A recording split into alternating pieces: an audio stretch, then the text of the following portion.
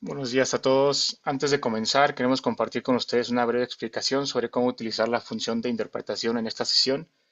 En este evento contaremos con interpretación simultánea en tiempo real de inglés a español y de español a inglés. Para activar esta función, por favor ubiquen el botón de interpretación en la barra de herramientas de Zoom que aparece en la parte inferior de su pantalla. Al hacer clic, se abrirá una ventana donde deberán seleccionar el idioma en el que deseen escuchar la conferencia. También en esta misma ventana podrán elegir si desean mantener el audio original de fondo o silenciarlo. Es muy importante recordar que cada vez que quieran cambiar el idioma, deberán volver a esta ventana y seleccionar nuevamente el idioma deseado. De lo contrario, es posible que no escuchen el audio correctamente. Si tienen alguna duda técnica durante la sesión, pueden escribirnos por el chat. Before we begin, we'd like to quickly explain how to use the interpretation feature available in this session. This event offers real-time simultaneous interpretation from English to Spanish and from Spanish to English. To access this feature, please locate the interpretation button on the Zoom toolbar at the bottom of your screen. Once you click on it, a window will open where you can select the language in which you would like to listen to the conference. In the same window, you can also choose whether to keep the original audio in the background or mute it. Please remember that every time you want to switch language, you must return to the interpretation window and select your preferred language again. Otherwise, you may not hear any audio. If you have any technical questions during this session, feel free to contact us through the chat. Thank you very much. Muchas gracias.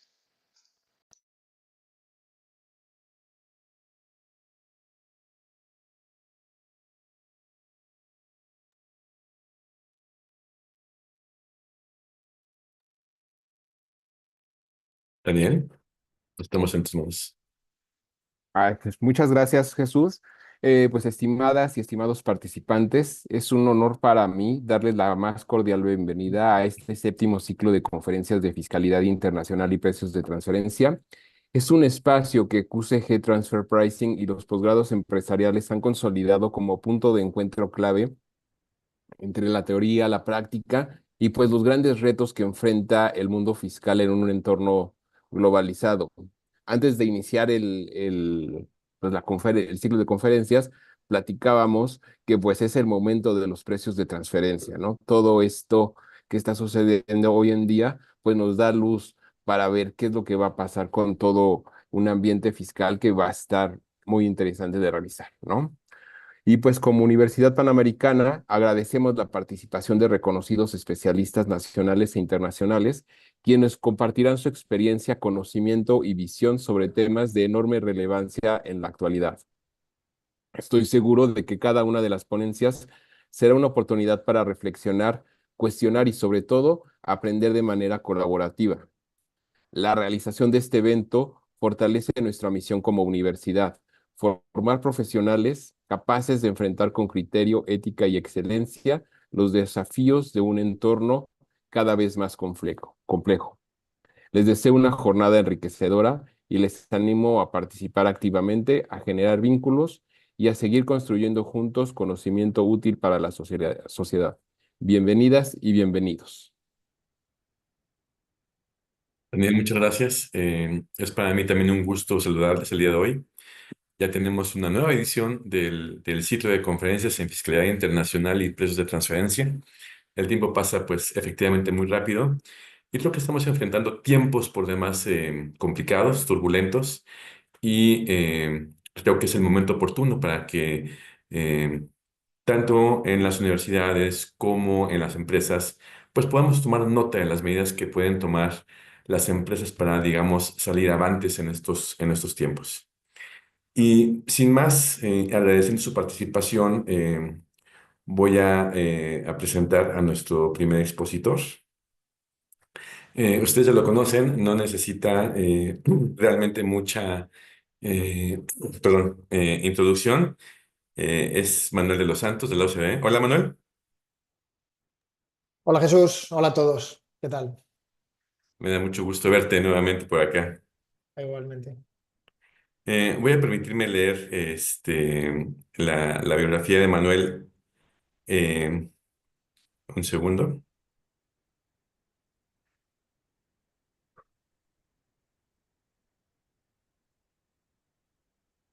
Eh, Les decía que Antes de que la lea, tenemos el privilegio de tenerlo porque eh, la conferencia va a ser en español, ¿no? Y como ustedes saben, Manuel es el líder actualmente del equipo de precios de transferencia de la OCDE. Desde su incorporación en 2016, Manuel ha contribuido a proyectos clave de precios de transferencia, incluyendo el capítulo 10 de las directrices de precios de transferencia y la iniciativa del monto B.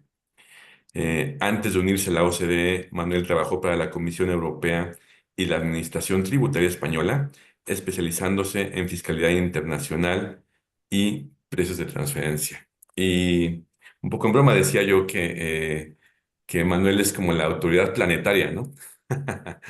Eh, Efectivamente, él está al frente de la OCDE y pues lidera el establecimiento o la sugerencia de reglas en la materia. Y pues como siempre, Manuel, eres mucho más que bienvenido. Es realmente un privilegio tenerte aquí y nos sentimos honrados de que nos acompañes. Y pues estamos listos. Bueno, pues Jesús, Daniel, muchísimas gracias por la invitación y por las palabras de bienvenida. La verdad que, como siempre, es un gran placer poder participar en estos ciclos de conferencias y en particular poder diseminar un poco lo que hacemos nosotros desde la OCDE en materia de precios de transferencia, en particular, además, utilizando, bueno, pues en mi caso, nuestra lengua materna, ¿no? que es el español.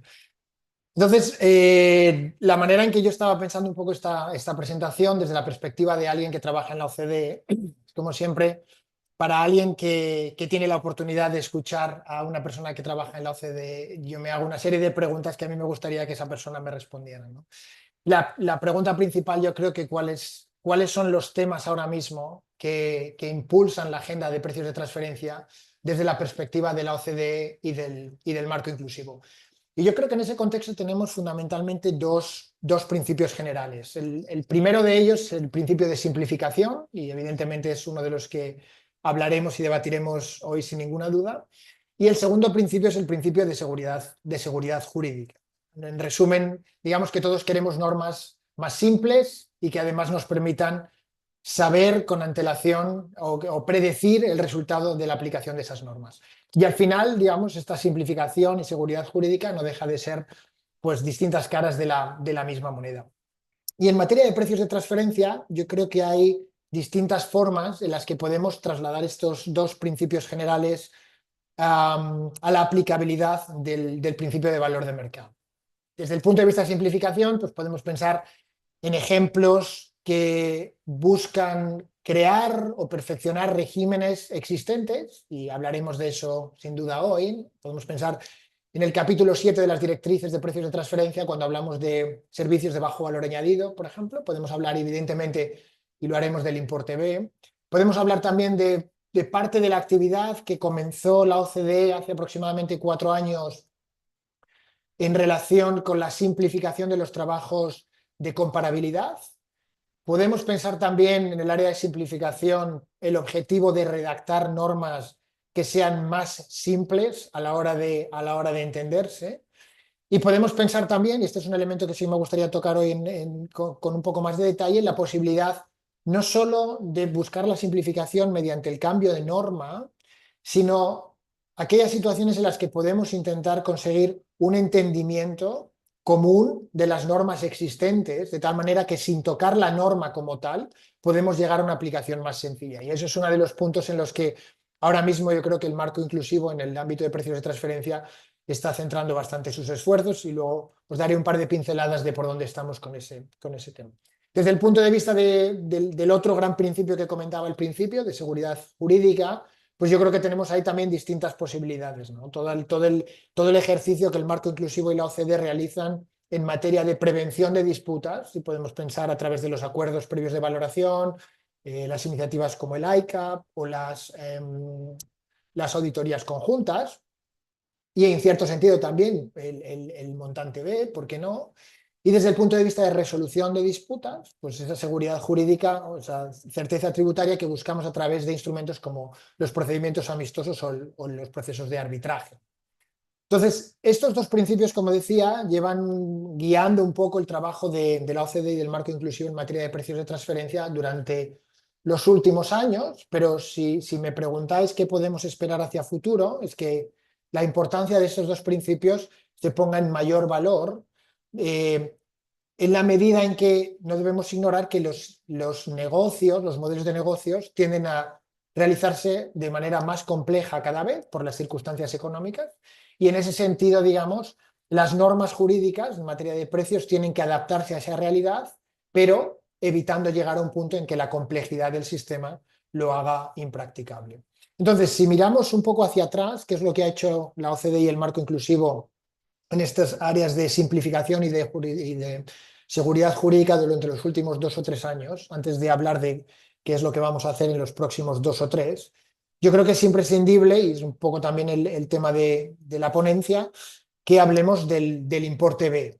El importe B, que es, como bien sabéis, uno de los elementos que forman parte del pilar 1, y en concreto, cuando pensamos en el importe B, el objetivo del régimen de simplificación es facilitar la implementación del principio de valor de mercado en una serie de circunstancias que se limitan a la distribución y el marketing a un nivel rutinario, si queremos decirlo, teniendo en cuenta un poco las especificidades, las particularidades de las jurisdicciones de baja capacitación. Entonces, antes de entrar con los aspectos técnicos, quizá yo creo que es importante, en particular hablando en un sitio como México, que hagamos relevancia a cuál es el motivo por el que el marco inclusivo considera que el monto B es una buena utilización de los recursos del marco inclusivo, por qué dedicamos recursos a generar y a diseñar el monto B, y después cuáles son las ventajas principales que puede aportar el monto B en relación con la situación previa a la existencia del monto B en las directrices de precios de transferencia. Y digo que es importante comentar estas cuestiones en un sitio como México, porque como bien sabéis, México fue uno de los principales promotores en cuanto al diseño y a la configuración del monto B, y además, de manera pública y repetida, México ha sido siempre uno de los países que ha fomentado la incorporación del monto B en las directrices de precios de transferencia. Entonces, el motivo principal, yo creo, por el que el marco inclusivo considera que el monto B es un añadido positivo a las directrices de precios de transferencia, es porque en el área de marketing y distribución existe una cantidad desproporcionada, en cierto sentido, de disputas en relación a precios de transferencia. Y por citar algunos números, por ejemplo, cuando países en la región africana trataron de cuantificar el importe o la frecuencia más bien de esas disputas, pues en torno al entre el 30 y el 70% de las disputas de precios de transferencia, en función del país del que se trate, se refieren a actividades de marketing y distribución. Por tanto, es un foco en el que ese principio de seguridad jurídica necesita centrarse para mejorar esos números. La segunda cuestión, el segundo motivo principal también por el que el marco inclusivo se lanza a diseñar este importe B, es fundamentalmente la falta de datos, la falta de comparables en ciertas regiones y en ciertos países. Y yo creo que eso es algo que es familiar en regiones, poniendo otra vez el ejemplo de África, pero también es una situación complicada en la región, por ejemplo, de Latinoamérica. Entonces, esos dos motivos impulsan al marco inclusivo al diseño de un régimen simplificado, que en este caso es el importe B. ¿Cuáles son las principales ventajas que podemos derivar de la existencia de este importe B? Pues la primera, yo creo que es evidente, es la posibilidad por parte tanto de las administraciones como de los contribuyentes de liberar parte de sus recursos que estaban dedicando a esas disputas tributarias que, como decía, son un tanto desproporcionadas en cuanto al número, si nos fijamos en la cualificación de los elementos de la disputa, en transacciones que, digamos, merezcan más la pena, por utilizar una expresión un poco común, a la hora de focalizar los recursos tanto de los contribuyentes como de las administraciones tributarias. La otra de las posibles ventajas del monto B es que es un diseño relativamente complejo, pero en cuanto a su implementación y su aplicación es relativamente simple, en la medida en que al final, para determinar si una empresa está dentro o fuera del ámbito de aplicación y fundamentalmente para determinar cuál es la remuneración de esa empresa conforme al monto B, realmente lo que se necesitan son una serie de datos financieros que se pueden extraer de la contabilidad de forma relativamente sencilla.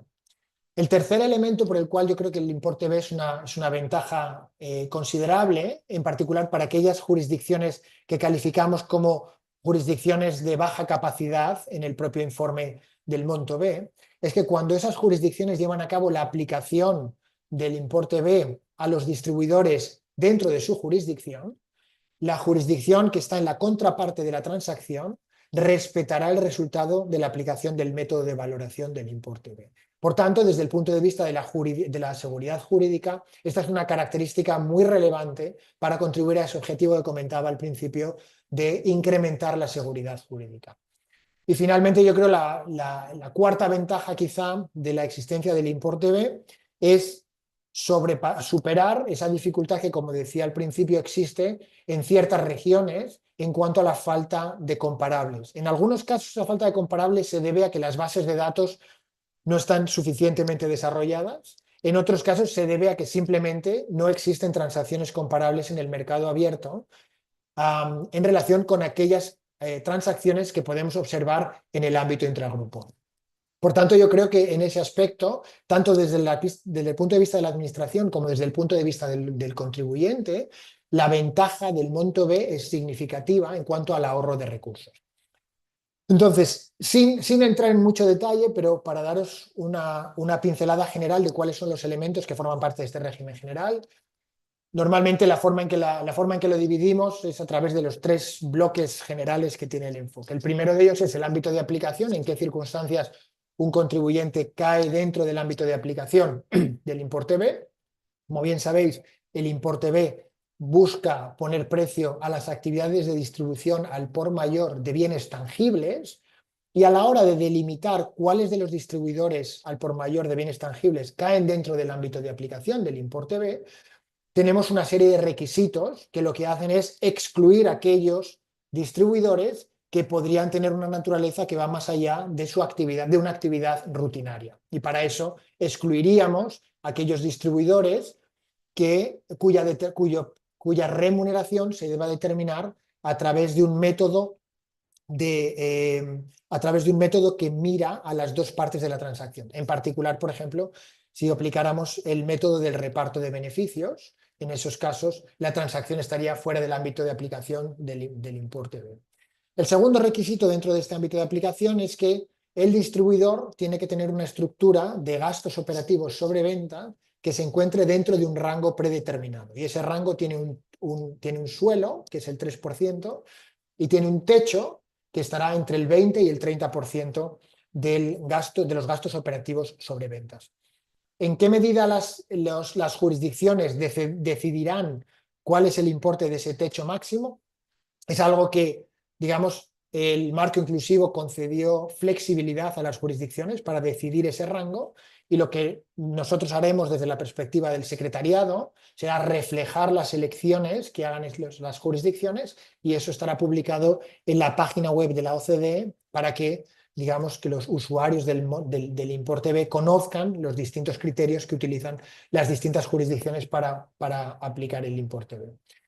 La tercera característica cuando pensamos en el ámbito de aplicación es la exclusión de actividades que son de no distribución. Es decir, si tenemos una entidad que realiza actividad de manufactura o actividad de investigación y desarrollo, en principio esa entidad estará fuera del ámbito de aplicación, salvo que podamos segmentar la actividad de distribución y aplicarle el precio conforme al importe B de manera consistente. Y finalmente tenemos una serie de actividades que están excluidas del ámbito de aplicación simplemente porque la aplicación de la metodología del importe B a estas actividades no hubiera dado lugar a un resultado conforme al principio de valor de mercado, porque requerirían un enfoque de precios diferente. Esas actividades se refieren fundamentalmente a los productos básicos o commodities, a la distribución de servicios y a la distribución de bienes y servicios digitales.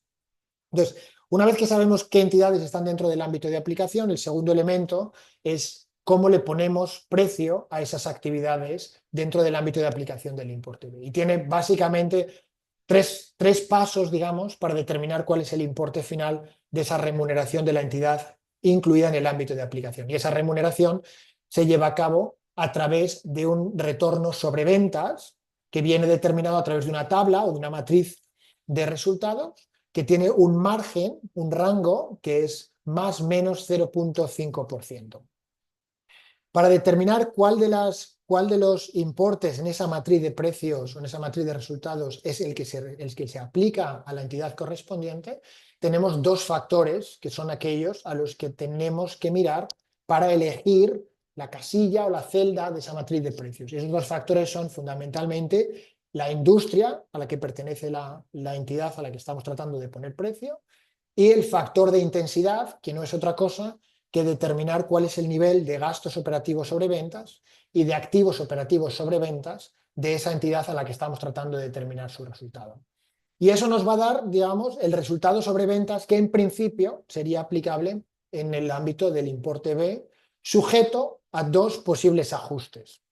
El primer ajuste es el ajuste en función del nivel de gastos operativos. Y sin entrar en los detalles, lo que hace este ajuste es garantizar que la remuneración sobre ventas de la entidad no es excesiva o no se queda corta en función del nivel de gastos operativos de la entidad correspondiente. Y esto es muy importante porque en el ámbito de aplicación del importe B podemos tener, por ejemplo, agentes o comisionistas cuyos niveles de gastos operativos sobre ventas y de activos operativos sobre ventas será relativamente menor que distribuidores que llevan a cabo actividades de compra-venta. Por tanto, este ajuste que tiene en cuenta los niveles de gastos operativos y los niveles de gastos operativos es importante para poner, digamos, a todas las entidades dentro del ámbito de aplicación del montante B en las mismas circunstancias de partida. Y el segundo ajuste que podemos realizar en el ámbito del importe B, y es algo que Jesús, yo sé que has escrito una serie de artículos sobre la materia, son los ajustes relacionados con el riesgo país. Y el motivo de estos ajustes es que a la hora de determinar esa matriz de precios de transferencia que comentaba, sobre la que se basa el importe B, utilizamos la base de datos de Bureau Van Dijk, y esa base de datos tiene una serie de limitaciones en cuanto a la cobertura de ciertos países. Y es lo que comentaba al principio, que existen países para los que no es un problema de que la base de datos sea mejor o peor, es un problema de que no existe información como tal en esa serie de países. Entonces, era necesario reconocer, desde el punto de vista de teoría económica pura, el impacto que el riesgo país de esas jurisdicciones puede tener en la remuneración de distribuidores de bajo riesgo. Y eso es lo que realizamos a través de este ajuste, que es, como decía, el segundo elemento para configurar la remuneración final que una entidad puede tener una vez que está dentro del ámbito de aplicación del importe B. La última pincelada relacionada con el ámbito de implementación. Hemos hablado un poco del ámbito de aplicación, hemos hablado de la metodología de precios. El ámbito de implementación, yo creo que tiene tres aspectos que son importantes. El primero de ellos es que el importe B forma parte de las directrices de precios de transferencia. Y eso es así desde febrero del año pasado. Y eso supone que el resultado de aplicar el importe B es un resultado, en aquella jurisdicción en la que lo aplique, consistente con el artículo 9 y con el principio de valor de mercado. Y esto es importante para aquellas situaciones en las que las jurisdicciones entren en disputas en el ámbito de un MAP. El segundo elemento es que a la hora de decidir cómo implementar el importe B, el marco inclusivo ha concedido cierta flexibilidad a las jurisdicciones, dentro de que es un régimen opcional. Y esa opcionalidad también se transmite en la posibilidad de elegir diseñar el monto B como un puerto seguro o elegir incorporar el importe B como una regla prescriptiva conforme a la cual tanto las administraciones tributarias como los contribuyentes se ven obligados a aplicar el importe B en aquellas transacciones que forman parte de su ámbito de aplicación. Y el tercer elemento relacionado con la implementación, que yo creo que es particularmente relevante, se refiere al compromiso político del marco inclusivo de respetar la aplicación por parte de las jurisdicciones de baja capacitación del importe B. Y esto, como decía, es fundamental para garantizar la certeza jurídica en cuanto a la implementación del importe B.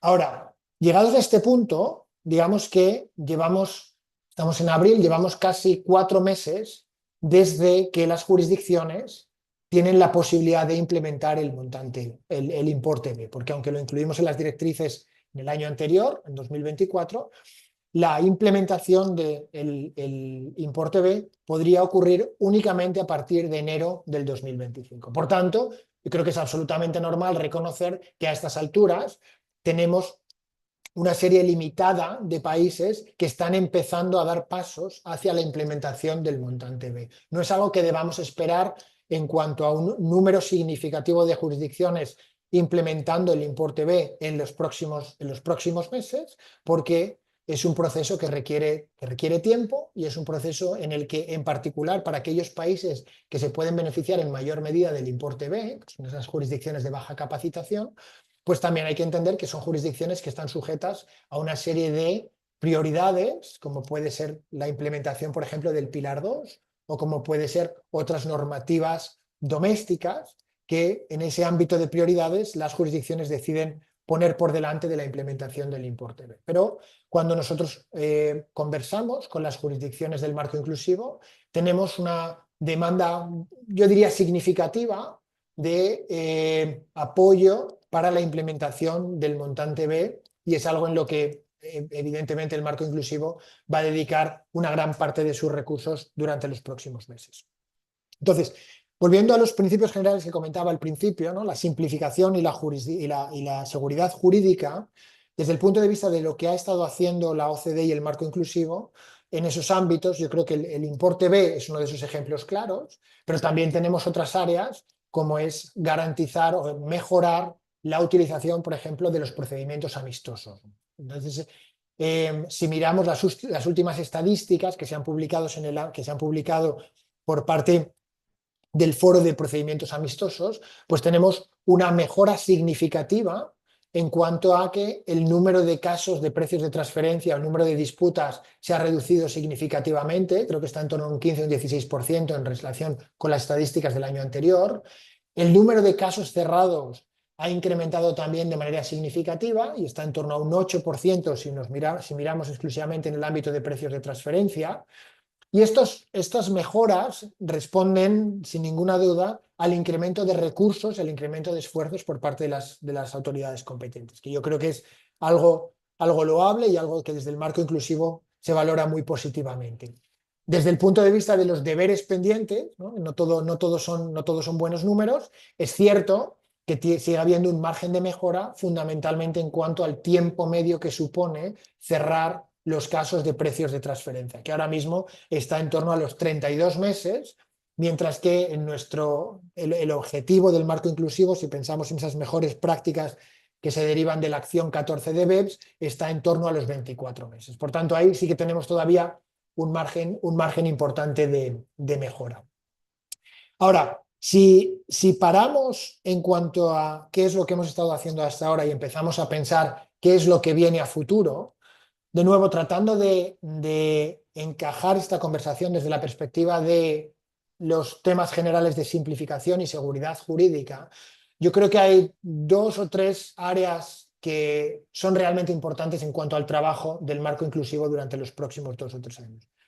La primera de ellas, yo creo que encaja perfectamente en una filosofía en la que durante los últimos 10 años, quizá básicamente desde el proyecto BEPS, el marco inclusivo y la OCDE han llevado a cabo la generación, si queréis, de nuevas pautas y de nuevas directrices que han ido engrosando las directrices de precios de transferencia. Y esto era necesario para añadir pautas en áreas que, digamos, teníamos ciertas lagunas, como podía ser, por ejemplo, la falta del capítulo 10 en materia de transacciones financieras.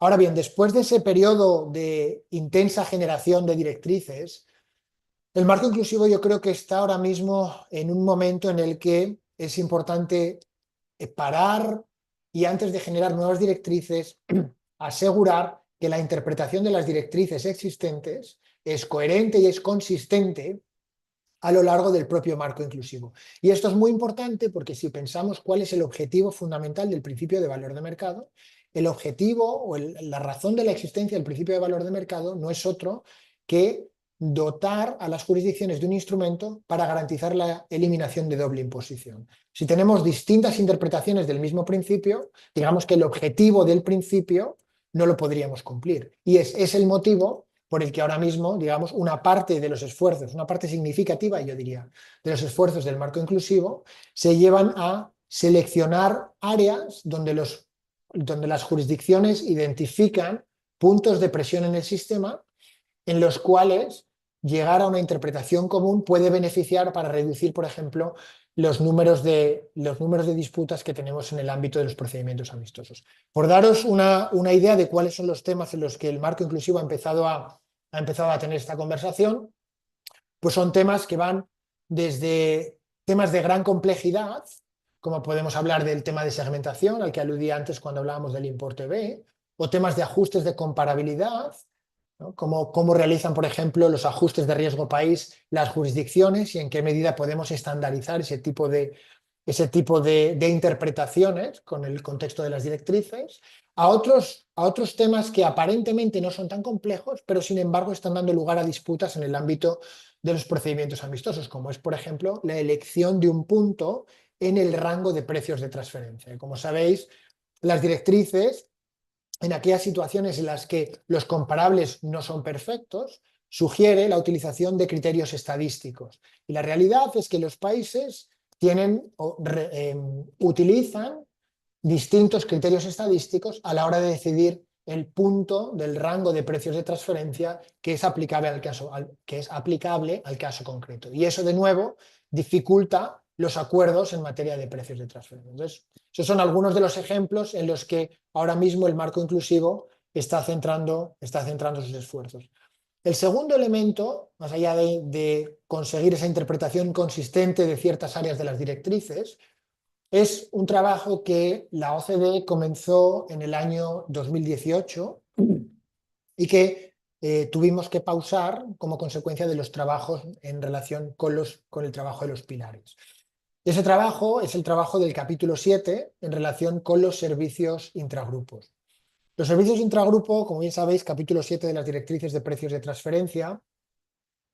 En el año 2019, la OCDE generó un documento para consulta pública en relación con el ámbito de aplicación, con el ámbito que debería cubrir la revisión del capítulo 7 de las directrices, y obtuvimos una serie de inputs del sector privado y después, como decía, tuvimos que parar un poco la maquinaria por falta de capacidad, por centrarnos en el trabajo de los pilares. Ahora estamos en una situación en la que el marco inclusivo tiene capacidad para retomar el trabajo en el ámbito de servicios intragrupo y estamos de nuevo en ese ejercicio de determinar cuáles son los ámbitos del capítulo 7 en los que se debería centrar el esfuerzo de la OCDE a la hora de revisar este capítulo 7. Estos temas dentro del capítulo 7 que os voy a apuntar vienen fundamentalmente de la retroalimentación que tenemos de jurisdicciones, cuáles son las dificultades que se encuentran a día de hoy en la práctica, pero también del sector privado en ese ejercicio que decía que viene ya del año 2019, donde obtuvimos ese input del sector privado y que seguimos obteniendo de forma continuada en nuestras conversaciones con el sector empresarial. Yo creo que el primer mensaje en relación con el capítulo 7 se refiere a este criterio que tenemos en el capítulo 7, que es el que se conoce como el test del beneficio. Es cuando podemos determinar que un servicio intragrupo supone o implica un beneficio para el receptor y, por tanto, podemos aceptar la realidad de la prestación del servicio. Este es un área en particular donde tanto las jurisdicciones como el sector privado han identificado que existe una tensión entre la posición de los contribuyentes y la posición de las administraciones tributarias. Yo creo que desde el punto de vista de cómo podemos enfocar esta situación, no creo que sea tanto un problema en el que debamos de nuevo escribir más párrafos para clarificar el ámbito de aplicación de este test del beneficio, sino que yo creo que se deben considerar medidas en las que permitan simplificar la realización de este test del test del beneficio y fundamentalmente clarificar cuál es el nivel que se espera del contribuyente a la hora de garantizar una prueba positiva de la realidad de ese servicio. El segundo tema que yo creo que focalizará también el esfuerzo de la OCDE en el ámbito de la revisión del capítulo 7 es fundamentalmente a través de la interacción de los servicios intragrupo y de los métodos de precios de transferencia. Cuando miramos ahora mismo al capítulo 7, el capítulo 7 tiene una serie de pautas muy útiles en función, fundamentalmente para los servicios de bajo valor añadido y cómo se debe poner un precio a esos servicios de bajo valor añadido. Sin embargo, el capítulo 7 no está tan desarrollado cuando se trata de poner precio a servicios que no forman parte de ese grupo de servicios de bajo valor añadido. Y es ahí donde yo creo parte del esfuerzo se va a centrar en los próximos meses. Y quizá el tercer elemento es la interacción entre la prestación de servicios y la existencia de intangibles por parte del prestador de esos servicios. Y ahí podemos pensar en una serie de escenarios en los que el prestador de servicios utiliza una serie de intangibles de alto valor añadido, o en los que el prestador del servicio, por la mera prestación del servicio, acaba incluso transfiriendo parte del intangible al receptor del servicio, o aquellos servicios en los que por la creación, por la prestación del servicio como tal, se acaba generando un intangible de alta valoración. Y esas son áreas en las que, si bien es cierto que el capítulo 6 en relación a intangibles tiene ciertas pautas, es verdad que tanto lo que hemos recibido, como decía, como retroalimentación del sector privado y también de las administraciones tributarias, es un área donde quizá se pueda mejorar la guía existente en relación con servicios intragrupo. Y el tercer elemento, mirando a futuro, el primer elemento que comentaba es un poco tratar de tener ese entendimiento común de las pautas o las directrices de precios de transferencia. Segundo elemento, mirando a futuro, este capítulo 7 de servicios intragrupo. El tercer elemento, que yo creo que es absolutamente fundamental y es algo en lo que el marco inclusivo tiene puestos muchas expectativas, es el trabajo en relación a la movilidad global. Esto ya es un tema que empezó indudablemente a raíz de la pandemia, pero que, como todos sabemos, se ha generalizado de tal manera que ahora podemos tener situaciones en las que personal de una empresa está localizado en distintas jurisdicciones. Y eso tiene una serie de implicaciones, no solo desde la perspectiva de precios de transferencia, sino implicaciones mucho más amplias. Si nos centramos un poco en la perspectiva de precios de transferencia, yo creo que las implicaciones tienen fundamentalmente dos áreas de atención. La primera de ellas, es evidente, es la posible generación de establecimientos permanentes y la atribución de beneficios a ese potencial establecimiento permanente. En esta primera área, yo creo que la visión por parte de las administraciones tributarias, cuando hemos comenzado la conversación en el marco inclusivo sobre este tema, y la visión por parte del sector empresarial es una visión que se encuentra bastante alineada. Y yo creo que hay dos maneras de resumir esa visión. La primera de ellas es una sensación general o un deseo general de evitar situaciones en las que se generan establecimientos permanentes a los cuales luego no hay beneficio que atribuir, simplemente porque la funcionalidad de ese establecimiento permanente es muy limitada. Y el segundo elemento en el que yo creo que también hay una serie de convergencia entre la posición de las administraciones tributarias y los contribuyentes se refiere fundamentalmente al objetivo de garantizar la seguridad jurídica en el ámbito tributario cuando se refiere a esta atribución de beneficios en el contexto de establecimientos permanentes. Por tanto, yo creo que ahí es una manera muy positiva de comenzar en el que vemos esa alineación entre las administraciones y los contribuyentes en cuanto al objetivo final del proyecto.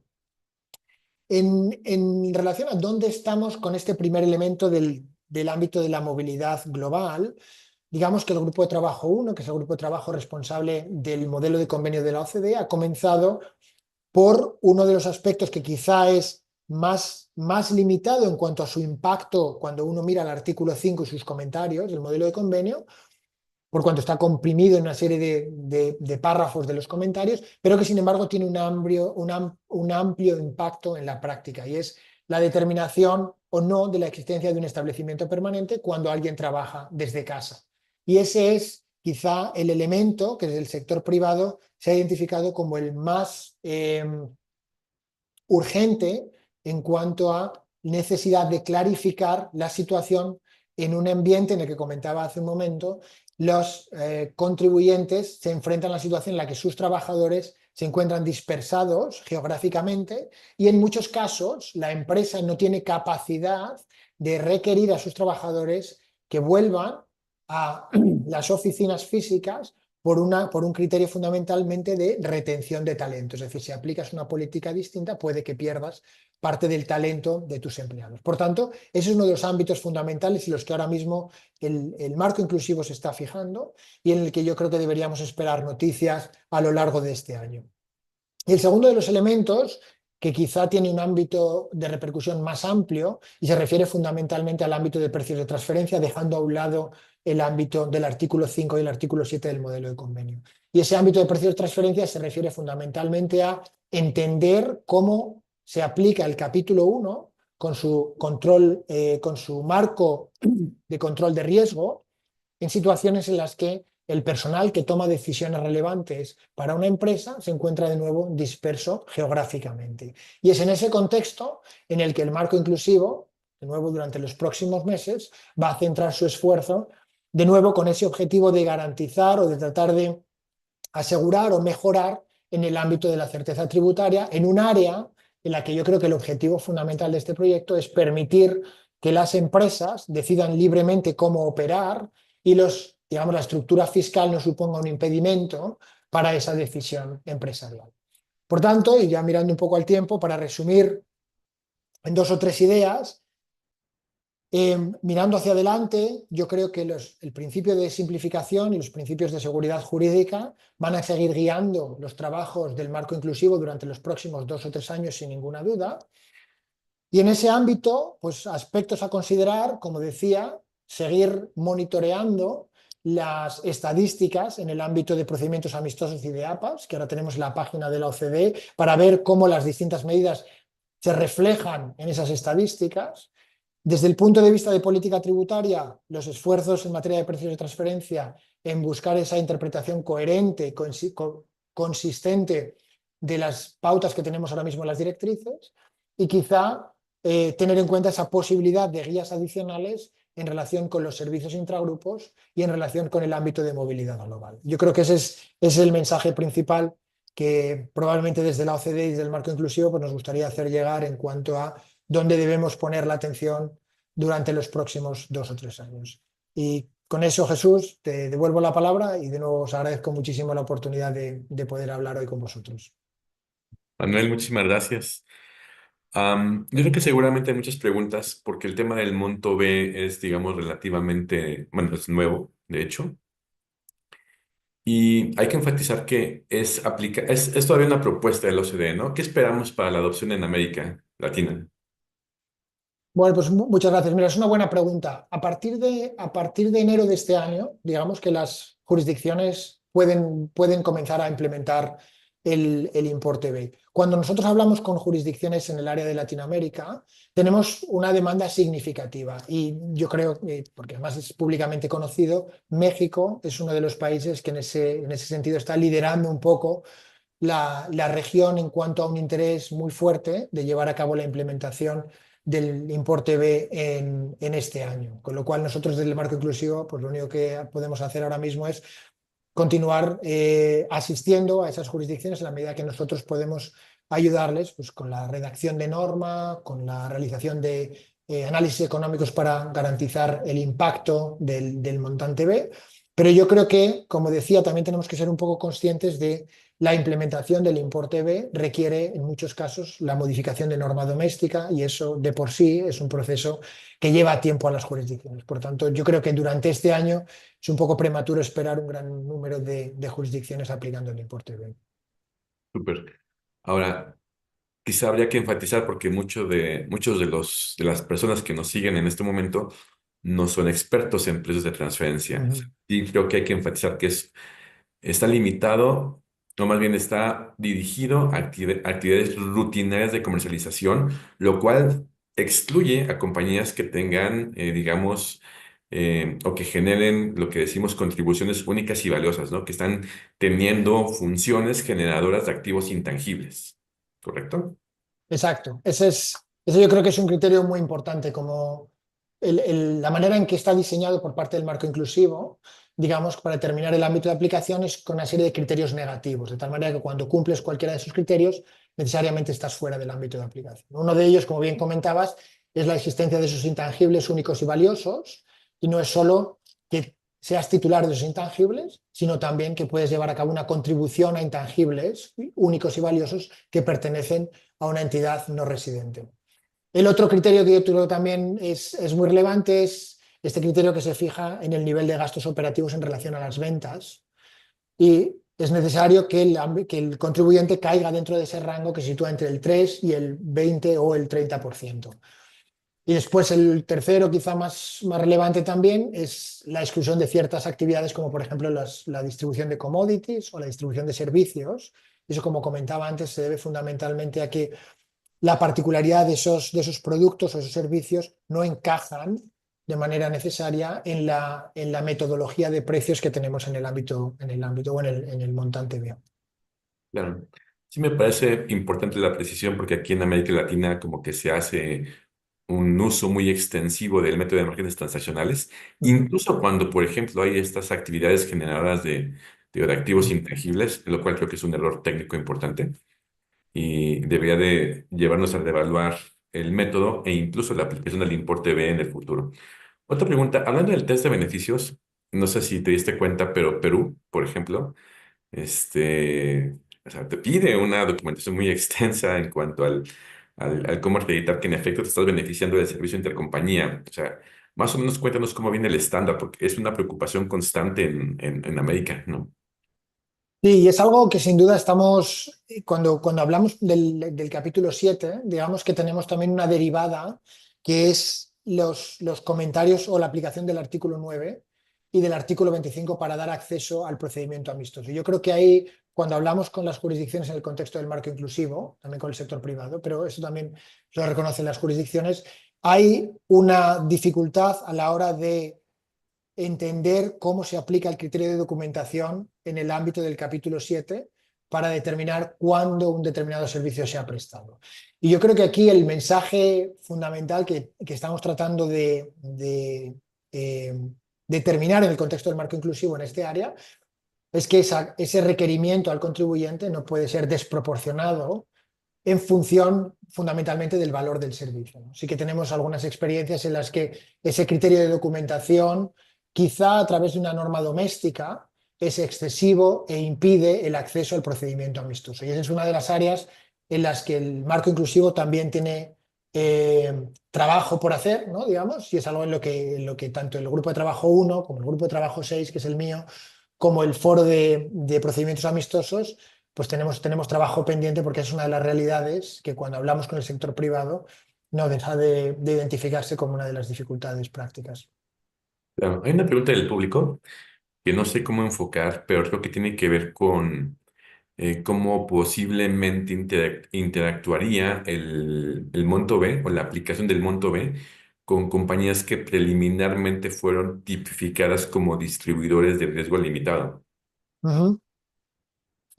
Me imagino que sí, me imagino que la pregunta es, desde el momento en que un país aplica el importe B, ¿no? Si tenemos una entidad que viene aplicando o que viene contribuyendo como régimen, como entidad de bajo riesgo, en la medida que la implementación del importe B se realiza como un safe harbor, como un puerto seguro, evidentemente depende de la entidad determinar si prefiere aplicar el importe B o si prefiere seguir aplicando la valoración de sus transacciones que venía realizando en el pasado. Si la implementación del importe B se lleva a cabo de una manera prescriptiva, yo creo que en la medida en que ese distribuidor de riesgo limitado cumple con los requisitos del ámbito de aplicación del importe B, digamos que no tiene otra elección que aplicar la matriz de precios que se deriva del importe B con los correspondientes ajustes que comentaba, ¿no? En función de los gastos operativos y el ajuste que tanto te gusta a ti, Jesús, que yo sé que has escrito sobre esto, del riesgo país. Sí, se puso de ambiente el tema aquí en México, un rato. Hay una pregunta perdón, de Perú. La voy a leer. Dice, respecto al monto B, ¿existiría más allá de lo expuesto el informe de la OCDE Pilar un importe B una definición de distribuidor rutinario, agentes de ventas, comisionistas, mayoristas, en el marco de un análisis de funciones, activos y riesgos que permita tener claros los sujetos dentro del ámbito de aplicación? Me parece que sí, ¿no? No sé qué piensas. Yo creo que tenemos ciertas pautas en las propias directrices de precios de transferencia. Por ejemplo, si piensas en el capítulo 9 en el ámbito de las reestructuraciones, ahí tenemos ciertas pautas con el matiz de que en las directrices siempre dejamos claro que no hablamos de etiquetas, ¿no? El concepto de distribuidor de bajo riesgo, distribuidor de alto riesgo no es algo que tengamos definido en las directrices, pero a través del capítulo 9 y probablemente a través del capítulo 1 sí que se puede extraer una serie de características comunes, digamos, a esos modelos de negocio. La otra parte posible de esta respuesta es que una vez que el monto B está en las directrices de precios de transferencia, una de las áreas en las que el marco inclusivo está pensando en relación con el importe B es si podemos llevar a cabo algo similar a lo que hacemos con el ámbito del country by country, que tenemos unas directrices adicionales en las que recogemos una serie de preguntas del público y se genera esa guía interpretativa que se mantiene de manera actualizada en la página de la OCDE. Entonces, es una de las cuestiones, este tipo de preguntas son preguntas que el marco inclusivo está considerando si merece la pena proveer nueva guía administrativa o no para facilitar la interpretación, en este caso, del importe B. Fantástico. Pues no sé si haya más preguntas, me parece que no. Manuel, como siempre es un privilegio realmente tenerte aquí. Apreciamos mucho tu participación. Y bueno, da saludos a París y a toda la OCDE, ¿no? Bueno, muchísimas gracias por la atención y muchísimas gracias de nuevo, Jesús y Daniel, por la invitación. Un placer como siempre. Hombre, encantados. Muchísimas gracias.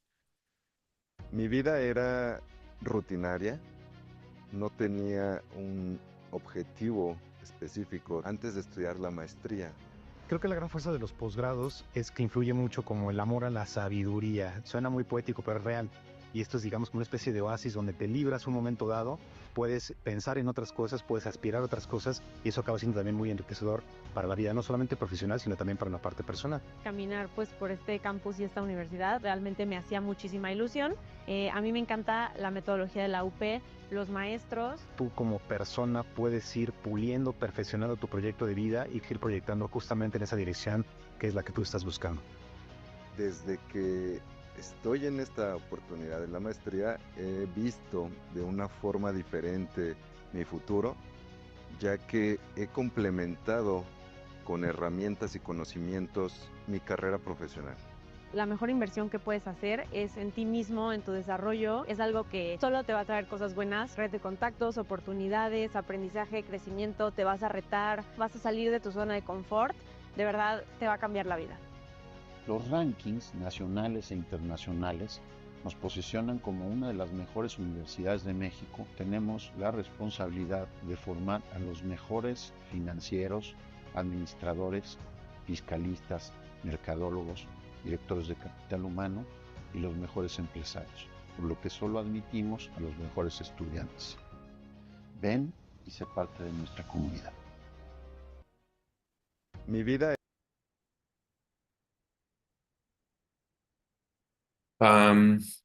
Bueno, estamos ya listos para continuar con nuestra siguiente presentación. I'm going to switch to English. Hi, Annalise, how you doing? Can you hear me? Hi, Jesus. Yes, I can hear you. Are you hearing me well? Yeah, I can hear you perfectly well, Anna. Perfect. Super. So, give me a second.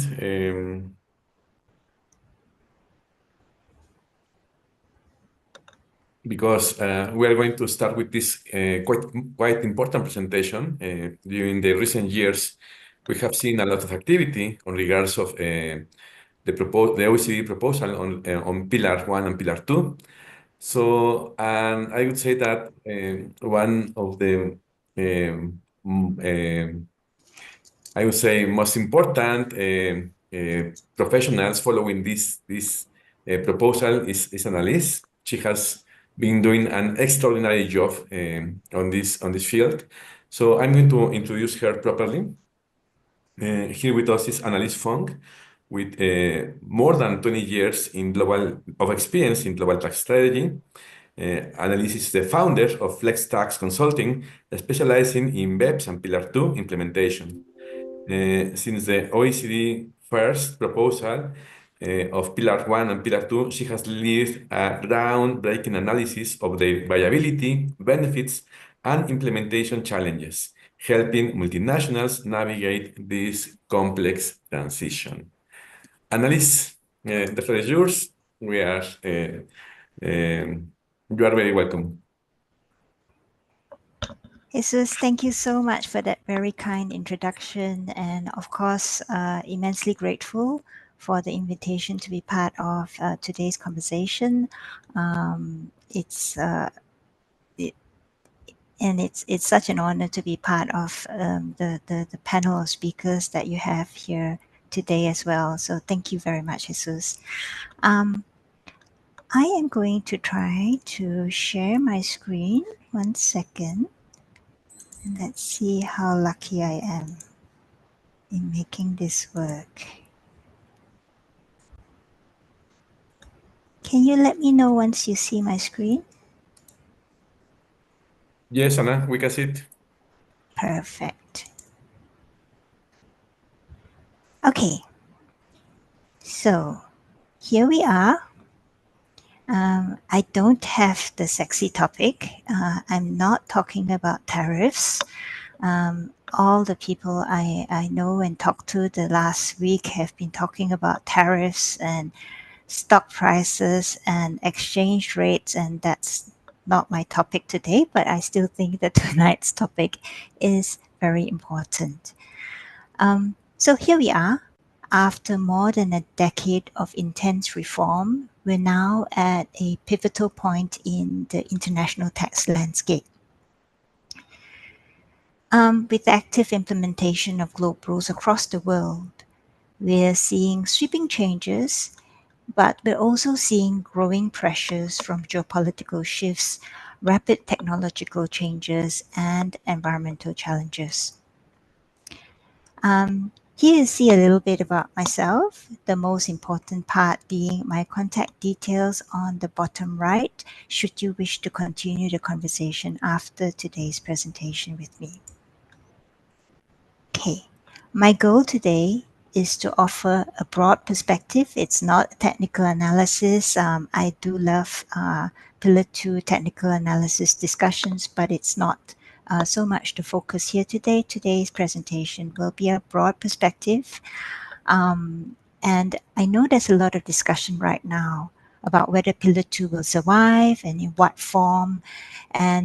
But to me, there's a deeper and more enduring issue at stake. So regardless of how Pillar 2 evolves, international tax remains central to global cooperation, whether we're talking about climate action, addressing inequalities, or supporting sustainable development. So the challenge we have now is to take stock of what the last decade of reforms has taught us and to use those lessons to shape solutions that work across the full spectrum of economies and societies as we continue to grow be it through Pillar 2 or through other forms of international infrastructures. So today's conversation is not a critique of BEPS. I'm aware that we have various intergovernmental organization representatives on this conference, and it's quite important that I come across to say that it is not a critique of BEPS. There has been so much that has been achieved within such incredible timelines. But today, we have an opportunity to examine where gaps have emerged and how they might be closed. To do that, we need to bridge the gap between global tax policy and what is happening in practice, and to confront not only the technical design of the two pillars, but also the business, political, and economic realities that ultimately shape how these reforms land. So today we'll begin by looking at the vulnerabilities that have come to light through the BEPS 2.0 process, then explore the structural gaps in policy design and governance, And then I'll close by reflecting on the evolving role of business, institutions, and international cooperation in shaping a more adaptable and equitable global tax system.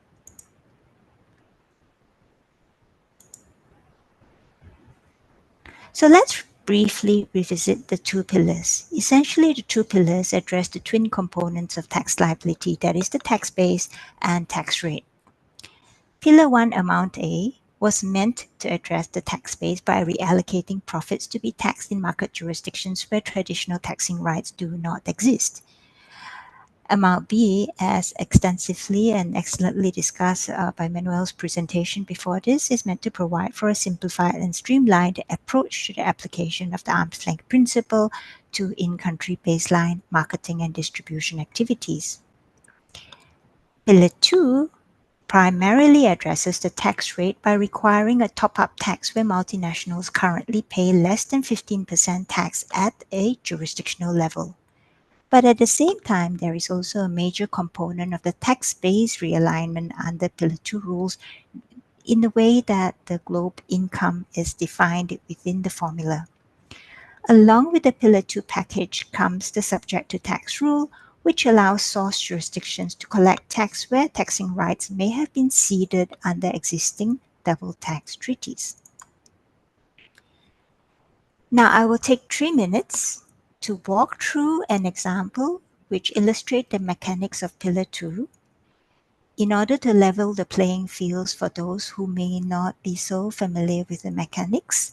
For the Pillar 2 experts, please bear with us and we'll, go for your coffee and come back in 3 minutes.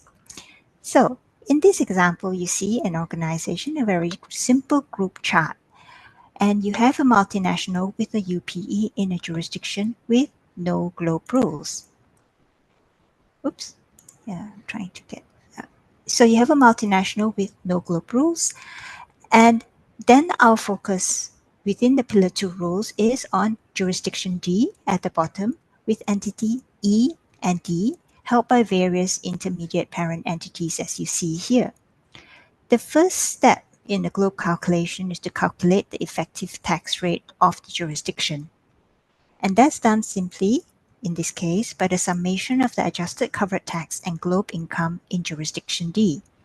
So, by summing up the tax of 7,500 plus 0, divided by 150,000, we end up with an effective tax rate of 5%, right?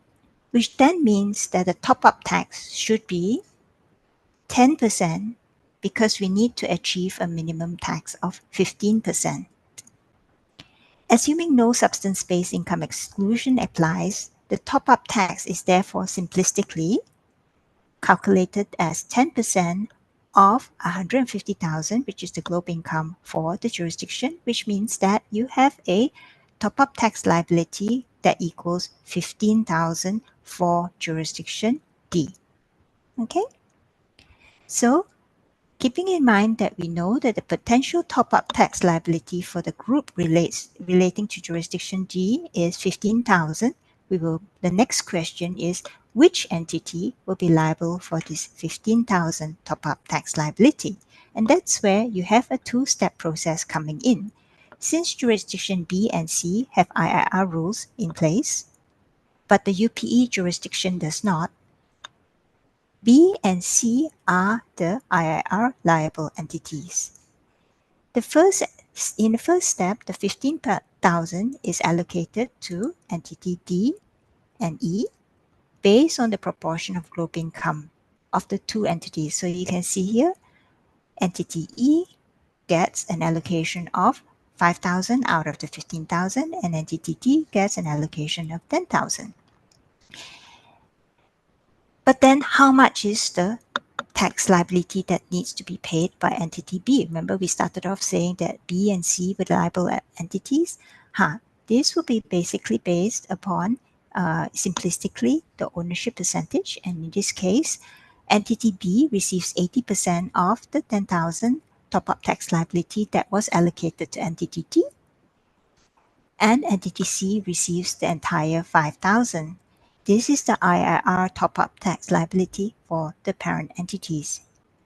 So you can see based on this step, the total top-up tax liability allocated under the IIR, which is the income inclusion rule if I didn't mention it specifically earlier, is 8,000 plus 5,000, totaling 13,000. But if you recall up front, jurisdiction D's top-up tax was calculated to be 15,000. That leaves you a 2,000 shortfall. This 2,000 shortfall is then allocated to the UTPR jurisdictions. In this case, only jurisdiction C has implemented UTPR rules, and therefore the 2,000 UTPR liability goes to jurisdiction C. Okay, so this is a very simple example, but it illustrates 3 preliminary points.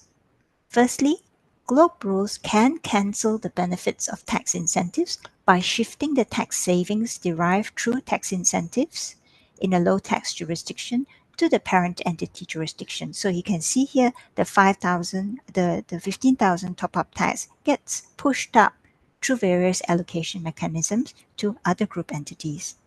The second point that it illustrates is that parent entities such as entity C that holds an entity with an effective tax rate of 15% or more can still be subject to IIR top-up taxes. So it's not the traditional route where you just look at your subsidiary and know that you are comfortable with your tax rates and therefore no top-up tax arises.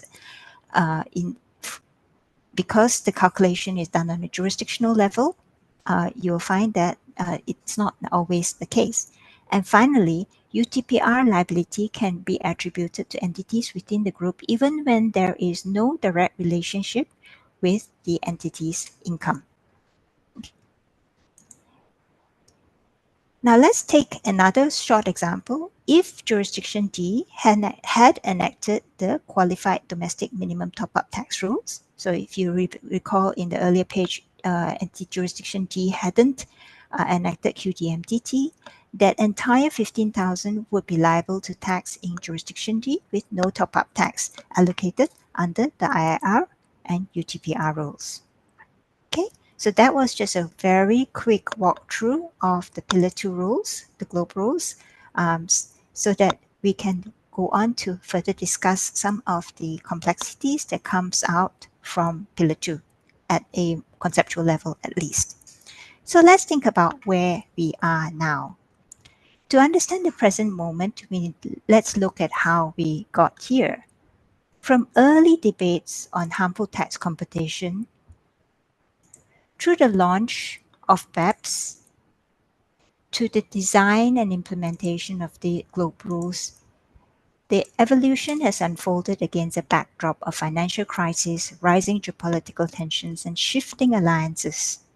Today, Pillar 1 Amount A is fading, whilst digital services taxes are re-emerging in its wake.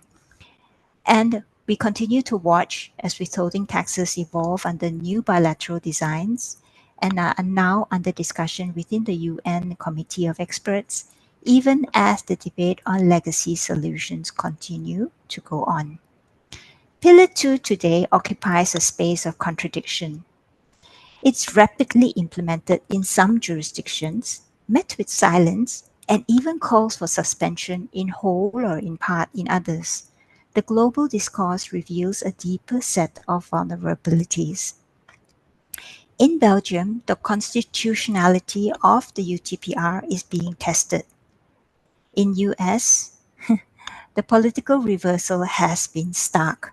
From early support to full withdrawal of endorsement, US opposition now includes strong resistance to UTPR application on US groups. Today's sentiment, especially after the Trump administration's executive orders at the start of this year, is a different reception for Pillar 2 from just a year ago when Pillar 2 was widely lauded.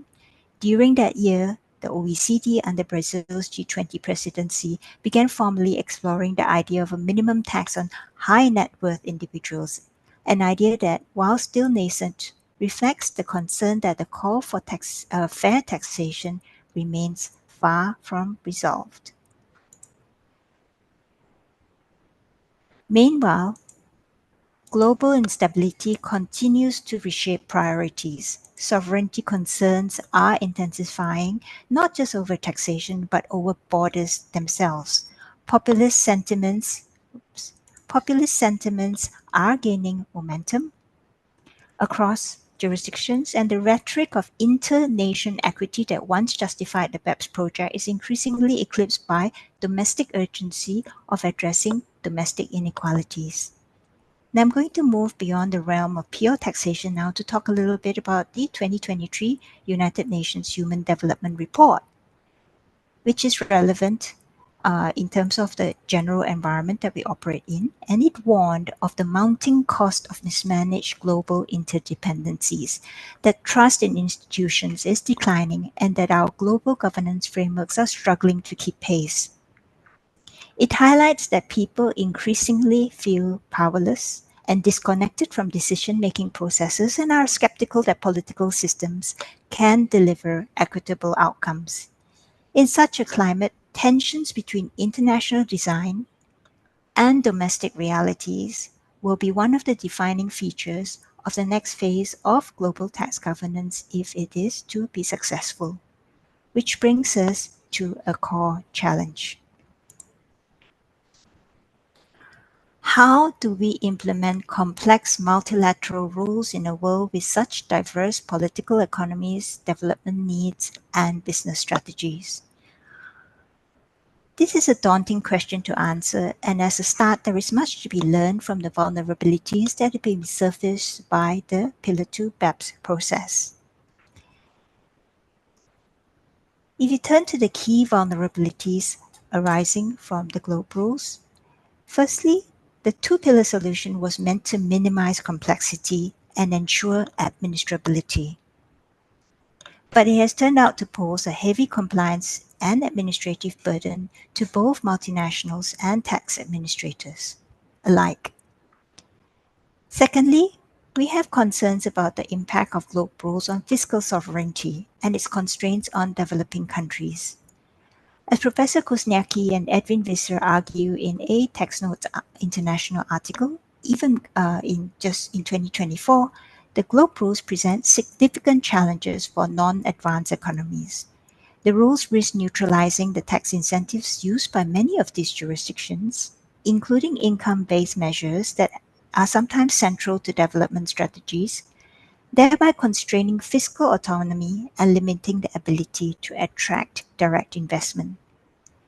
Third, while Pillar 2 was designed in part to curb harmful tax competition, you find today that instead tax competition has shifted. Under the GLOBE rules, qualified refundable tax credits result in more favorable outcomes due to its lesser impact on the effective tax rate. But these forms of incentives, the qualified refundable tax credits, are harder to implement in countries with limited fiscal or administrative capacity. Fourthly, we come to the broader debate on the definition of fair taxation. The two-pillar reform was grounded on concepts of fair taxation. But what is fair taxation? Professor Rita de la Ferrier from University of Leeds challenges us to go beyond the technicalities and consider the perceived legitimacy of tax rules. She argues that fairness is a multidimensional, complex, context-dependent, and politically mediated consideration. The fifth emerging concern is whether elements of Pillar 2, particularly the UTPR, contravenes international law. Professor Kuzniacki has cautioned that Pillar 2 rules may breach obligations found in bilateral investment treaties. Meanwhile, Professor Ruven Aviona takes a different view and does not see UTPR as extraterritorial or discriminatory. This debate by two prominent scholars illustrates the complexity of this debate. Finally, we have vulnerabilities arising from the system of qualified status. The effectiveness of Pillar 2 relies on the recognition of qualified regimes to prevent double taxation, such as the Qualified Domestic Minimum Top-Up Tax, the Qualified Income Inclusion Rules, and even the UTPR. But who decides what qualifies? Whilst OECD Secretariat provides peer review guidance, there is a risk that these determinations could become arbitrary or politicized, particularly in a world where we're shifting from a rules-based globalization to more protectionist and arbitrary practices. These vulnerabilities highlight a tension between globe rules and local realities. And to move forward, there is a need to understand how policy, design, and governance choices have shaped these outcomes and where they need to evolve, which is what we will turn to next.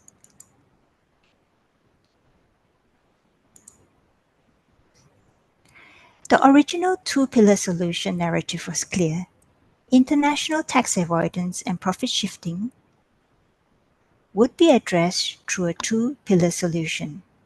Pillar 2 in particular was seen as freeing countries from tax competition, allowing them to refocus on workforce, infrastructure, and consumers.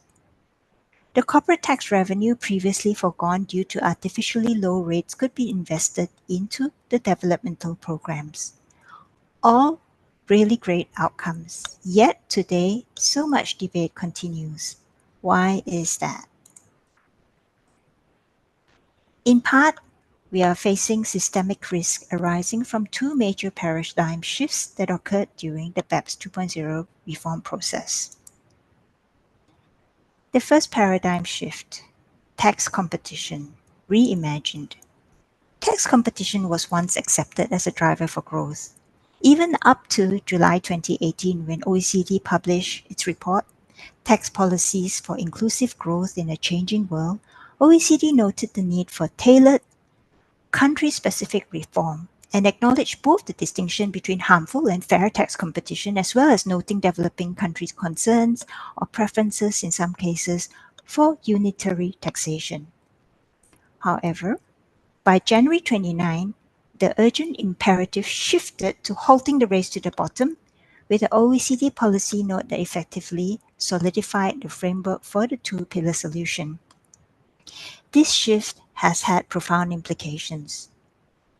The globe rules now imply a global consensus against excess tax competition, even when such measures are embedded in a country's development strategy. This new consensus leaves key questions unresolved. What is excessive tax competition? Who defines it? And how do we manage fairness in incentive design, especially when tools like qualified refundable tax credits remain effectively out of reach for many countries? The second, equally significant transformation has been the shift in tax lawmaking from domestic processes to multilateral coordination. The 2019 Programme of Work committed countries to a common approach even before the rule design was finalized, effectively locking in the implementation framework upfront. As a result, three substantive changes emerged. Firstly, we've entered the world of multilateral lawmaking. Jurisdictions agreed to adopt globe rules, which would result in a move towards worldwide tax base and taxation of capital gains through a multilateral political consensus. Secondly, we now have administrative guidance acting as law. Core features of Pillar 2, including guardrails for QTMTT, were implemented via evolving administrative guidance.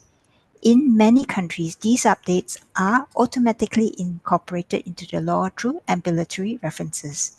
Experts from UN and legal scholars have cautioned that this undermines democratic accountability and blurs the line between guidance and law. Thirdly, we now have unprecedented levels of multilateral interdependence. Dispute resolution mechanisms under Pillar 2 remain largely undefined and complex. They will require significant multilateral engagement, risking inconsistent outcomes or prolonged legal uncertainty. These shifts have made tax policy more globally integrated, but less responsive to domestic needs, especially for smaller economies and non-advanced economies.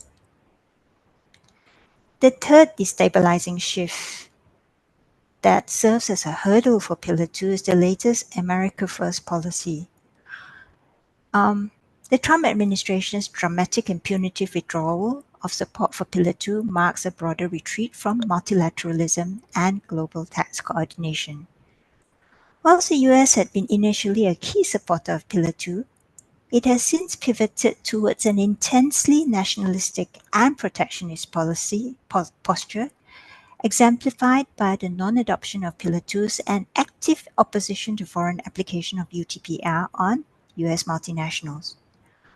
Going further than nationalism, the aggressive stance adopted by the Trump administration that threatens national sovereignty in some cases has recently triggered a flurried global reordering of alliances and priorities.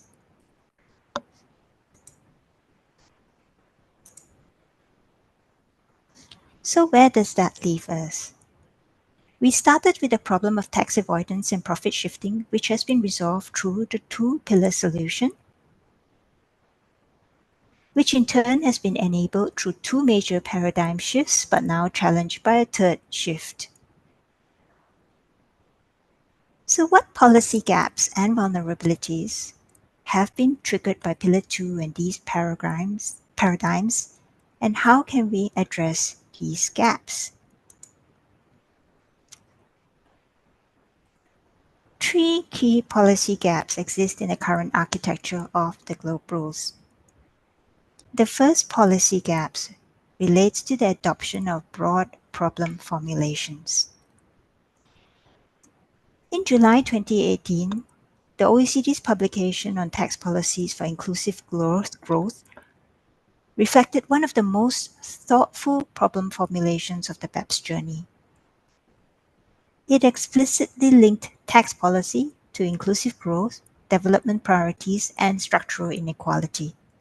As mentioned earlier, the report acknowledged that different countries would require tailored reforms.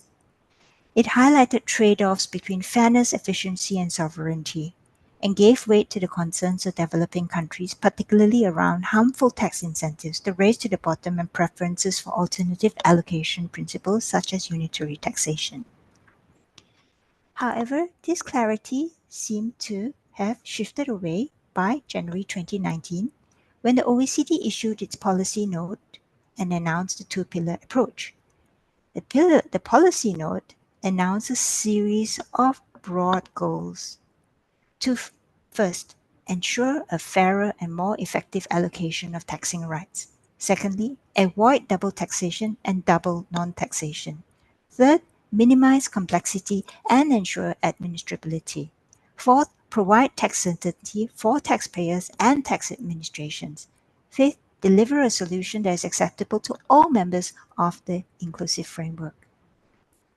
Whilst each of these goals are individually desirable, these objectives were bundled together without clear prioritization. No space was made to address the underlying tensions between them, such as between fairness and simplicity, or between tax sovereignty and standardization, or at least if there was such a discussion, it was not transparently brought up during that phase, that hurried phase. At the same time, the political discourse surrounding BEPS 2 was even more ambitious and broad, and never seemed to clearly reconcile the technical design goals of the program of work. This ambiguity resulted in recurring tensions, or this ambiguity could be seen in recurring tensions during the Pillar 2 negotiation process, resulting in opaque compromises between objectives such as fairness and simplicity. In theory, fairness demands that we incorporate domestic realities, accounting for differing economic structures, policy needs, and administrative capacities. But the more we accommodate these differences, the more complex the rules can become. But if we prioritize simplicity over domestic needs, inequitable results arise and stronger guardrails are needed to catch inherent unfairness. The impact of Globe rules on tax incentives illustrate this tension most clearly. So, while some studies highlighted tremendous inefficiencies associated with tax incentives, others, including OECD's work, acknowledge that the answer is not a clear-cut answer and tax incentive can serve a broader range of policy goals. Even in the 2023 Economic Impact Assessment of the Globe Rules, it was revealed that even major developed economies continue to rely on targeted tax incentives, not just to attract investment, but as a part of broader industrial and social policy frameworks. This underscores that tax incentives are not simply tools of base erosion, they are instruments of policy. However, in the interest of unified rules, the Globe Rules provided for safeguards against base erosion in a way that nullified the effect of both real and ineffective tax incentives. This illustrates that absent a unified and transparent problem formulation, technical design of rules were left to execute both policy and political goals, leading to rules that were sometimes ambitious in intent, but sometimes fragmented and uneven in outcome, largely driven by negotiated outcomes and overriding national development tools in the name of tax fairness. The second policy gap arises from the challenges of the static rule design of the Globe Rules. The Globe Rules are structured based on a common approach. With limited capacity for country-level adaptation or iterative improvements without the risk to the qualified status of the charging mechanisms. Once adopted, changes are difficult unless filtered through the OECD Secretariat as an administrative guidance. In order to address the vulnerabilities arising from this static rule design, there is a need for feedback channels that enable dynamic responses where justified. This need is exacerbated because there is no established mechanism, due to time constraints, to test the Globe Rules against real-world consequences, and the pace of implementation outstripped the collection of data or impact analysis. Rules were being absorbed and are being absorbed before they can be properly reviewed at domestic levels, and therefore the ability to respond to unexpected outcomes is critical. Finally, international law scholars have raised concerns about the consistency of Pillar 2 rules with public international law.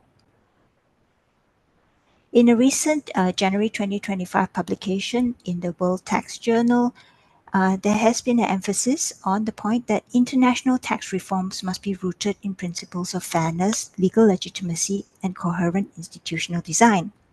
Similarly, Professor Ana Paula Dorado, Dr. Alice Pelot, and Professor Eduardo Traversta argued in an article that questions of legitimacy in international tax law must be addressed not only through policy outcomes, but also through the legal form and processes by which the rules are created and implemented. They caution against the over-reliance on soft law instruments such as OECD guidance, noting that while such instruments may acquire practical validity when adopted domestically, they often lack the procedural safeguards, democratic accountability, and broader institutional legitimacy expected under general public international law. But policy gaps are only part of the picture. To understand these gaps in full, we must turn to the structures and processes that produce them, which highlight a need for greater structural equity. Specifically, we need to explore how governance arrangements, from the inclusive framework to the role of the OECD, have shaped policy outcomes, and how meaningful reform may require not just better rules, but better rule-making processes.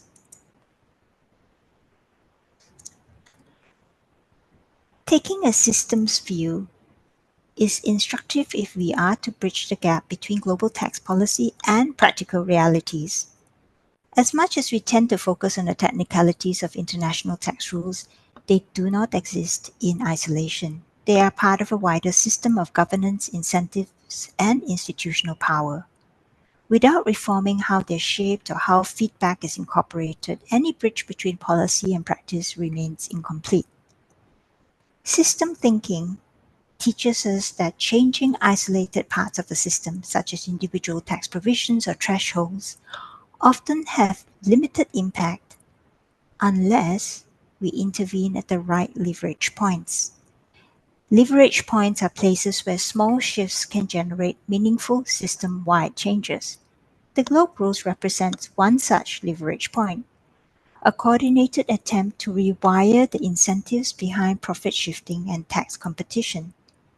But rules are only one layer of the system. Without shifts in governance structures and feedback mechanisms, policy outcomes are likely to remain unchanged or even produce new distortions.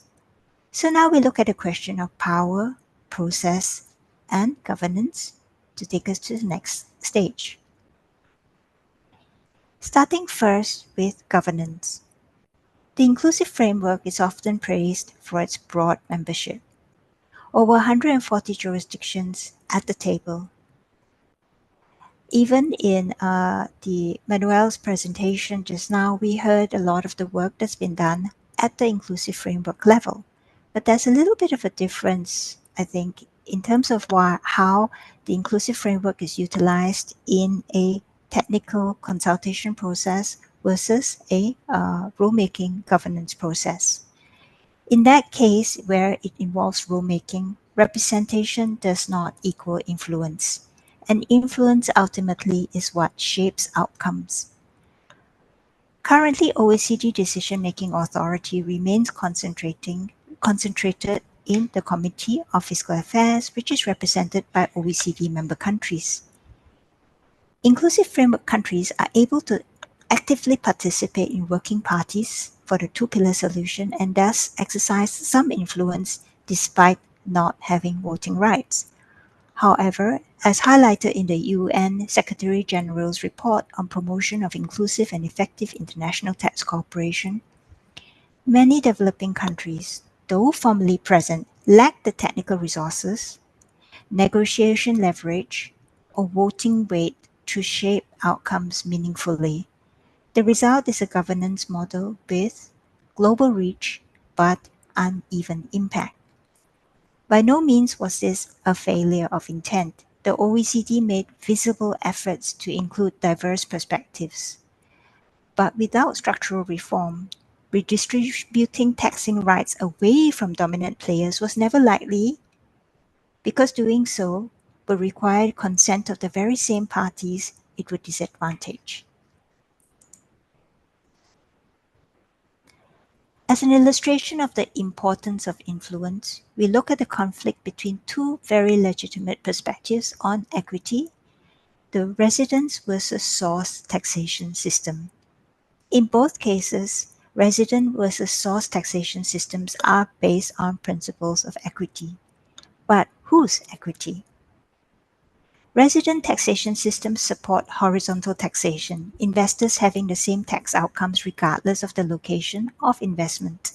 On the other hand, source-based taxation supports internation equity and tax sovereignty. Both are legitimate principles to adopt, so which one prevails? Given the complexity arising from diverse perspectives, it is no surprise that the BEPS journey has required a constant rebalancing of integrity, simplicity, and fairness, which in turn resulted in greater power to those with influence.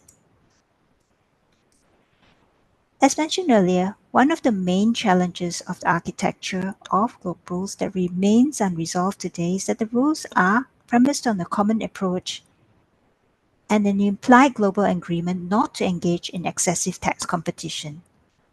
But who defines excessive? What are the consequences for breaching it, and will it be applied consistently? These questions remain only partially addressed. As highlighted earlier, the globe rules are largely static. Updates require broad consensus or administrative guidance, making iterative adjustments difficult. This inflexibility risks widening the gap between global rules and local realities, especially as economic conditions change. This is where governance reform becomes critical. The work done at the UN Framework Convention on International Tax Cooperation reflects a growing recognition that global tax governance needs a more plural and balanced ecosystem.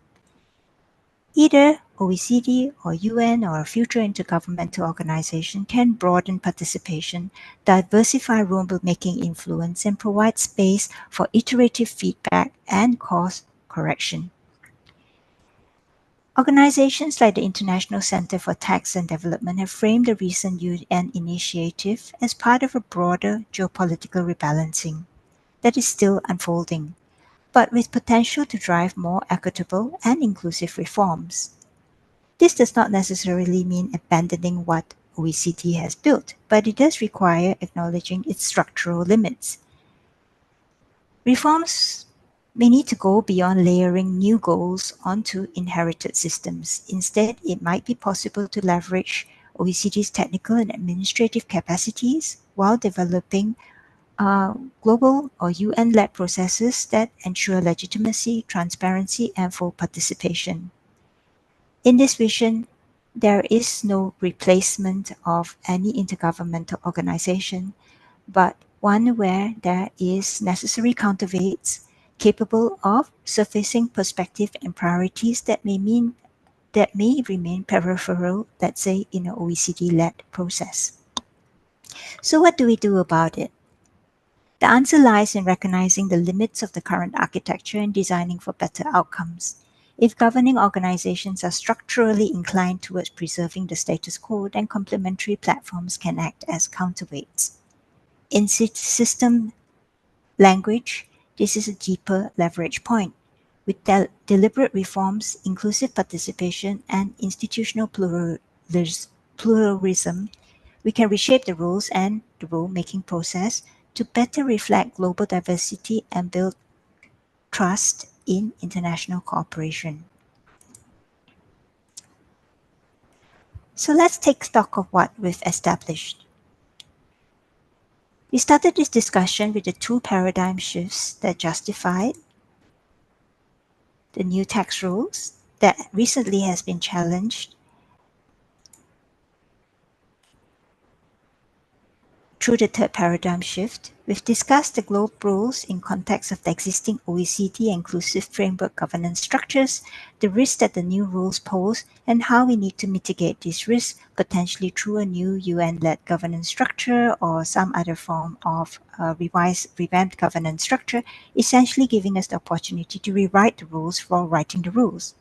Now, the aspirational question that we can work towards is how we can find common goals that we can agree to work towards, and how the two-pillar solution may be reimagined to align with new goals that are fit for purpose in today's environment. Now, let's consider what this means for multinationals. The BEPS process included significant public consultation, with large multinational players contributing to the technical design. In some cases, that feedback led to improvements or clarifications. However, the speed at which consensus was pursued meant that stakeholder engagement was compressed. Political timelines often outweighed the time needed to fully test, evaluate, and refine rules in light of practical business realities.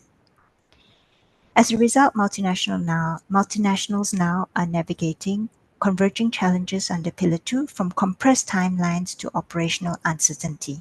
Firstly, many jurisdictions enacted their Pillar 2 legislation very close to the effective date of the globe rules, some even retrospectively, giving companies little time to prepare.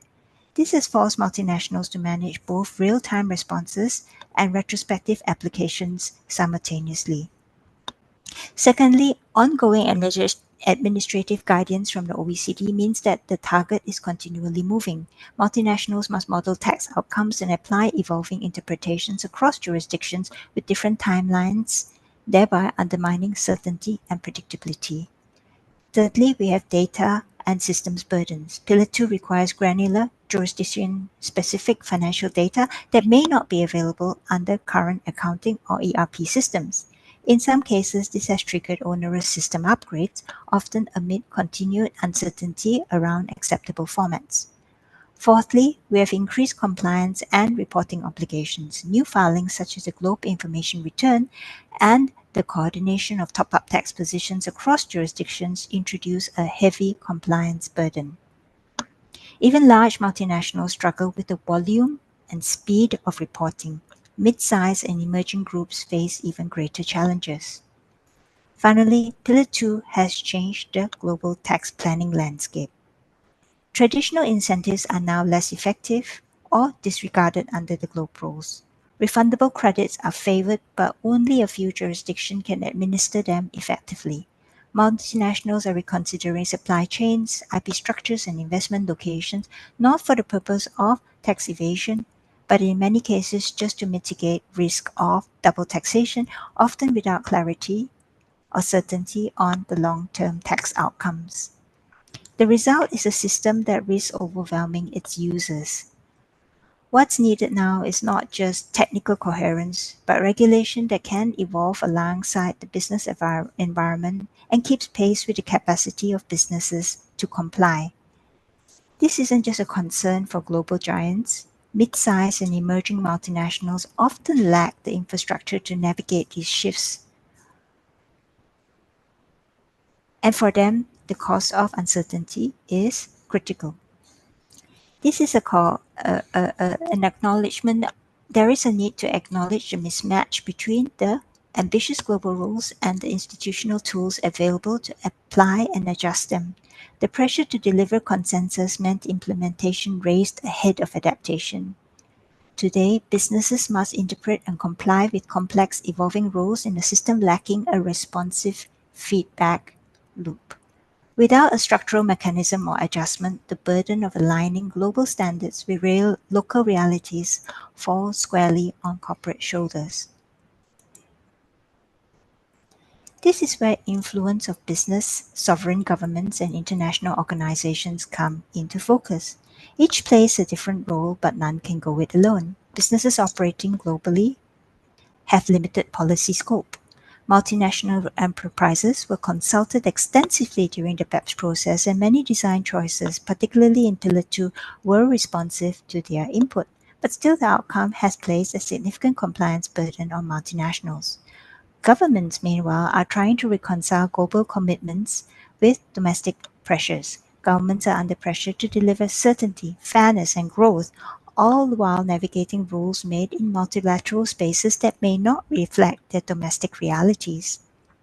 And this is where well-resourced intergovernmental organizations matter. The OECD and UN are not replacement for national authority, but in the face of a global-based system like Pillar 2, intergovernmental organizations need to play a role in bridging the gap. By improving transparency, inclusiveness, and feedback, these bodies are critical enablers to turn global standards into workable systems that can be applied practically. Ultimately, bridging global tax policy and practice requires creating connections and channels for learning, adjustment, and implementation. So where do we go from here? Even as we have been chasing the Pillar 2 train, it is hard not to acknowledge the emergence of two broader global shifts. First, a growing recognition that we need a different tax governance model, culminating in proposals such as the UN Framework Convention. Second, worsening global crisis, particularly the climate crisis and populist movements that threaten globalization and democratic systems, mark our entry into an era where the need for global public goods is increasing. However, in creating global public goods, government action can create unintended consequences and system fragility. As the OECD's 2020 report on driving policy coherence for sustainable development warned, siloed and fragmented government action in response to interconnected crises can generate unintended consequences and societal cost. What is needed is a coherent, systemic, and adaptive model of governance. In terms of what we need now, we can draw three key imperatives from the BEPS 2.0 journey. Firstly, clearer problem formulations are important. While the goal of fairness, efficiency, revenue, and development are not mutually exclusive, they do require trade-offs. A more structured formulation process can help identify assumptions and expose potential tensions early. Goals must be defined along with trade-offs and tensions. Pillar 2 implementation left little time and space for stakeholders to surface or negotiate trade-offs. As a result, frictions emerged that now need to be managed. Fairness and simplicity are not mutually exclusive, but they are in tension. Broad narratives like ending tax competition can obscure difficult compromises.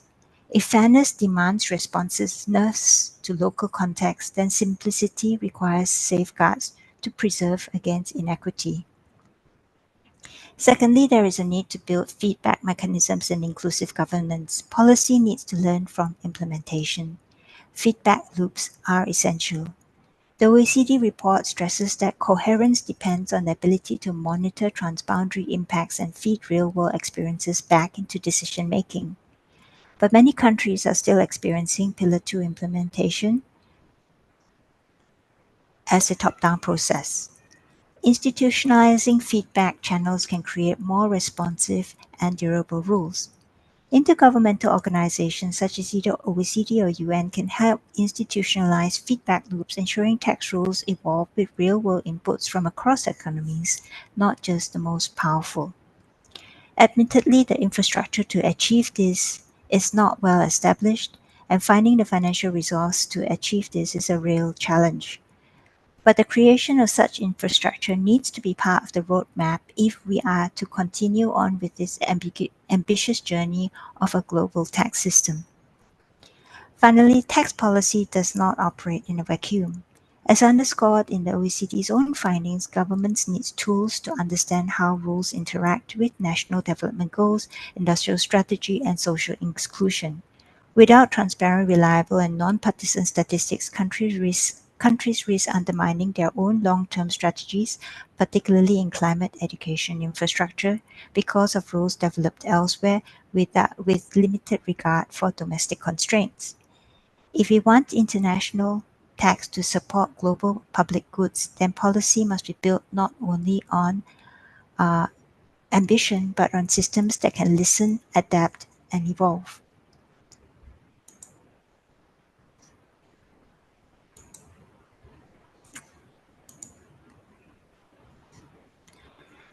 Pillars 1 and 2 represent an ambitious effort to create global coordination. Yet the next phase of implementation must now move beyond rule design to system integrity and institutional fairness, built on shared learning and transparent governance and adaptive mechanisms that reflect the diversity of economies that are part of this ecosystem. In the event that we are in a time and place where geopolitics cannot accommodate such global collaborations, which may very well be the case today, much deeper thought is then needed to reflect on whether Pillar 2 is sustainable and valuable in today's global environment.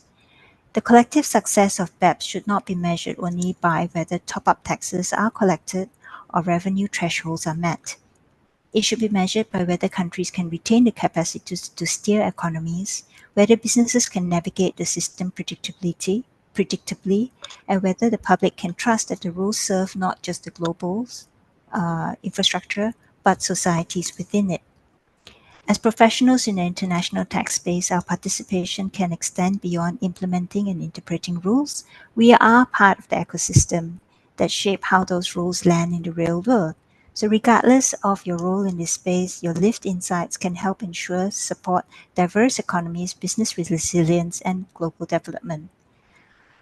I hope my sharing today adds to your engagement and participation in shaping the conversation. I very much thank you for your time and the opportunity to share. And with that, Thank you, Anna. I need to get out of the slideshow. Oops. Perfect. Oh, Well, there was a lot of talking, Jose. yeah, I'm going to share your data with all of participants here, just in order to facilitate the questions they may have. But thank you for your brilliant conference, Anna. It was a pleasure to have you here, and thank you so much. I hope to see you soon in Singapore, Anna. Thank you. Yes. Perfect. So let's continue with the program. Okay. Thank you. Thank you, Anna. See you soon. So in order to save time, we're going to go directly with Sol Picciotto. Hi, Sol. How are you doing? Muy bien, gracias. Sol, ¿hablas español? ¿Me estás engañando? Poquito. No, poquito solo. Perfecto.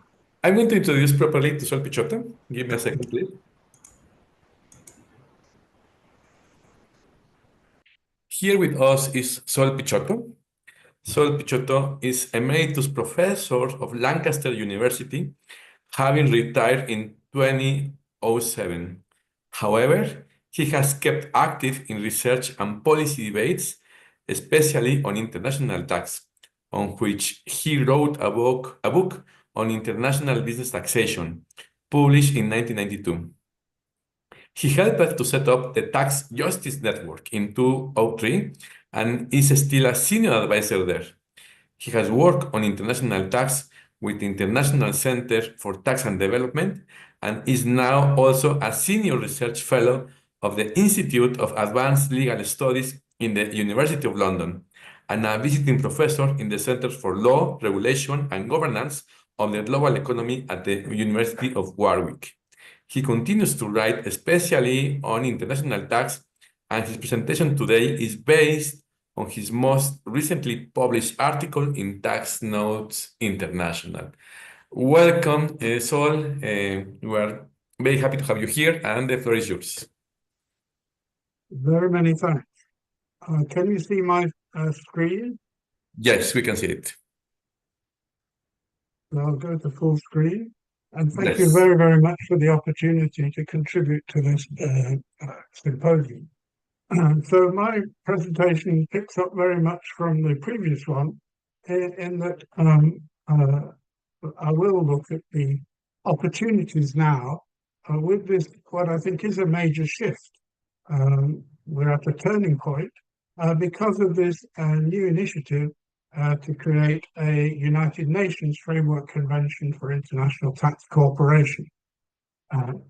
So my presentation will explore the possibilities for that, but also by going back over the history to see what we can learn. There is now a very strong support from both states and commentators for this new initiative through the United Nations, with only 9 states voting against. But a significant number abstained, and some commentators have expressed a concern that despite the opportunity of this new initiative, that it might exacerbate fragmentation and polarization, because the initiative has largely been supported by countries from the global south, although many of them, like Mexico, are members of the OECD as well. Now, in addition to the negotiation of a framework convention, as we now know, there will be parallel negotiations for 2 protocols, one on income from cross-border services in a digitalized and globalized economy, and the second on the prevention and resolution of tax disputes. So I do think this is an opportunity for a possible paradigm shift, which Annalise also mentioned and discussed. Commentators, particularly Professor Philip Baker, have suggested that perhaps this is an opportunity to abandon what he calls the baggage of history resulting from the domination of international tax for so many decades by the OECD. And he suggested, and I agree with him, that this baggage, these historical techniques and methodologies include the arm's length principle for allocating income from multinational enterprises, and even the commitment to the concept of bilateral tax conventions. Now, why? What are the difficulties with tax treaties? The form of tax treaties and their purpose.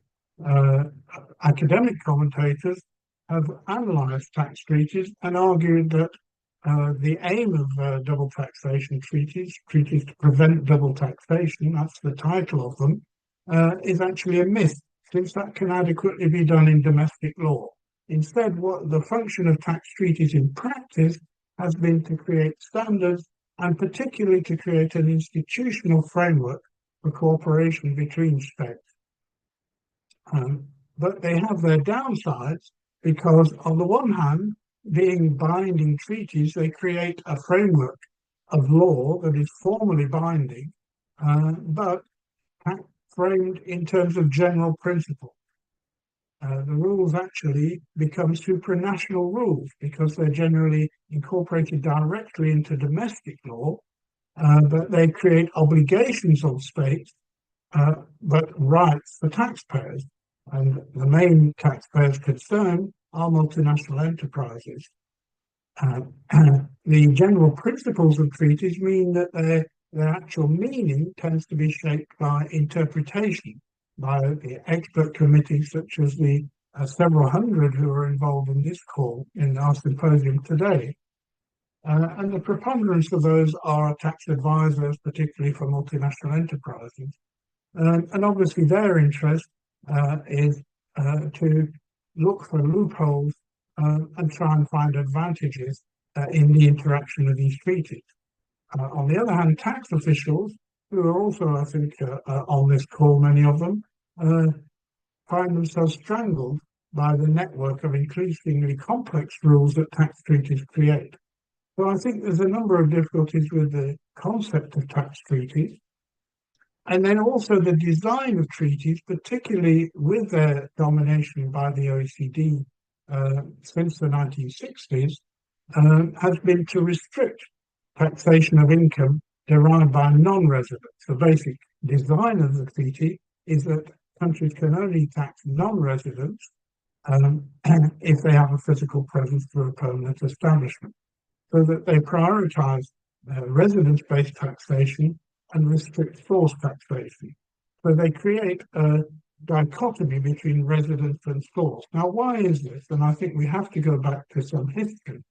The origins, as I'm sure most people on this call would know, go back 1 century to the 1920s with complaints of double taxation through the International Chamber of Commerce.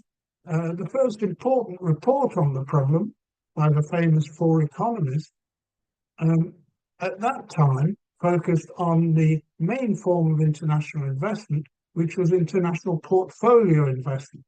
These were investors in one country investing in businesses in other countries.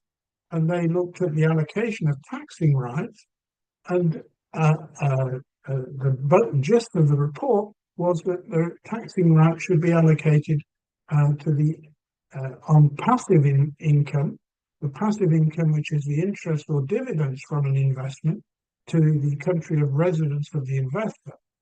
But they did look at the active profits of an enterprise, and the report argued that the active business profits should be taxed where the business had a physical presence.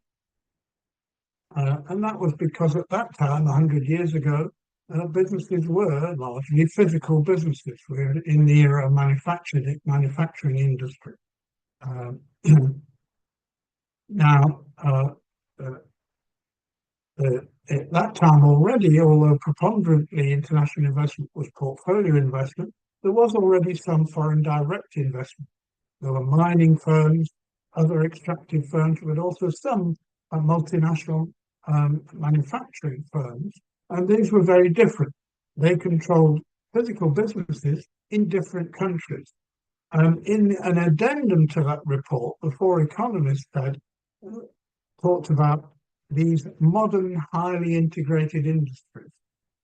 And that addendum suggested that the allocation of profits should be apportioned based on the sales or assets or the expenses for salaries and establishment of the different establishments. So an apportionment of profits between the branches or affiliates of our modern, highly integrated industry. Now, that wasn't incorporated in the first Model Convention of 1928, but the League of Nations Fiscal Committee commissioned an important report, a historic report, which again, I'm sure many of you here know about, by Mitchell Carroll, who was the US representative, And he reported, or that report was submitted in 1933. And briefly, that argued, or that pointed out, that already national laws provided a power for tax authorities to adjust the account of related entities within a corporate group. And they adopted two methods for adjusting the account. One was so-called empirical methods, which meant compare the accounts of the local entity, whether it was a subsidiary or a branch, with those of similar independent entities. And that's now embodied in the model treaty to this day, in Article 7.2 of the model treaties. But he also said that many countries also applied the system of what he called fractional apportionment. And that was also included in the model treaty, and to this day it remains, at least in the UN model, in Article 7.4. It was in the OECD model until 2010. So those were the two methods, two criteria for adjusting the accounts of entities within a multinational enterprise group. But that loose independent entity concept that was adopted in 1935 by the League of Nations became rigidified later into the arm's length principle. And that increasingly has proved inappropriate for globalization. Globalized multinational enterprises can generate super profits because of their enormous scale, from the economies of scale, or scope, as economists call them, and from the synergy of their overall operations worldwide. Effectively, for multinationals, the whole is greater than the sum of the parts. Unfortunately, however, the loose independent entity principle became rigidified, particularly through the transfer pricing guidelines developed by the OECD since 1995, which focus on transaction pricing and one-sided methods. The result is that they produce a wide range of comparables. They tend, the one-sided methods attribute only routine profits, but nevertheless create conflicts between the different authorities applying them. And they allow multinationals to attribute residual profits to low-tax conduct. So that briefly, I think, is, in my analysis, the problems with the system that we've inherited through OECD leadership. Now, how did this come about? Again, to go back over history, in the immediate post-war period, there was an attempt to resume the work of the League of Nations through the United Nations, but at that time it was highly politicized through the Cold War, particularly, but also North-South divisions. So the attempt to establish a United Nations Fiscal Commission ended in 1954, and instead the Organization for Economic Cooperation and Development, which was a successor to the OEEC, established its Committee on Fiscal Affairs, and that has dominated the development of tax treaty models. And the OECD is a very different model from the United Nations. The OECD is successful in developing technical standards, but in a context that appears to be depoliticized. Commentators on the OECD, analysts of the OECD, have pointed out that its strength is to conceal political dimensions of these technical standards. The overall aim of the OECD was to facilitate liberalization of capital movements from the 1960s and 70s, which by this stage have become much more foreign direct investment by multinationals rather than international portfolio investment. And the first convention, as we know, was in 1963, and that had a strong priority for residence taxation and strong restrictions on taxation at source. Non-residents could only be taxable on income attributable to a permanent establishment, defined very much in physical terms. But the OECD understood that that model was only suitable because it gave priority to the home countries of multinationals, the countries of residence. it was only suitable for between countries which had more or less reciprocal flows of capital, which were both home and host countries. So, in fact, through an initiative by the United States, an ad hoc group initially was set up, an ad hoc group of experts on international tax in the UN, and that subsequently became a committee, the United Nations Committee of Experts on International Tax Cooperation. And as we know, it has developed an alternative model, which is a compromise. The United Nations group or committee now contains both members from the OECD and non-OECD countries. So its model is very much a compromise, and the formulation is contested. It has stronger rights for tax at source than the OECD model, especially for payments that are deductible from the tax base at source. So particularly for payments for royalties and payments for services, which are deductible from the customer's business profit. So understandably, source countries have sought to strengthen measures for source taxation in the United Nations Model Treaty. And it also includes provisions for taxation, even if there's little or no physical presence. But in that context, where there's little or no physical presence, there's a difficulty of how to attribute net income because of the revenue cost mismatch. And in the UN model, it's recognized that that needs some form of apportionment. Attribute net income where there's little physical presence and therefore few costs, there needs to be an apportionment.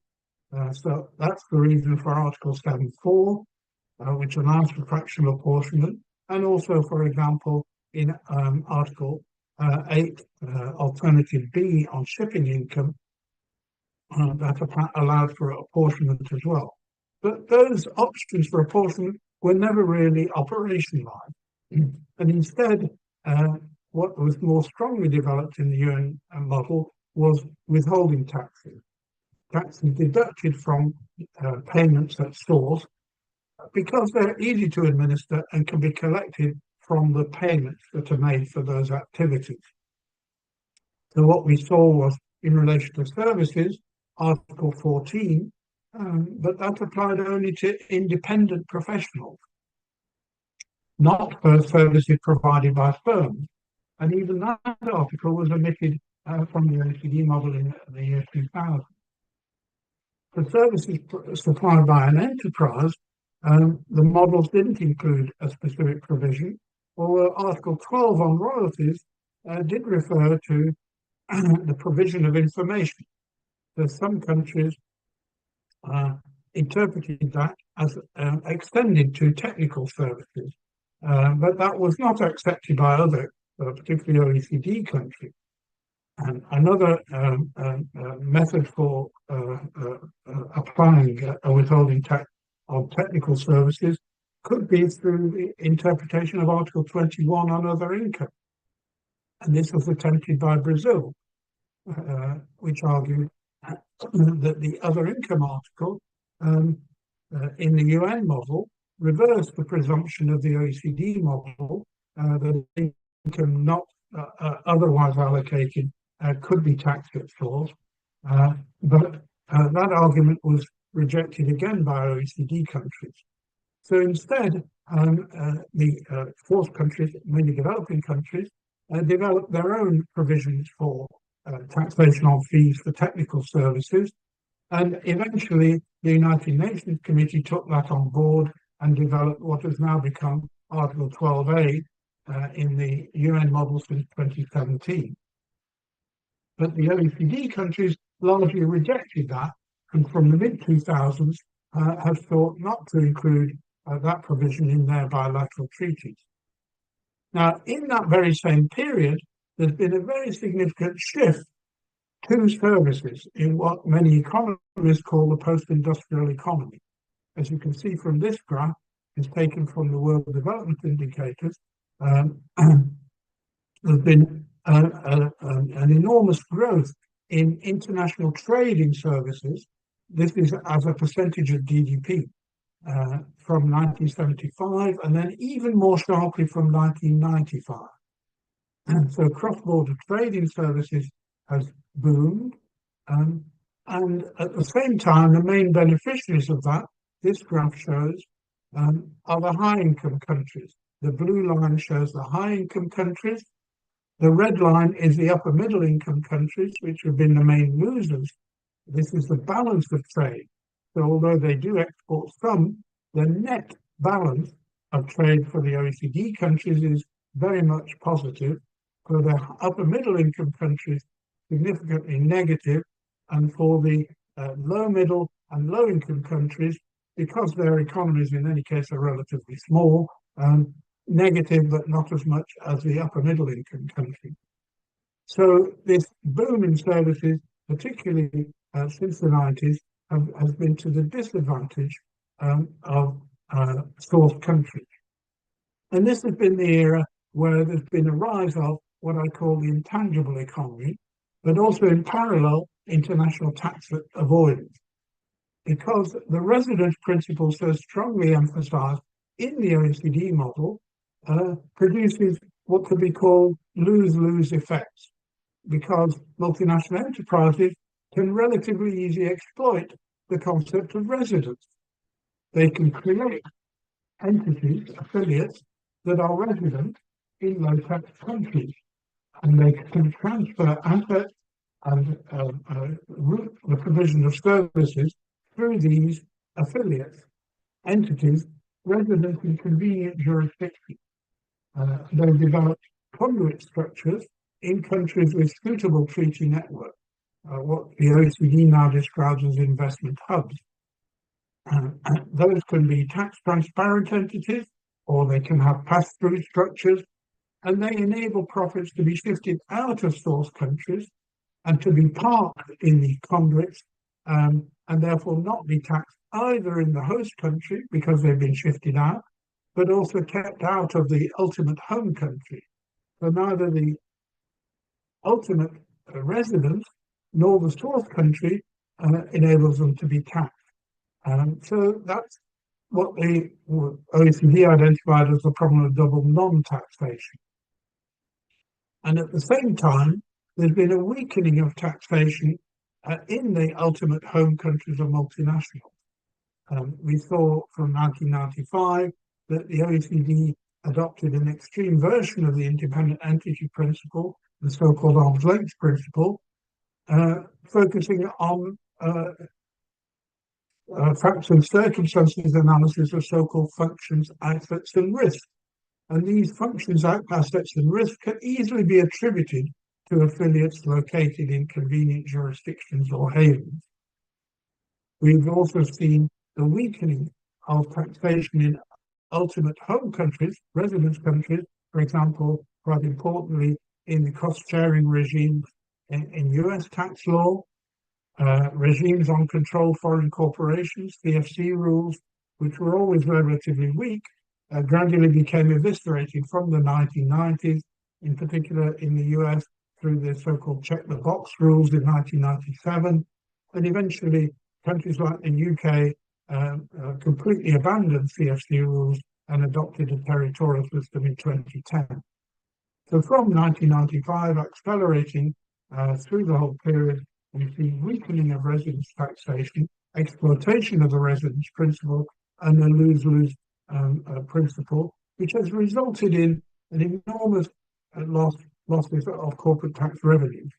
These have been quantified by the European Tax Observatory in the Tax Evasion Report of 2024, and this graph taken from that report shows how sharply they rose. From 1975 already up to 95, quite significantly, but then really booming from 1995 up to 2005, a bit of a drop, but then going up again In 2015, we had the adoption of the first reports from the OECD VEPS project, but nevertheless, profit shifting has continued since then, maybe leveling off a bit. So both globalization and accelerated by digitalization increasingly created a problem. And what have been the responses? I think it's worth first looking at what I call the prequel, the first response. At the end of the 1990s, already the issue of digitalization had come onto the horizon in the form of electronic commerce. And the OECD organized a big Ottawa ministerial conference in 1998, which hailed electronic commerce as a transformative technology and established framework conditions for its taxation.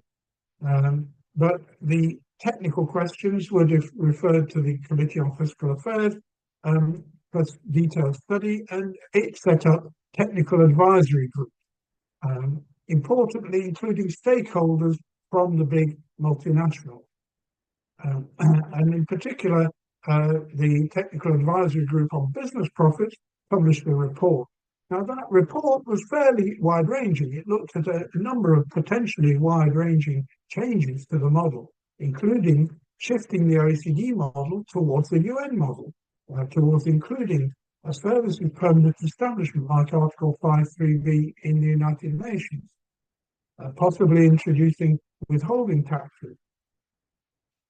Although the report rejected that because it looks more like a tariff, presently maybe today. It also looked at form reapportionment and evaluated that, but it said that in order to move towards it, there need to be agreement on the elements of form reapportionment, and also a transition to form reapportionment would pose problems. But in practice, despite that far-ranging report, the actual outcome on the OECD was paradoxically to strengthen the physical concept of a permanent establishment. The OECD actually decided, the Committee on Fiscal Affairs, that only a server could be a permanent establishment, but a website could not be a permanent establishment because it isn't physical. Furthermore, when the OECD came to consider the problem of software, whether payments for the use of software could be treated as royalties under Article 12, they adopted the view that they should not be treated as royalties. And that was even extended to digital content in the year 2000. So what we saw was that the OECD model from the 2000s actually not only failed to accommodate to the shift to digitalization, but went really in reverse, strengthened the physical concept. In parallel, the UN Tax Committee, again in 2002, looked at e-commerce, and again it had a far-reaching report submitted, in fact 2 reports from 2 independent experts, which similarly said there's a problem about the provision of services because that's possible with little or no physical presence. And again, it said 2 possible solutions: withholding taxes on payments or a formulary approach to taxation of net income. But that really was not taken forward in the UN committee either. There were significant disagreements. There was some work on the permanent establishment definition. And eventually from 2008, the UN Tax Committee decided to focus on the withholding tax on technical services. And although that work began in 2008, it wasn't concluded, as I've said, until 2017, when Article 12A was included in the model. And that covered only technical services, which was interpreted to require a human intervention. So it didn't include services delivered digitally. So that referred to required further work to include Article 12B. Sorry for interrupting you. Can you get closer to your microphone, please? Sorry, yes. Is that Perfect. better? Yeah, it's perfect. Thank you so much. So in parallel, the United Nations Committee also looked on this problem of royalties for software, and that took even longer until 2023. So the consequence has been an increasing divergence between residents and SOAR. Now, the OECD, as we know, then adopted the project on base erosion and profit shifting in 2012 with an action plan, and it was mandated by the G20 to align rights to tax with economic activity, to tax where economic activities occur. But the action plan aimed to restore both residence and source taxation with no change in the allocation of rights between them. So the result was just complex fixes. And there was no real shift, and in fact it rejected from the start formally apportionment. So the result was further elaboration of the transfer pricing guidelines, although we do have since 2016 country by country reporting. And the first report on the digital economy in 2015, an analytical report pointing to possible solutions which involve looking at a new tax nexus, and new allocation rules. That was just an analytical report. The result has been, ironically, the rise of digital services taxes. Since 2016, we've had a growth, even by many OECD countries, of what are essentially withholding taxes on services, but only on digitalized services. And many of them, or if not most of them, are to consumers. Although some business-to-business services may be digitalized, a large majority, I think, are to consumers. And these have been, as we know, highly resented by the United States, which treats them as trade barriers. Nevertheless, the adoption of those taxes put pressure on the negotiations, so we had the phase 2 of the BEPS project. Now, since you've had presentations on those, particularly the very helpful presentation, particularly focusing on Pillar 2 by Annalise just before me, I won't linger on this, but it's important to note that since the interim report in 2018 on the digitalized economy, in 2019 we had 3 alternatives proposed. The first, which is understood to have come from the UK, was to focus on user contributions, which really would have been only digital services. The US put in a counter proposal to focus on marketing intangibles, which was broader. But both of those would have entailed only a tweaking of the rules. The most comprehensive proposal came from the G24 developing countries, which put in a proposal that there should be a shift with a new taxable presence concept, significant economic presence, and that necessarily entailed a system of formulaic apportionment or fractional apportionment of income. Now, what has happened since then is that in practice, Amount A actually adopted the principle of formulaic apportionment. It does adopt the principle that multinationals should be taxed as unitary enterprises with an allocation of their global profit and based on a nexus which is a simple quantitative threshold. And this is a complete shift away from the physical concept of PE. Simply a quantitative level of sales should be sufficient for taxation based on sales. Even more significantly, I think, Amount A includes standards to define the adjusted consolidated financial accounts of the multinationals as a whole and an allocation based on sales revenue. So we now have both a principle of formulaic apportionment and detailed rules which allow this.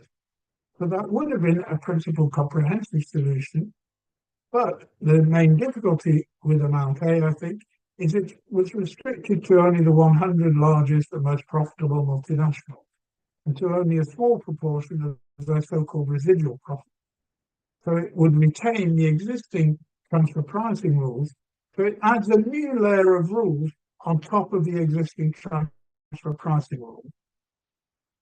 So it would leave in force all the existing problems with transfer pricing, although it adopted this new approach.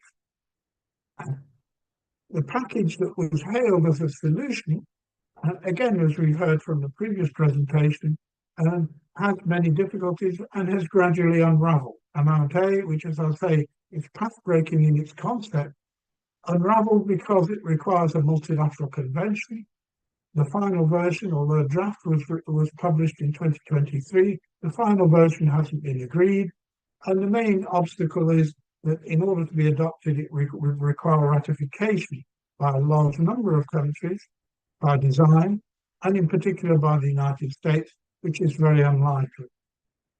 Amount B you've heard about, and that's been criticized by many commentators, specialists in arm's length pricing, who say that it doesn't add very much. Interestingly, although there's a commitment by inclusive framework members to respect its application, only the US amongst the OECD countries so far, to my knowledge, has agreed to adopt Amount B. Pillar 2 you've heard a lot about from Annalise and its difficulties, so I won't say any more about that. It is underway, but it has significant problems of implementation and conflicts, particularly between the United States and other countries. So the solution was an illusory consensus. Where does that leave us now with the United Nations and its framework convention and the protocols? I think that the first protocol on cross-border services necessarily raises all the problems. As I've said, it was the growth of services since 1975, and particularly their digitalization since 1995, that exposed the fundamental flaws in the system. The adoption of digital services taxes limited to digitalized services would not respond to this call for a protocol, because the protocol refers not just to digital, but to all services. And any attempt to restrict that protocol to digitalized services would exacerbate the trade conflicts with the US. We know from the Trump memoranda, there have been two memoranda, one denouncing the global minimum tax, but the second focusing on other measures affecting discriminatory measures, involving discriminatory measures against American multinationals, and they specifically focus on digital services taxes. So a strengthening of digital services taxes would exacerbate the conflict. A possible alternative might be a much broader withholding tax. And we now have from the Union Tax Committee a consolidation of Articles 12A and 12B in what is now called Article 12AA, a general right to tax payments for all services. Now that's a model provision proposed for the United Nations Model Convention, and that obviously would have some advantages. Withholding taxes, as we know, have been found easy to administer. They can be collected from payment, but we know also their disadvantages. They're taxes on gross receipts, they're unrelated to profitability of either the transactions or of the multinationals concerned. And they would require revision of existing treaties to include them, and are likely to be rejected by OECD countries. So that line, I think, would exacerbate the conflict. To my mind, the only positive, constructive way forward would be to find a way of taxing net income from services. And that necessarily involves formal reapportionment because, as I pointed out, of the mismatch when you have a lack of physical presence between revenues and costs. So what I'm arguing is that the UN process provides an opportunity for a fresh start for taxation of multinational enterprises. They should be taxed on their global active income where activities take place. And that's the only way to ensure taxation according to what Ruben Avillona has called the single tax principle. That multinationals should be taxed on their global income once and only once, at least once and only once. But this would entail a break with what has until now been apparently the consensus through the OECD on the arm's length principle. But as we've seen from this overview of history, apportionment has been repeatedly proposed ever since the report of the four economists of 1923. Apportioning the active business income, where you have activities of a multinational in a number of countries, needs to be done according to some form of apportionment based on their activities in each country. And that, as we've seen, is already possible in Article 7.4 of the UN model. It's already been accepted in principle for Amount A, but also with detailed technical standards now agreed for Amount A. And coordinated implementation, which is also envisaged in the draft multilateral convention for Amount A, and there's a system of coordinated implementation, part of the multilateral convention for Amount A, would be a good way of preventing disputes. If you have coordinated implementation, that really prevents dispute. So that, I think, is a way forward on the substantive question of approach. Instead of increasing the tension between residence and source, to look to a balanced allocation of net income amongst countries where activities take place. And the methodology, I think, could also be rethought to replace the model tax treaties with bilateral binding treaties with a framework convention, where in the framework we have broad principles, but we have protocols which establish standards which are soft law standards, like the model rules for the global minimum tax. The strength of the global minimum tax, the reason it's going forward, is that it has very detailed model rules, but these are not embodied in a rigid treaty.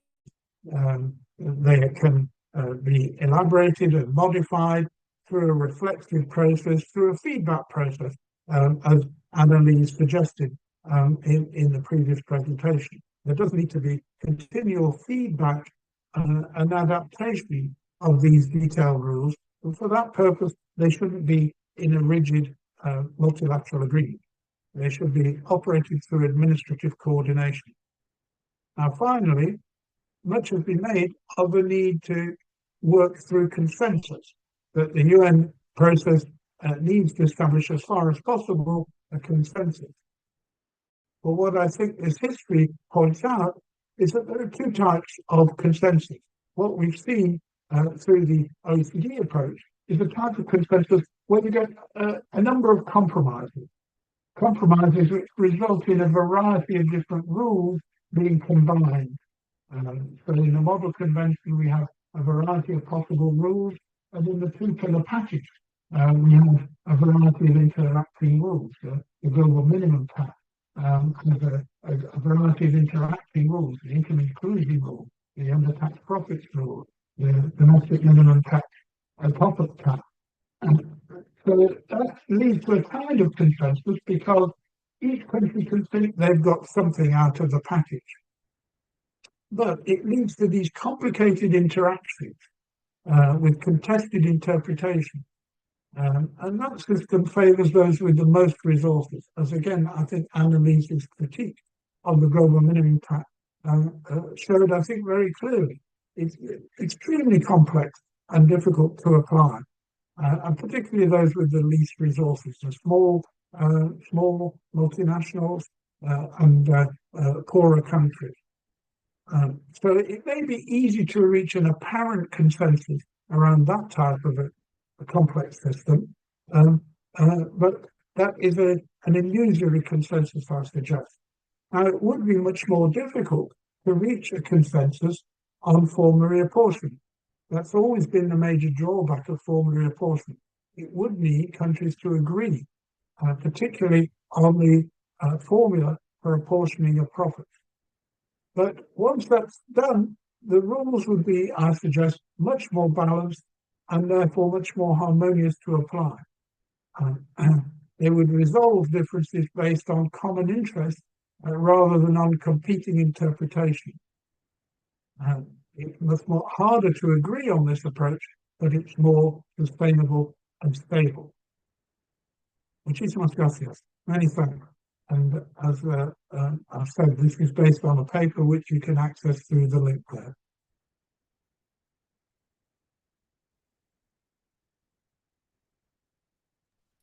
Thank you so much, Sol. Thank you for your presentation. It was quite clear and interesting. I'm not fully convinced about the formulary approach, the formulary apportionment, but let's discuss later the issue in a coffee, right? Perfect. So, thank you, Sol, and we're going to continue with our program. Thank you very much. Gracias. Gracias, Sol. Vamos a continuar con el programa. Un pequeño corte comercial antes de entrar con Giammarco Cottani.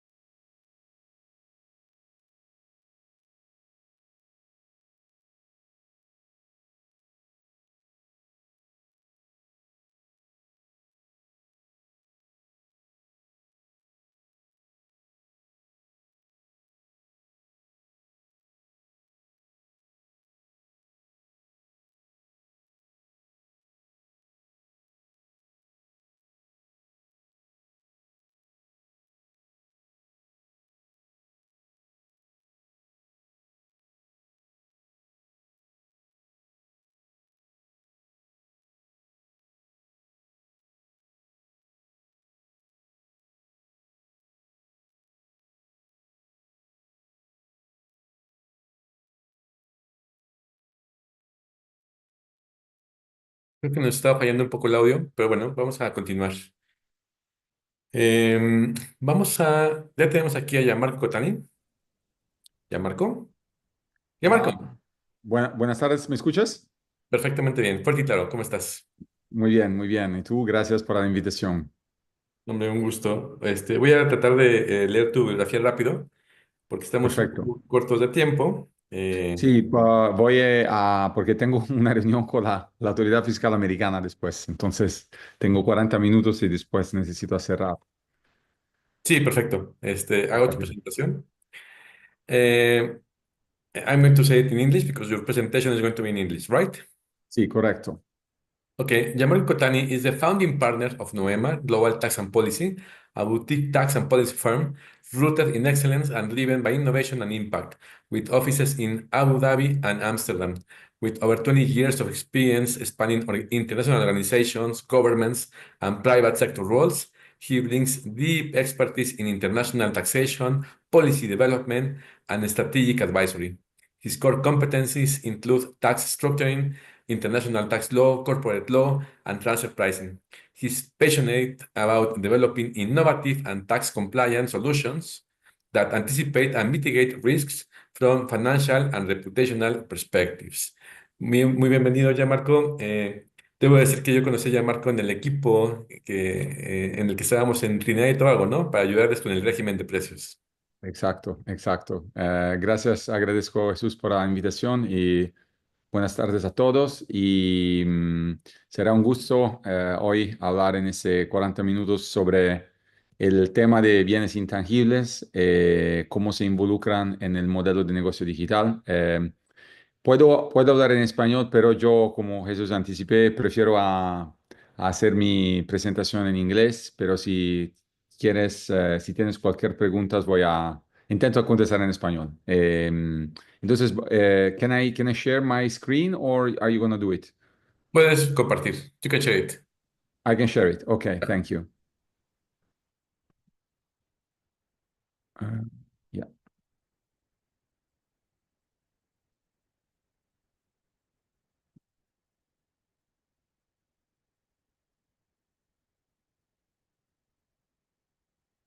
Okay, it's telling me that, okay, let me try to see if I can now share again because I have to, yeah. Hopefully you will be able to see it. Can you see it? Sí, yes. Perfect. Okay. So first of all, I wanted to divide this presentation in three core areas. The first one being what are intangibles from a transfer pricing standpoint. why they are so relevant in the current landscape when it comes to setting up transfer pricing policies for multinational group. And then we can determine how they do apply to digital business model. And to this end, the second part of my presentation would be to try to identify what it is meant by referring to a digital business model. And then I will try to share with you, by means of some cases and some model, how this topic is sometimes more relevant than it seems. First of all, I would like to say why this topic is more relevant than what sometimes, or it's made a little bit more complicated than what it actually is. Because in the transfer pricing world, intangible asset tend, in the guidance that you may identify in Chapter 6 of the transfer pricing guidelines, to reflect some of the key principles that the OECD has been clearly determining, both in Chapter 1, when it comes to the implementation of the arm's length principle, but also when it comes to the comparability analysis. However, especially after the BEPS project, intangible took a much bigger relevance because they were one of the key elements that somehow help multinational group in structuring, whenever something is feasible, aggressive tax planning structure. I would say, though, that why intangibles are so, I would say, so relevant nowadays, because they dominate value creation in today's global economy. Specifically, if you look at the current geopolitical landscape, where you do have the United States pushing aggressively towards the rest of the world. I'm thinking about the tariffs towards Mexico. I'm thinking about the tariffs conversation with the European Union and so forth. Obviously, the reason why the United States tend to rely and leverage so strongly about imposing these aggressive models is because they own the technology that allow to generate value.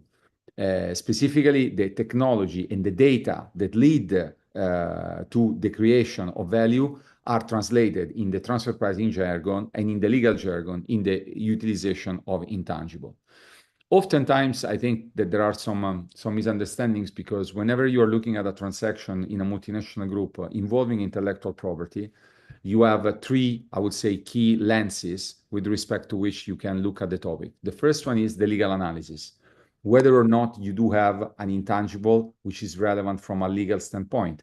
For example, do I need to have a license in order to operate and distribute my product in a country? Do I need to register a specific algorithm or a specific software in order to guarantee protection on a global basis or on a local basis? Or do I not necessarily need to develop certain type of technology that, despite not being registered from a legal standpoint, it is often part of the high profitability of certain multinational group? Then I think sometimes, and I think it's very fascinating, this aspect, one question that we should ask ourselves is why intangible property is so heavily scrutinized by tax authorities. So, for example, if you look at Chapter 9 of the OECD transfer pricing guidelines that deal with business restructuring, you will notice that in the very first paragraph, paragraph 9.1 of the transfer pricing guidelines, there is a specific reference to the fact that you can have a business restructuring, so a reallocation of function, assets, and risk within a multinational group that lead to the possible change of the transfer pricing policy, which can always be determined and triggered by a transfer of intellectual property. Certainly, intangible property are heavily scrutinized because they're much easier to move within a multinational group.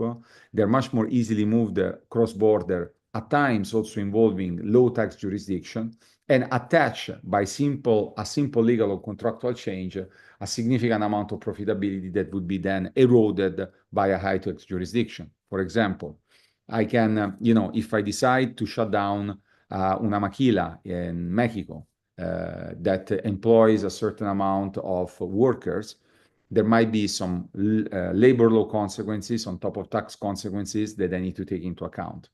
But if I decide to shift, for example, the legal ownership of a trademark from Mexico to another country in North America or in Central America or in South America or in Europe, sometimes it is sufficient that I change some clauses of a contractual term, and with simply changing the form of the contractual arrangement around the way in which risk is allocated between a multinational group, I can then shift the profitability of one multinational group from one country to another. And therefore, this has an impact also on the transfer pricing policy that you determine. Obviously, intellectual property are part of the consideration that if you are in-house in a multinational group, you need to focus on. Specifically, if you look at the regulatory pressure around now the Digital Service Act or the Digital Market Act, all the needs that you might have around Pillar 2 or the need that you need to disclose a specific type of information under DAC 7 force you or increase the pressure to make compliance, including compliance in the transfer pricing policy surrounding intangible, as a strategic priority. So let's first start by focusing on what are intangibles. And here on purpose, I wanted to be a little bit provocative to call them the real asset, because as I said, with the word intangible, in the international tax world, often it is associated the fact that you might be dealing as a tax authority or as a taxpayer or as an in-house advisor with a digital business model. So what does it mean? That sometimes we need, first of all, to be able to determine whether I do have an intangible which is relevant from a transfer pricing standpoint. You might have a situation whereby if you look at the balance sheet of a multinational group, you will not be able to identify valuable intangible asset simply because from a legal IP protection standpoint, that very specific taxpayer decided not to register for intellectual property purposes. I think that a stark example of sometimes of this divergence, of this bifurcation, is given by considering the Coca-Cola Group. If you look at the Coca-Cola Group, for instance, which is active in the manufacturing and distribution of soft drinks, obviously there is a significant investment in marketing activities, in marketing functions, but also what really creates the differentiating factor is the fact that there is a formula which is unpatented by Coca-Cola, because if Coca-Cola would have registered for or protected this formula for IP purposes, then after 20 years, such a formula would have become available in the public domain, and therefore Coca-Cola would have lost its competitive edge. So what I would like to say is that sometimes you might have intangibles that, despite not being identified from a legal or an accounting standpoint, still play a major role in the development of value and in the identification of a proper transfer pricing policy of a group. Why? Because obviously there are certain concepts that we are going to discuss in a moment, revolving around the notion of performing the function associated with developing, enhancing, controlling, and exploiting an intangible property that can drive intangible recognition in transfer pricing. So I believe that an important area that we want to immediately render clear in this field is the fact that legal protection of an IP or the separate transferability of an intangible asset from a legal standpoint are not required in order for the intangible to gain relevance in your transfer pricing analysis. So, stated otherwise, from a more substantive standpoint, you will be able to, first of all, identify where intangible assets lie. So, for example, considering also the fact that at times, in some countries around the world, there has always been the misconception that market factors, for example, the very high demand of a specific product or specific first mover advantages in certain industries do not qualify as an intangible, but they are rather a comparability factor that you will have to take into account when you're looking indeed for the comparable property or comparable transaction that will have to determine the remuneration for the IP concerned. So what does this mean? This means that, first of all, when you're dealing with transactions that are potentially involving intangible property, first and foremost, you need to identify and understand the industry sector in which the taxpayer that you're about to analyze is operating. And to this end, I think it's very important and very relevant to realize when we are dealing with a digital business model. So for those of you who are a little bit acquainted with the BEPS project that, as you know, started in February 2013, and its first actual deliverable was in October 2015, when during the G20 of Lima, the OECD presented the final report on the 15 action items. The most relevant of the items associated with intangible property were 3 actions, Action 8, Action 9, and Action 10, that led to a complete redrafting of both Chapter 1 and Chapter 6. Chapter 1, as we said, around the arm's length principle, and Chapter 6 around intangible property.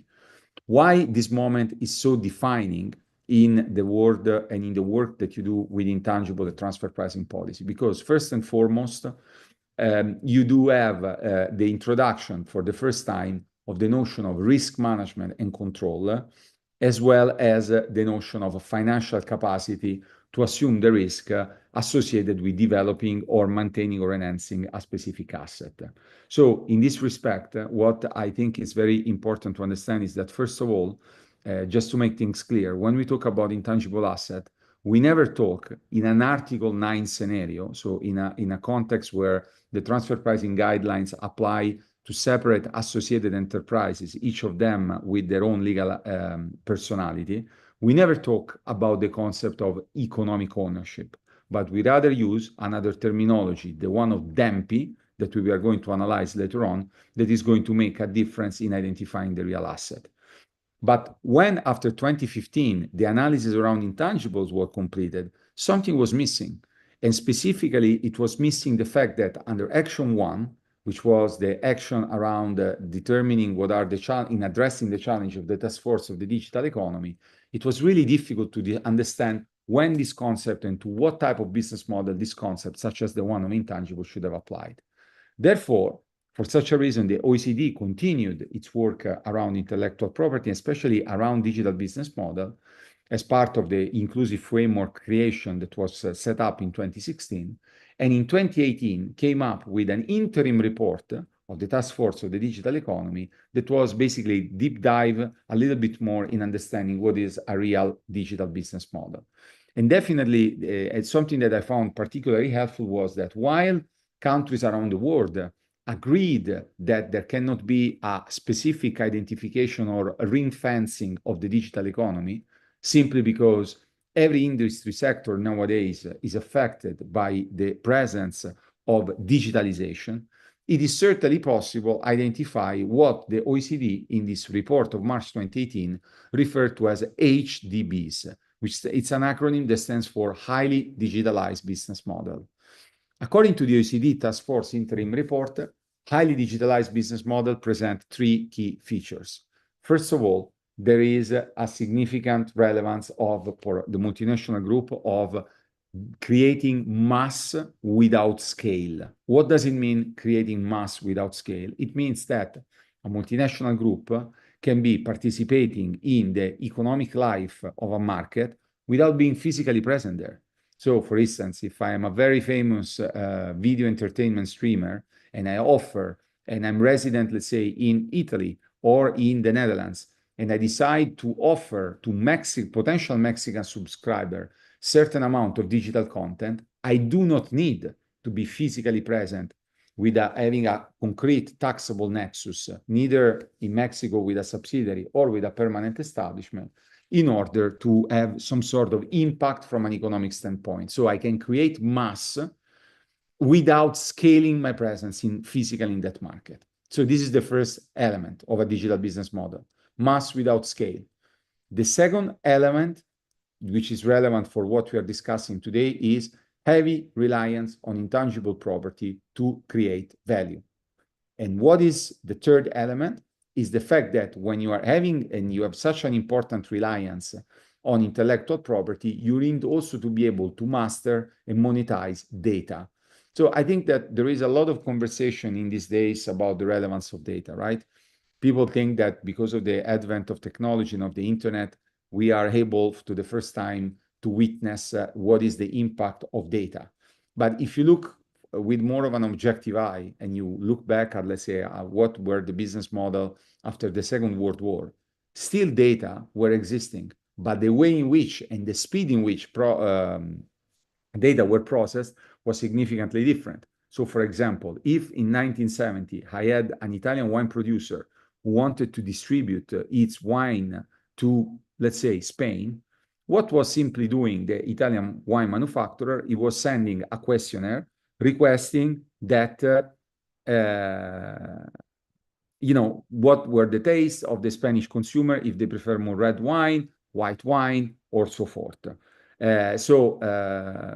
Nowadays, of course, with artificial intelligence, the speed in which data are monetized, the way in which data are processed in order to liberate value is significantly different.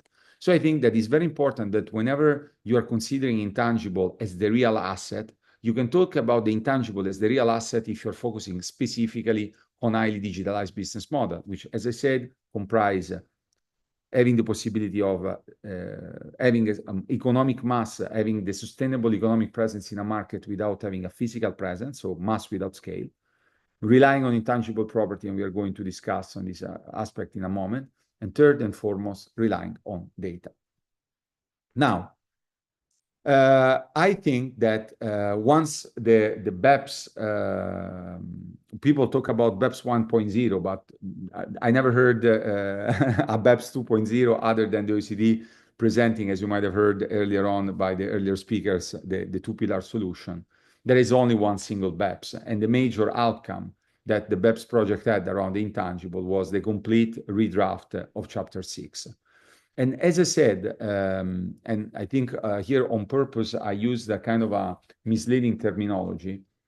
The notion of DEMPI that we're going to address right now, it is nothing more and nothing less than a specification of some of the key concepts, specifically the concept that you will be able to identify in section D2 of Chapter 1 of the Transfer Pricing Guidelines, can be used when you have transaction involving within a multinational group intellectual property. DEMPI stands for development, enhancement, maintenance, protection, and exploitation of an intangible. So specifically, when you look at the 5 comparability factors and you consider in particular the highlight of the functional analysis, what you really want to do is to try to remunerate each and every single letter of this acronym. So whenever you are looking at a transaction that can involve the transfer, the use, the licensing of an intellectual property, who is the question that you need to ask yourself as part of the functional analysis is, who is developing the intangible? Who is exploiting the intangible for commercial purposes? Who is maintaining it and protecting it from illegal purposes? And who is enhancing its value? So this has been a further, I would say that I was the Italian delegate sitting in working party number 6 when the new Chapter 6 was presented. And I can tell you that in a number of instances, there have been a lot of confusion that nowadays DEMPI is considered as a proxy of an anti-avoidance measure, such as substance over form. What I'm saying here is that substance over form is an anti-avoidance concept. DEMPI is a transfer pricing concept. And what I mean by that is that if you are specifically looking at the concept that you generally apply when you nowadays, after BEPS, you perform a transfer pricing analysis. So specifically, when you are looking at who is managing the economically significant risk, the control over risk, and identifying which entity has the financial capacity to assume the risk, then you need to further elaborate these 2 macro concepts which form the basis of the new approach to the functional analysis to highlight the DEMPI function. But DEMPI does not equate to substance over form. So please make sure that specifically, if you look at the first bullet point that I have highlighted here, the legal ownership of an intangible is not enough to be entitled to claim the returns derived from them. But for what reason? Because the OECD is simply saying, if I am an entity that simply limits itself to register an intellectual property for legal purposes, but all the key function related to developing and enhancing the value of an IP, for example, by performing an R&D function, is taken place by another entity in a different country, well, in that case, the entity that solely maintain and retain the legal ownership will be entitled to a very limited return. In certain instances, even a risk-free rate of return if the entity legally owning the IP is using it for tax optimization purposes. So clearly, by, I would say, introducing the notion of DEMPI, there has been a bias that the OECD has been expressing in utilizing such a concept also to tackle and counter aggressive structure or aggressive transfer pricing model. But do remember, though, that transfer pricing exists because multinational group exists. A multinational group transact with each other. So I think that whenever you are approaching the notion of DEMPI, don't consider this as a proxy for an anti-avoidance measure, because if I look at the case of Mexico, for instance, you have CFC legislation, you have a number of other provisions that would allow you to tackle the anti-avoidance nature of a transaction, but what DEMPI is instead is requiring is to identify, to follow the function to which value is created. So obviously, the fact that you have contracts is not that you need to disregard contracts altogether, not at all, unless you are following yourself in the exceptional circumstances that the OECD in Chapter 1 describe at paragraph 1.122. For example, if the substance and the form of a transaction are different, or if the for instance, the form and the substance of the transaction are corresponding, but there is not a commercial rationality in the behavior adopted by the taxpayer. So when I talk about substance over form, I'm specifically referring that in the context of transaction involving intangible, you will have to rely more and more to the performance of what are the value creating activities that you might identify as part of your functional analysis. So these were, I think, two important concepts that I want to clarify before now trying to show you some practical example and how generally managing intellectual property as part of a multinational group can also give space to opportunities, which can be strategic choices, not just operational one, for example, in the way you decide to manage intellectual property as a result of an M&A acquisition, for example. I'm mentioning specifically the connection between IP structure and post-M&A solutions, because oftentimes, specifically when you're dealing in transaction involving intellectual property, you want to consider that let's say the acquisition of an entity in itself is not a business restructuring. So, for example, if I am an Italian brewery company and I decide to purchase a Mexican brewery company, a Mexican target, that's a traditional M&A transaction, which will not be relevant in itself as a business restructuring for a transfer pricing standpoint. But the moment whereby, as a result of the acquisition, I start, for instance, to shut down a manufacturing plant in Mexico and moving it to Panama or moving it to Colombia, or moving or relocating the IP, the trademark, from Mexico to Switzerland, in that case, then the consideration around DEMPI and the consideration around business restructuring come into place. So generally, I think that whenever you are looking at a transaction post-M&A, there are important questions that you need to ask yourself. First of all is, what type of contractual business model you're going to adopt for the acquired intellectual property, and we are going to see in a second what I mean by that. The second question is, as a result of the acquisition of the IP, what type of transfer pricing methodology as a result of the acquisition you will adopt? And third aspect is, whenever you have a transfer cross-border of intellectual property, how are you going to allocate value? And as I mentioned here, those are strategic choices and they are not just operational ones. So in order to understand what type of models generally multinational group envisage, consider whenever they are dealing with the IP from a transfer pricing standpoint, obviously the type of integration are influenced, first of all, the company's legally structured, but also by legacy structure, but also by some important business decision. And generally, when you look at the IP integration model, you have generally, I would say, 4 typical solutions. The first option is I simply transfer for an outright sale, for a lump sum payment, the intellectual property for company A to resident in country X to company B resident in country Y. But as a result of this transfer, then you have various options that generally tend to be either licensing the intellectual property, franchising the intellectual property, or enter, and this is often the solution that US multinational group tend to adopt also because of US legislation, utilizing a cost-sharing arrangement. So let's look at this one by one. And starting with the IP licensing models. IP licensing models generally are covered by Chapter 6 of the OECD Transfer Pricing Guidelines. And obviously, you have one central entity called the Licensing Central Management IP Company, which will provide, against the consideration paid in the form of royalties, licensing of intellectual properties. Obviously, whenever you decide to opt for this model, you want to make sure that you have key personnel and decision makers sitting at the level of the IP company, the IP entity, regardless of the tax rate in which this IP company is sitting, but also make sure that the decision maker and the key personnel operating within the IP licensing company, they are also able to perform key decision-making function associated with, again, managing the risk and assuming the financial capacity to bear the risk. Generally, this main responsibility will be identified through the DEMPI analysis that we referred earlier on, and the royalty payments that will come back generally will be associated and quantified as a result of a prior valuation of the IP.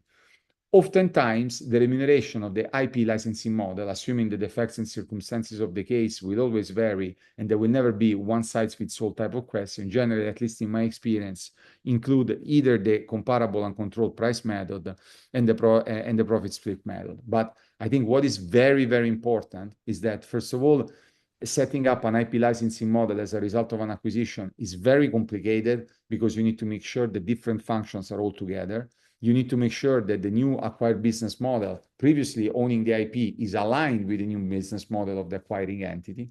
But also you want to make sure that the transfer pricing model that you select is the most appropriate to the circumstances of the case.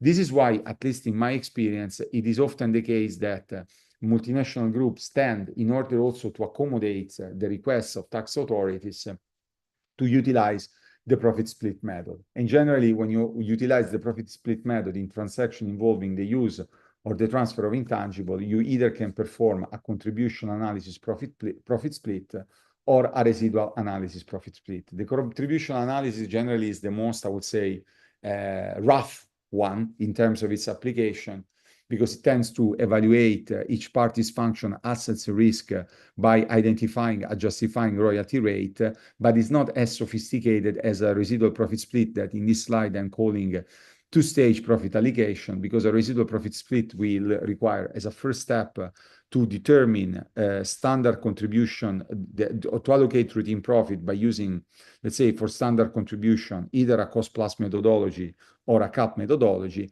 and then you will perform a residual profit allocation by identifying specific allocation key that would have to reflect the relative value that each party unique contribution brings to the creation of value. So to make a long story short, oftentimes it can be a good solution that, depending on the circumstances of the case, the profit split method as a result of the acquisition can be an advantageous one. Something that also, I mean, in the interest of time, we could discuss a lot is how you accompany the use of valuation techniques to the transfer pricing methodology. First of all, being that if you look at Chapter 6, I also invite you, for those who said, well, the OECD did not offer enough guidance to the new chapter on intangible, keep in mind that the annex to Chapter 6 offer 37 examples, 37, whereby the valuation techniques such as discounted cash flow methodology, relief from royalty method that we are not going to discuss, tend to supplement and to intervene whenever the traditional transfer pricing method falls short. And oftentimes, at least in my experience, nowadays it's more and more common that in disputes or in the situation where you are relying on dispute prevention tools, valuation techniques becomes often a source of discussion and debate with the tax authorities. First of all, I think the most common method that I've seen utilized by tax authorities on top of the discounted cash flow analysis is the relief from royalty method. In a nutshell, because I think, as I said, we could discuss for hours the relevance of this methodology, the relief from royalty method tend to estimate the value of an IP based on a hypothetical third-party royalty that a third party would pay to to licensed IP if they were not owning the IP itself. So obviously the advantage, but also I would say the shortcoming of the relief from royalty revenue is that the assumptions are significant, specifically because the royalty rate is applied to projected revenues and require a capital asset pricing model where, for instance, to discount the present value of the revenues, you need to have a terminal value to be identified, which is often subject to discretionary position between taxpayer and tax authorities. The outcome is highly sensitive indeed to assumptions. So my personal recommendation would be that whenever you have a transaction involving the licensing of intellectual property, it's most effective to use this as a corroborative approach, also because courts and tax authorities may accept the relief from royalty method if the level of exchange of data is very material and very significant. To close up a little bit, also in the interest of time, I want to show you with this example how an intellectual property transfer structure can take place and what are the issues that can arise. And of course, then I will be happy to answer and to respond to all the cases or all the questions that you might have as a result of this presentation. So if you look at this presentation, this one involved the utilization of a cost contribution arrangement, which for those of you who don't know is a contractual arrangement where each party of a multinational group contributes even functions or cash to develop or maintain the value of intellectual property, which, as I said earlier on, is a methodology commonly adopted by US multinational group. So in this example, we have a US parent company called USCO that decide to develop a new intellectual property by setting up a newly developed IP entity, which will be funded entirely by a cash box subsidiary. So the US parent company basically involve all these non-US entities that you might see are on the bottom of the slide to contribute and to share the economic upside of developing new intellectual property, which would end up in what is called the platform IP development. So in a nutshell, the platform IP development relates to the creation of new intellectual property as a result of the contractual arrangement known as CCA. Clearly, in this structure, an entity that plays a major role, and it is often subject to debate between tax authorities and taxpayer, is the so-called cash box entity. Because, as you know, generally the new IP will be owned by the cash box entity. So the ownership, despite being shared in terms of DEMPI upside by the various entities, so non-US 1, non-US sub 2, non-US sub 3, it will be that the cash box entity is not going to pay royalties to the US company for the newly developed IP. Why? Because the cash box entity will be the entity that will fund the development of the new intellectual property. And generally, the cash box entity is located together with IP in the low tax jurisdiction. So the question that would be how the US parent company would be entitled to share in the benefits of the creation of the new IP by performing a so-called buy-in payment, which not necessarily might reflect arm's length pricing. So oftentimes, the United States multinational group that want to be a little bit aggressive, they are able to defer and to avoid US taxation, specifically by avoiding the application of controlled foreign company rules, by using the check-the-box regime, which would allow primarily an infinite deferral of the US taxation on foreign income that would be developed by the new IP. So in a nutshell, we would have the new IP owned by the cash box entity, which would park all the profits in favor of the US company that would be entitled the latter to obtain access to the IP by making a so-called buy-in payment. In this situation, this structure can be challenged by the application of the DEMPI methodology and the valuation analysis in two ways. By questioning, number one, whether the IP has been transferred to the cash box entity at arm's length, and number two, identifying which of the entities, of these 5 entities involved in this structure, is performing the DEMPI functions. The so-called so specifically the cash box entities were subject to heavy scrutiny by the OECD BEPS section 8 and 10, and they will only be basically under the result of the new guidance be compensated by the actual functions that they perform. So if they actually have the financial capacity to assume the risk, they will be remunerated with the risk-adjusted rate of return. But if instead they are an empty shell that is simply able to park the money and use it to buy or transfer IP, they will be entitled to a risk-free return. Obviously, with the US tax reform that intervened already in 2018, and because of the first mandate of the Trump administration, a lot of the US multinational repatriated a lot of the IP back to the US. So here I wanted to list to you two cases, very interesting. If you are interested in that, I will be able to share with Jesus the references, decided in Northern Europe, specifically in Denmark and Norway, both involving IP and specifically the challenge around the valuation that the taxpayer used in order to justify the transfer. So basically, in the case in Denmark, the discussion was around whether goodwill was valued at arm's length as part of an IP bundle, but the problem was the taxpayer was not able to produce sufficient documentation to justify the valuation post-acquisition. So the tax authorities prevailed. In the case of Norway, instead, the taxpayer prevailed, specifically because the tax authorities were not able to prove how effectively the computation of the valuation of the IP was performed according to them in non-arm's length terminology. So obviously, goodwill often, you will see that in IP valuation is not treated as an IP on its own, but often, especially in situations that involve a business restructuring, will be what is considered to be the profit or loss potential that you want to consider from an accounting standpoint that can determine the premium that you're going to pay in the event you transfer an IP. But oftentimes and increasingly, goodwill are grouped with the IP bundle post-acquisition. And obviously, when you're performing your transfer pricing analysis, you will need to separate the synergies, which are a comparability factor in which goodwill may end up, with the actual IP transfer. Because at the end of the day, you always need to start with the legal identification of the intercompany transaction before moving into the transfer pricing analysis.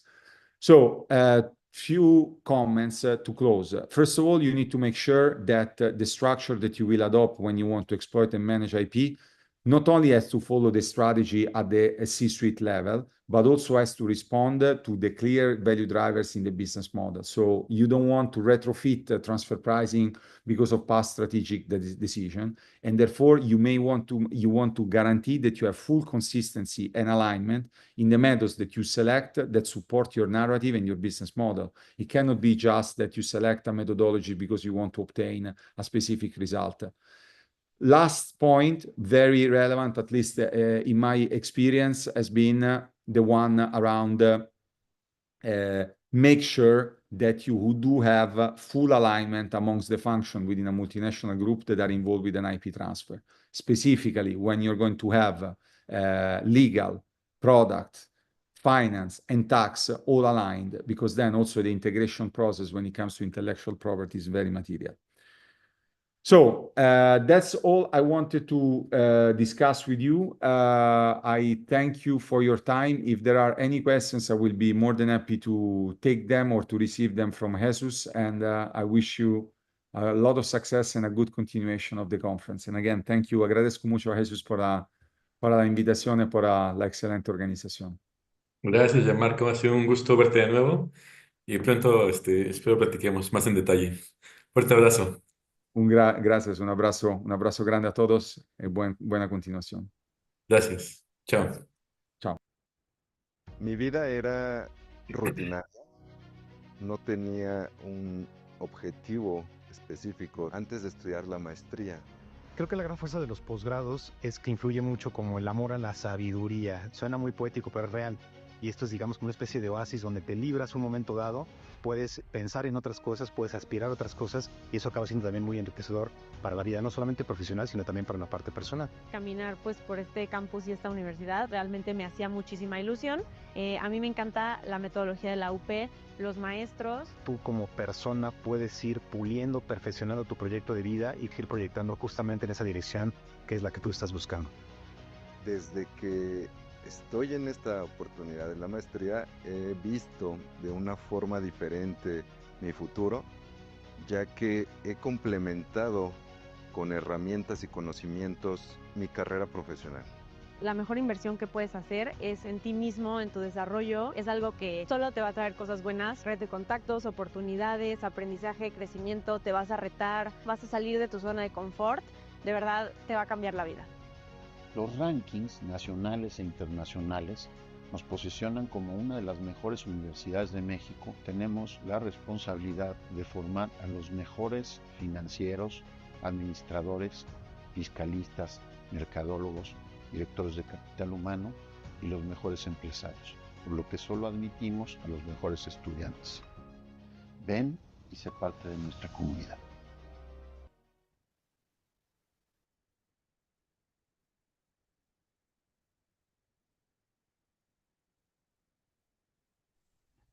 Bueno, ya estamos listos para nuestra siguiente conferencia.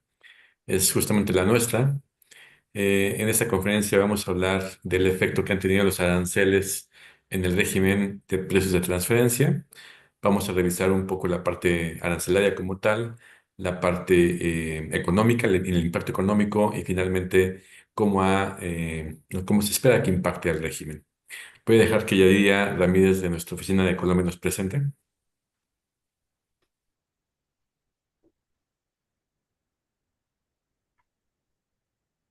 Yadira, ¿estás ahí?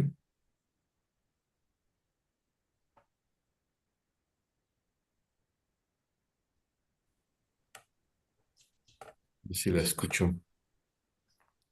Creo que no. Jesús, ¿me escuchas? Ah, sí, fuerte y claro, Yadira, ¿cómo estás? Bien, muchas gracias. Ayúdame con la presentación.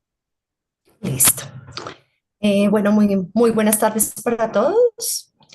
Tengo el gusto de presentarles nuestro panel, la amenaza a los aranceles y su efecto en el cumplimiento del régimen de precios de transferencia. En este panel nos acompañan el doctor Alberto Ruiz Rioja. Él es socio director del área de consultoría jurídica, aduanera y de comercio exterior de Anton Rioja y asociados de QCG Transfer Pricing. Ha sido integrante de la Comisión de Comercio Exterior de Coparmex, del Consejo Asesor Fiscal de la Secretaría de Hacienda e instructor de la Administración General de Aduanas del SAT. Es licenciado en Contaduría y Derecho por la UNAM y la UVM. Maestro en Derecho de Comercio Internacional por la Universidad de las Américas de Puebla. Doctorado en Derecho cum laude por la Universidad Marista. También nos acompaña José Chamorro. José es economista senior en QCG Transfer Pricing, asesora a grupos multinacionales en consultoría, políticas y documentación de precios de transferencia. Se especializa en servicios de evaluación, modelación econométrica y procesos de optimización. Colabora regularmente en publicaciones fiscales especializadas del país. José es licenciado y maestro en Economía por el Instituto Politécnico Nacional con una maestría en Finanzas por la ITAM. También nos acompaña Daniel Sánchez. Daniel es un Bachelor of Science en Economía por Grand Valley State University. Es director comercial en QCG Transfer Pricing. Ha laborado como consultor tanto en Estados Unidos como en México y se ha especializado en política económica y sistemas comparativos. También nos acompaña nuestro socio director, Jesús Aldrin, socio externo del Centro Interamericano de Administraciones Tributarias CIAT, coordinador del Comité Fiscal de la Cámara México-Alemana de Comercio e Industria, Camexa, profesor de Precios de Transferencia en la Maestría de Impuestos en la Universidad Panamericana. Es licenciado en Contaduría y Derecho por la Universidad de México, MBA por el ITAM y maestro en Negocios Internacionales por la Universidad de Tulane. Fue el primer perito autorizado para resolver controversias de precios de transferencia en el Consejo de la Judicatura Federal en México. Esperamos este panel sea de su total interés. Bienvenidos. Gracias, David. Entonces, pues vamos a iniciar. Permítame compartir la presentación. Un ¿Ahí se me segundo. escucha bien, Jesús? Fuerte y claro, Alberto. ¿Cómo estás? Perfecto. Muy bien, gracias. Afortunadamente, aquí pasando sustos. Me imagino, ¿todo bien? Todo bien, pues ya sabes, ¿quién en este momento en el mundo puede presumir de no estar pasando sobresaltos? Nadie, amigo, nadie. Vamos entonces a iniciar contigo, Muchas justamente para gracias. que nos expliques de qué va, cómo estamos en este momento en el tema arancelario. En este momento, digo, porque esto está cambiando un día sí, también el otro, ¿no? Correcto. Yo no sé qué. Bueno, pues lo primero que tenemos que establecer precisamente es qué son los aranceles. Y sí vale la pena la mención porque en los medios de comunicación se ha manejado la información, incluso por el mismo presidente de los Estados Unidos, de una manera un tanto desigual. Los aranceles son uno de los impuestos más antiguos que existen en el mundo. Se tiene registro de que lo cobraban los fenicios, los antiguos egipcios, los griegos, y básicamente consiste en gravar la introducción de una mercancía al territorio de un país o la extracción de una mercancía del territorio de un país. Y cuando decimos mercancía, pues nos vamos a referir a la acepción más aceptada dentro de la propia Organización Mundial de Comercio. Es decir, son bienes que son físicos, que son transportables a través de diversos medios, que son almacenables y que no son simultáneos, no pueden estar simultáneamente en más de un lugar. Eso es lo que podemos entender por mercancía. Adicionalmente, ya si queremos hablar más del aspecto del derecho aduanero, diríamos que son clasificables desde el punto de vista arancelario. Y entonces el fenómeno que genera el pago de este tributo es o la introducción del bien al territorio de un país o la extracción del mismo. La parte que nos preocupa, la parte que nos ocupa en este momento es cómo Estados Unidos ha decidido o está decidiendo, porque parece ser que esto es una obra en proceso que está cambiando prácticamente todos los días y a través de tweets, está decidiendo su política del arancel de importación a su territorio. Eso quiere decir que estamos hablando de impuestos que quien los va a pagar va a ser la persona física o moral que va a introducir las mercancías a territorio de Estados Unidos.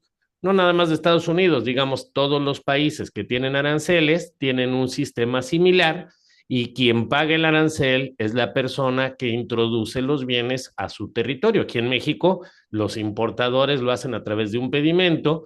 En el caso de Estados Unidos se llama Entry Summary y básicamente es un impuesto que no es trasladable, es decir, que se convierte en un costo de la mercancía al final del camino. Entonces, quien va a acabar absorbiendo al final del día el costo del arancel es el consumidor final, porque es bastante improbable, digamos, que el importador esté dispuesto a asumir este costo como suyo y no repercutírselo como costo de venta o como costo de producción al importador. Eso es lo primero que queremos dejar claro porque de repente el mismo presidente de los Estados Unidos ha hecho declaraciones como le vamos a cobrar aranceles a México, le vamos a cobrar aranceles a China, lo cual pues esencialmente es falso, ya que el que lo va a pagar va a ser la persona que va a introducir los bienes a territorio de ese país, como lo vemos en esta lámina. Podemos ver la siguiente.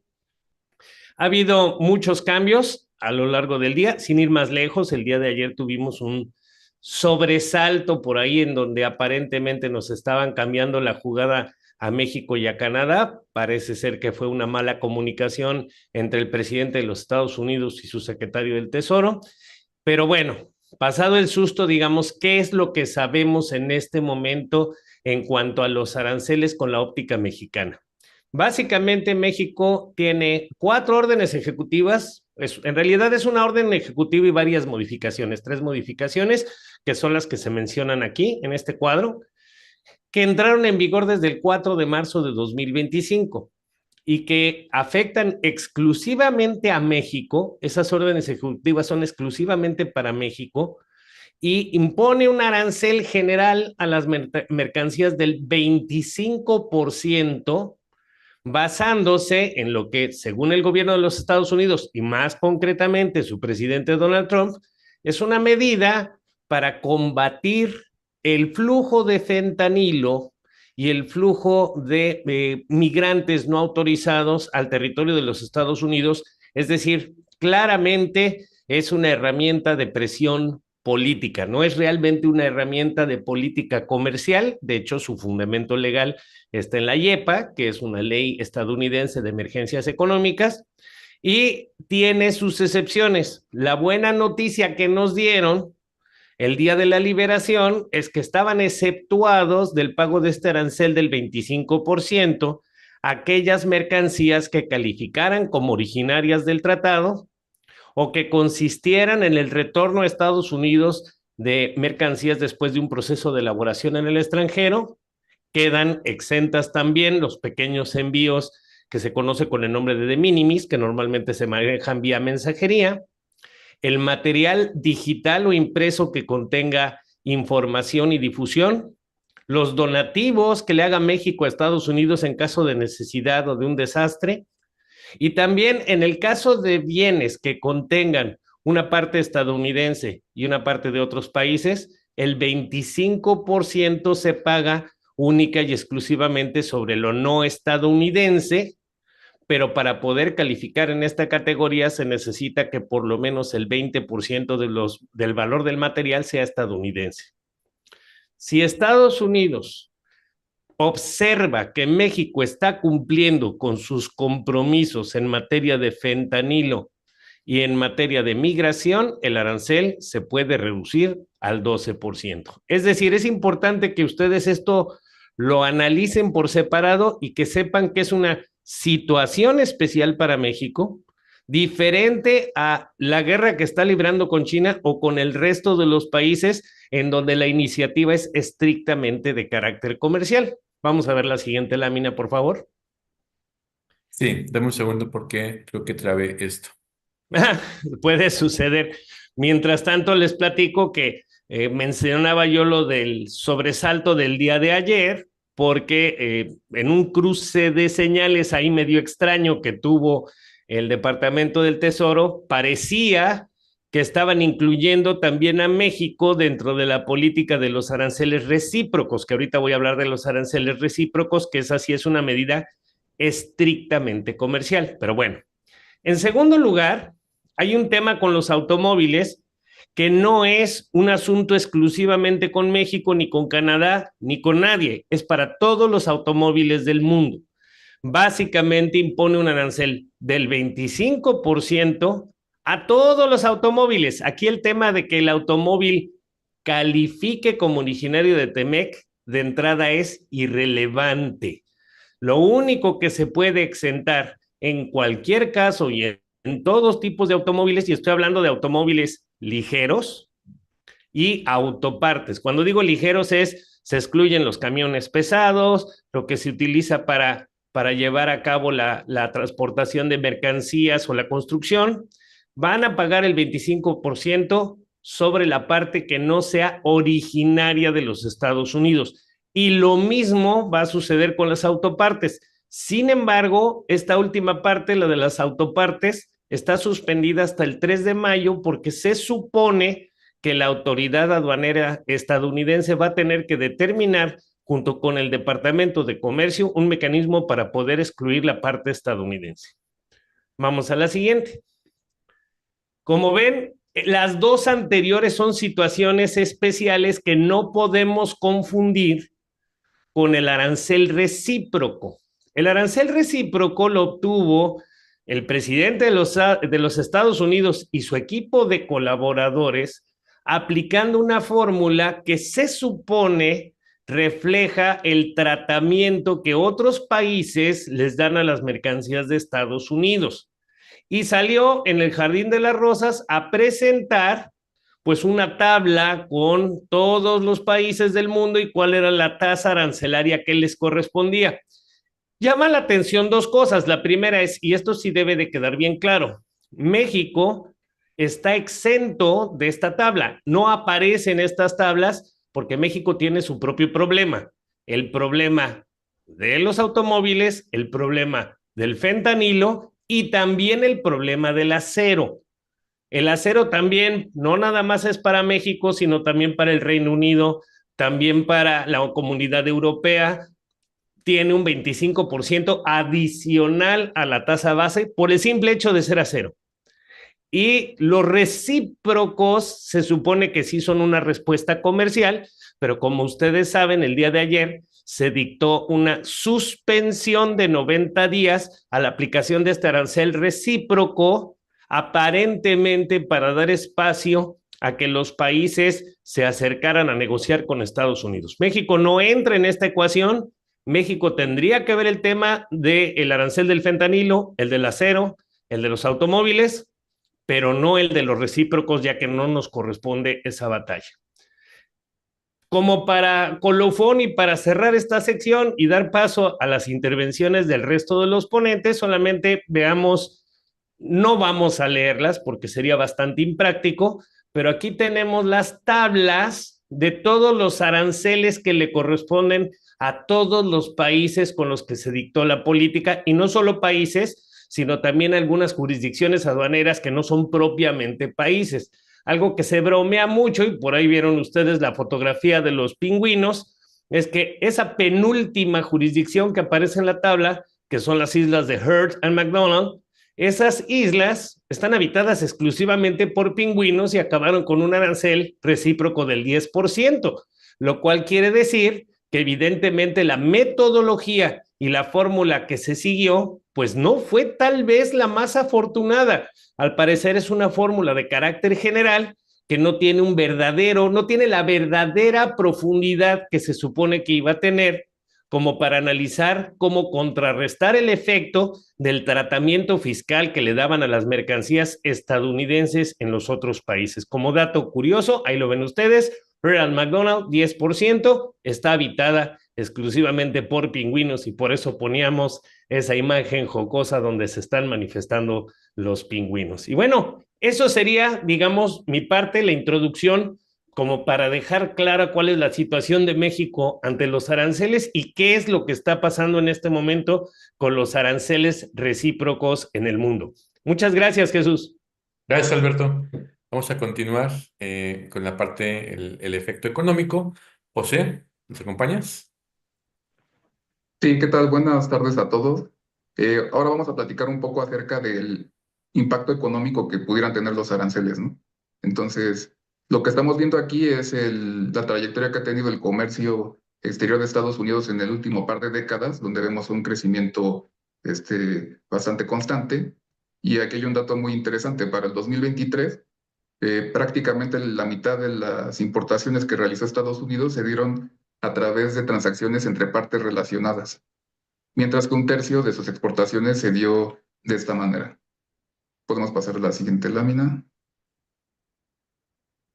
Y específicamente en el flujo comercial que tiene con México, para este mismo año es el 65%, es decir, 2/3 partes de las importaciones de Estados Unidos que provienen desde México se dieron a través de transacciones entre partes relacionadas, mientras que casi el 40% de las exportaciones se dio entre partes relacionadas. Esto nos da un indicio de qué tan importantes son los grupos multinacionales en la relación comercial México-Estados Unidos, en particular del flujo de México hacia Estados Unidos, y por lo tanto la importancia que tiene el área de precios de transferencia en este tema. Siguiente lámina, por favor. Y bueno, ¿qué importancia tiene México como socio de Estados Unidos? Pues aquí lo vemos, ¿no? Para 2023, seguramente muchos de ustedes lo sepan, México se convirtió en el principal proveedor para Estados Unidos, teniendo un 15% de las importaciones que realiza este país, superando a países como China o Canadá. Pero también es importante notar no solo la importancia que tiene como proveedor, sino como mercado para Estados Unidos, dado que el destino de las exportaciones de Estados Unidos, México comprende también un porcentaje pues muy parecido, ¿no? 15%. Sobre todo si lo hacemos comparable con el caso de China, donde es prácticamente la mitad de las exportaciones las que realiza Estados Unidos a este país. Siguiente lámina, por favor. Bueno, como nos comentaba Alberto, en particular la industria de vehículos y autopartes fue especialmente tocada en los aranceles que se impusieron en este momento. ¿Y en qué importancia tienen? Bueno, según nos reportó la Secretaría de Economía en el año 2024, vehículos y autopartes le correspondió ser el 27% del total de las exportaciones de México hacia Estados Unidos, ¿no? Lo cual nos dice la importancia tan considerable que tiene este sector. Incluso tuvo un crecimiento del 2023 al 2024 de arriba del 6%. Siguiente lámina, por favor. Y bueno, aquí vamos a explicar un poco cómo es la dinámica de la repercusión económica que tienen los aranceles, ¿no? Entonces, estamos en el escenario donde Estados Unidos le impone aranceles a las exportaciones provenientes de México. Hay una etapa previa, digamos, que es cuando se tiene la expectativa de que van a venir los aranceles, pero todavía no se aplican. Aquí, de hecho, puede haber un efecto opuesto, ¿no? Que es que las empresas estadounidenses importadoras compren más para incrementar su stock de las exportaciones mexicanas para tratar de cubrirse de los aranceles que vienen. Una vez que ya se implementan los aranceles, ¿qué pasa? Como nos comentaba Alberto, realmente este arancel lo pagan las empresas estadounidenses importadoras. Entonces, el primer efecto es un incremento en sus costos.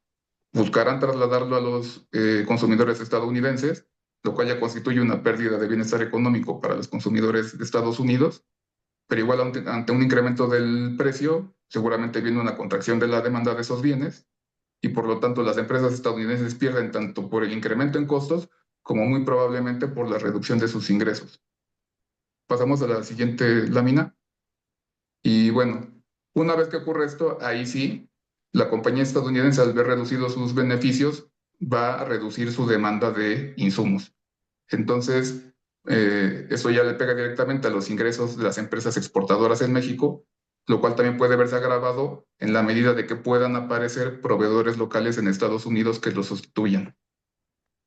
También este efecto es importante mencionar que se puede ver apaleado por el factor de tipo de cambio. Si hay un incremento de la depreciación del peso respecto del dólar, puede mitigar el efecto de los aranceles. Y bueno, al haber una reducción de los ingresos de las empresas exportadoras en México, también pueden empujar a reducir sus costos, lo cual repercute en una reducción de los beneficios y de los ingresos también del resto de la economía en México. ¿Y cuál es el resultado final? Pues que este arancel al final de cuentas constituye una barrera comercial, y disminuir el comercio entre México y Estados Unidos nos priva de los beneficios que esto nos da, que puede repercutir al final de cuentas en una reducción de la productividad tanto en México como en Estados Unidos, y por lo tanto una reducción del bienestar económico en ambos países. Y bueno, eso sería todo por mi parte. Los dejo con Daniel, que nos va a platicar un poco más acerca del panorama general de los aranceles. Adelante, Daniel. Muchas gracias, José. Y muchas gracias, Alberto. Bueno, ciertamente vivimos en tiempos muy emocionantes, ¿no? La situación es dinámica. Como mencionó Alberto, pues los países están, al parecer, en negociaciones con Estados Unidos, pero bueno, la volatilidad es alta y en este momento pues vamos a revisar un poco más del conflicto más grave en cuanto a los aranceles. Como mencionó Alberto, pues México y Estados Unidos tienen una situación especial que es más política en lugar de comercial. Entonces, pues si se dan las cosas favorablemente, podemos ver una reducción de los aranceles que no son parte del TEMEC, ¿no? Entonces, bueno, aquí el conflicto principal es con China. A partir del miércoles, China tomó medidas retaliatorias a los aranceles recíprocos y ahorita efectivamente tiene un arancel de 145% a todas sus importaciones a Estados Unidos. China tomó más medidas ayer y ahorita, a partir de hoy en la mañana, tiene un arancel superior al 100% a las importaciones de Estados Unidos a China, ¿no? Entonces, esto sin duda va a llevar a un ajuste de la balanza comercial entre Estados Unidos y China y una reconfiguración de las cadenas de suministro en Asia y Norteamérica. Es demasiado la pelea que están teniendo, pero pues bueno, la situación es dinámica, ¿no? Entonces tenemos que evaluar cómo se van evolucionando las cosas. Siguiente lámina, por favor. Sí, entonces aquí veamos brevemente el déficit comercial de Estados Unidos con México y China. Como mencionaba José, México es un socio clave para Estados Unidos, no solamente en cuestión de exportación, sino de importación. Entonces, México tiene un déficit actual de 171,000 millones de dólares y China casi el doble, de 295,000 millones de dólares. Entonces, pues bueno, dado este conflicto entre Estados Unidos y China, se puede esperar que las cadenas de suministro se reajusten. Y la pregunta aquí es, ¿qué tanto podría, en el caso específico de México, sustituir a China para Estados Unidos? No. Es improbable, dado la infraestructura que existe en México, que se absorba todas las funciones de manufactura rutinaria que pasan en China. Entonces, se puede esperar que se distribuyan en muchos países, entre Asia y, bueno, aquí en México, países como Vietnam, como la India, como México, se pueden venir muy, bueno, bastante beneficiados siempre y cuando se lleguen a acuerdos beneficiosos para ambos países. Y pues eso está por verse. Las negociaciones están llevándose a cabo, ¿no? Entonces mañana puede que las cosas cambien. La siguiente, por favor. Otro objetivo que tenía el gobierno de Estados Unidos cuando impuso estos aranceles era repatriar muchas funciones de manufactura dentro de Estados Unidos. Pero es también importante monitorear qué factores pueden influir en si esto es posible. Aparte de los aranceles, pues factores internos que pueden influir bastante son los incentivos para la producción interna. Mucho se ha hablado dentro de Estados Unidos, muchísimo, acerca del siguiente paquete fiscal que se estima viene en mayo, junio, que según el presidente Trump y sus secretarios va a incluir todo tipo de incentivo y va a recortar regulaciones para fomentar esta producción interna, ¿no? Pero de nuevo, está por verse, las negociaciones en el Congreso de Estados Unidos se están llevando a cabo y pues eso también puede ser una pelea, ¿no? Pero es un factor que se debe monitorear. También la duración de los aranceles es una situación muy dinámica. Como pudimos ver esta semana, pues fue un wild ride, decimos en Estados Unidos, pero pues no sabemos qué va a pasar, ¿no? Y la duración de los aranceles es clave, la negociación entre los países es clave, ya que pues aquí en nuestro caso particular de México, los aranceles pueden reducirse de acuerdo a los resultados que tengamos nosotros en México en cuanto al narcotráfico, ¿no? También otro factor de increíble peso es la tasa de interés de referencia que establece la Reserva Federal en Estados Unidos, ¿no? Esto determina qué tan barato es el crédito dentro de Estados Unidos y el incentivo a la actividad económica dentro de Estados Unidos, ¿no? Sin embargo, la Reserva Federal ve dos indicadores principalmente, de acuerdo a los mandatos que tiene, que es el empleo y la inflación. Entonces, estos indicadores por ahora parece que están estables. Sin embargo, puede que exista un efecto inflacionario dentro bueno, en el segundo cuarto, y la Reserva Federal lo está monitoreando mucho, ¿no?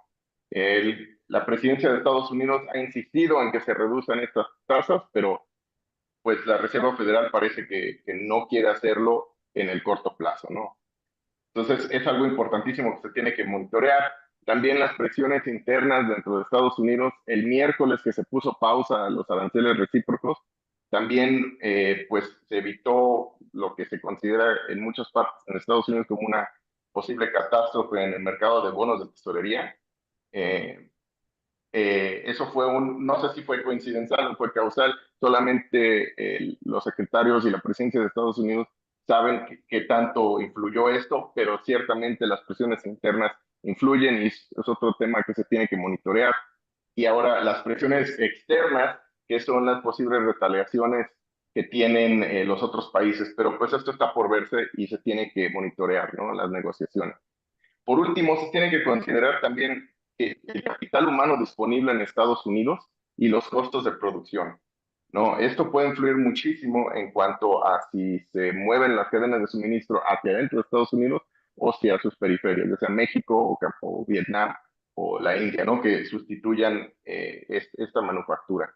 La inteligencia artificial y la automatización pueden reducir bastante los costos, pero de nuevo, esto está por verse y tenemos que mantener todo esto a la vista, tenemos que monitorearlo para ver cómo la situación se va desenvolviendo, ¿no? Pero si estamos ahorita ya pensando en precios de transferencia, pues estamos 2, 3 pasos adelantados. Entonces, pues sí, esta situación pues sí, presenta muchos retos, pero puede que no sea tan catastrófica como se está pintando, ¿no?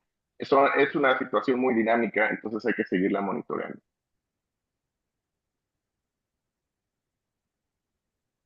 Ahora sí se lo paso a Jesús para que entre directamente al impacto del régimen de precios de transferencia.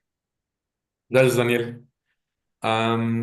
Bueno, para, digamos, redondear esta plática, vamos a analizar el impacto que prevemos tenga en el régimen de precios de transferencia la imposición o la eventual imposición de aranceles a las importaciones en Estados Unidos. Durante esta primera etapa, vamos a primero considerar cuál va a ser el efecto puntualmente en el régimen, ¿vale? Y un poco para que todos estén alineados, como ustedes bien saben, el régimen nos obliga a que siempre que pactemos una operación con una parte relacionada, pues podamos exhibir que la negociamos como si hubiera sido como con un tercero independiente en una operación comparable. Y para eso necesitamos usar métodos de precios de transferencia. Estos métodos de precios de transferencia solamente analizan tres cosas: precios, márgenes o distribuciones de beneficios.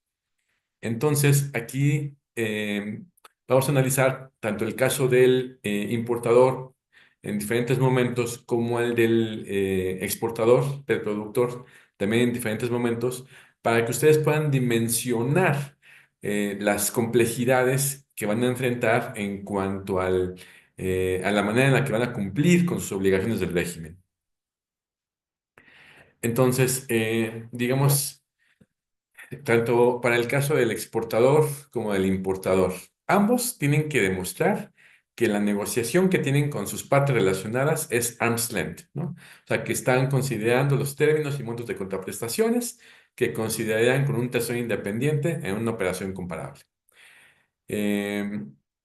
Y aquí la cuestión es, ¿con qué método pruebo eso? ¿Bajo qué mecanismo voy a documentar que mis operaciones intercompañía en efecto siguieron esta dinámica de negociación? Y digamos que pasando por por el importador, que va a ser el primer afectado, pues tendrá a la mano diferentes metodologías, ¿no? Con suerte, este importador podrá no solamente compra de partes relacionadas, sino también quizá de terceros independientes. Y en ese momento valdría la pena enfatizar que el uso de comparables internos se va a volver un mecanismo idóneo para tratar de demostrar que los términos o la negociación, el precio que estoy pactando en mi compra intercompañía equivale a la que yo tengo con un tercero independiente, ¿no? O inclusive que mis márgenes de utilidad al comercializar o revender productos adquiridos de partes relacionadas, pues son más o menos los mismos que tengo cuando revendo productos de terceros independientes. Esto no siempre es así, y aquí viene la problemática. Muchas veces las compañías, en este caso estamos hablando del importador, no tienen comparables internos. Únicamente le compran a partes relacionadas. Y por tanto, para aplicar un método de precios de transferencia, tienen que usar comparables externos. O sea, compañías que tengan, digamos, que enfrenten las mismas circunstancias económicas, que tengan la misma estrategia, la misma organización. Y creo que aquí va a estar el problema porque estos comercializadores, cuando quieran construir su parámetro de referencia, construir el rango arm's length, ese rango arm's length tiene que ser, digamos, construido a partir de compañías comparables que enfrenten las mismas circunstancias que él. Y esto va a ser un poco complicado porque muy seguramente los comparables van a tener también un distinto impacto en el costo de ventas por la diferente composición de las compras que pudieran tener los distintos aranceles, y esto va a impactar en mayor o menor medida los márgenes de rentabilidad de manera negativa, desde luego, pero también va a condicionar mucho la comparación, ¿no? Entonces, creo que sí, esta es una primera alerta roja, digamos, el cómo se va a cumplir para efectos de documentación de precios de transferencia. Si trasladamos este problema digamos, al manufacturero, al productor, pues no tendría en un primer momento, digamos, tanto problema, pero ante la amenaza del arancel, ante el shock de demanda que va a generar, seguramente va a haber varias funciones del manufacturero, del productor, que se van a ver impactadas.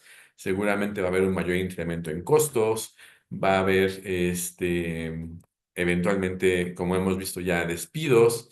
Las compañías que son Tier 1, Tier 2, seguramente van a ejercer mucha presión en cuanto al establecimiento de precios para con los proveedores y van a impactar márgenes y se van a deteriorar en términos generales de manera negativa, pues muy significativamente. Y la misma pregunta que estamos planteando para el distribuidor, creo que es la que tendríamos que hacer para el productor. Ok, suponiendo que yo, productor, no le venda productos o los insumos que vendo a terceros independientes, sino que solamente lo vendo a partes relacionadas, entonces, ¿qué método de precios de transferencia tendría que considerar para realmente demostrar que me involucré en una negociación correcta? Y aquí hay muchas restricciones, o sea, muchas veces pasa que los análisis de precios de transferencia, pues, mm, tienen información limitada, a veces hay errores en la aplicación de los métodos, errores en la selección de comparables, entonces sí se vuelve muy crítico reevaluar o replantear la manera en la que está documentando para que podamos tener ciertas garantías de que esa documentación en efecto va a poder respaldarnos en el eventual caso de una controversia con las autoridades fiscales. Ahora, lo que quiero subrayar realmente es que tanto en el caso del importador como del manufacturero, del comercializador como del manufacturero, cuando se usan métodos de precios de transferencia que descansan en comparaciones de rentabilidad, pues típicamente pensábamos en términos de, insisto, contexto económico, estrategia, modelo de negocios, funciones activos y riesgos, costos y gastos. Pero aquí el tema de los aranceles está jugando de manera negativa, impactando los márgenes, y vamos a tener que entrar al detalle del análisis para eventualmente ajustar los comparables, o sea, confirmar más que ajustar que sí tenemos los comparables que debemos tener y que estamos instrumentando los ajustes necesarios de manera adecuada, ¿vale? Hay compañías que creo que van a estar más emproblemadas que otras, porque, como ustedes saben, en los últimos años se ha vuelto, o sea, se volvió muy típico que en México se recaracterizaran compañías, se reestructuraran bajo modelos de riesgo limitado. Por ejemplo, manufacturas de actividades completas se volvían contract manufacturers, o distribuidores que hacían uso de intangibles se volvieron en apariencia distribuidores de riesgo limitado. Y toda esta reconversión tenía, digamos, por propósito aislar a estas compañías bajo estas caracterizaciones de cualquier riesgo externo, garantizando una utilidad preestablecida, pero permitiendo que el grupo multinacional extrajera los excedentes sobre esa utilidad. Lo que va a pasar ahorita es que, pues contractualmente, eso se había pactado. Entonces, ante la situación que estamos enfrentando, ante la imposición de los aranceles, pues muy seguramente, o sea, porque se pactó contractualmente, el principal en la operación, el que instruyó la reestructura, va a tener que absorber el riesgo del arancel. O sea, y esto le va a significar o sea, no solamente enfrentar sus propios costos en muchos casos, sino también el costo de las compañías que fueron reestructuradas. O sea, va a generar un efecto boomerang para las compañías multinacionales. Entonces, me parece que este tipo de compañías operando bajo estos modelos de negocio específicos van a estar en problemas muy significativos, no solamente de precios de transferencia, sino financieros, ¿no? Eh, Seguramente en una fase posterior al tema al impacto inicial de los aranceles, muchas compañías estarán pensando en reestructurar la cadena de proveeduría, pero hay que tener en cuenta que esa reestructura, esa reorganización de la cadena de proveeduría, muy posiblemente pase como una reestructura de negocios en términos específicos de precios de transferencia, y que esto implica que las partes que forman parte de la reestructura, pues tienen que exhibir que si van a reestructurarse, si van a, digamos, trasladar la función de manufactura a algún otro lado, o si van a aceptar la ejecución de esta actividad, pues tienen que exhibir una negociación arm's length. La compañía mexicana tendría que decir, ok, bueno, o sea, si tú quieres que traslade, por cualquier caso, la función de manufactura, la pregunta es, perfecto, pero ¿cómo se me va a resarcir en esta operación, en esta reestructura, ¿no? Y esos términos tendrían que ser exactamente los que tendrían que estar negociando terceros independientes. Y para efectos de precios de transferencia, tendríamos que exhibir el ex ante y el ex post de la reestructura. O sea, cómo estaba antes, cómo estaba hoy, cuáles las razones de negocio detrás de la reestructura, por qué me convino entrar y pues habría que documentar esto de manera muy sólida, ¿no? En el entendido de que estas reestructuras tienen que declararse en México como operaciones relevantes, si son por más de 60 millones de pesos, que seguramente sí, o eventualmente esquemas reportables, cuando, por ejemplo, no haya una contraprestación por la transferencia de activos, por ejemplo, eh, de equipos de trabajo, eventualmente, de intangibles, y hay una caída en el 20% de la utilidad de operación. Entonces, sí es necesario hacer énfasis en que no es que el grupo multinacional decida, bueno, mañana o pasado mañana voy a transferir la función de producción de México a Vietnam o a Malasia. O sea, si eso va a pasar, como el régimen gira en torno a negociar como si fueran terceros independientes, entonces tiene que haber la construcción de todo un business case que justifique, digamos, entrar en una situación, en una reestructura de la cadena de proveeduría. Eh, Habiendo dicho esto, y una segunda consideración, creo que hay que hacernos una pregunta, pues, importante, ¿no? ¿Es posible que un sistema de precios de transferencia bien diseñado pueda ayudar a mantener la ventaja competitiva de los productores mexicanos? Yo pensaría que sí. O sea, como ustedes saben, realmente la exportación mexicana está caracterizada o tipificada para efectos de precios de transferencia bajo ciertas categorías, ¿no? Digamos, maquilador, manufactura por contrato, manufacturero que usa intangibles licenciados, full-fledged manufacturer, por mencionar algunos.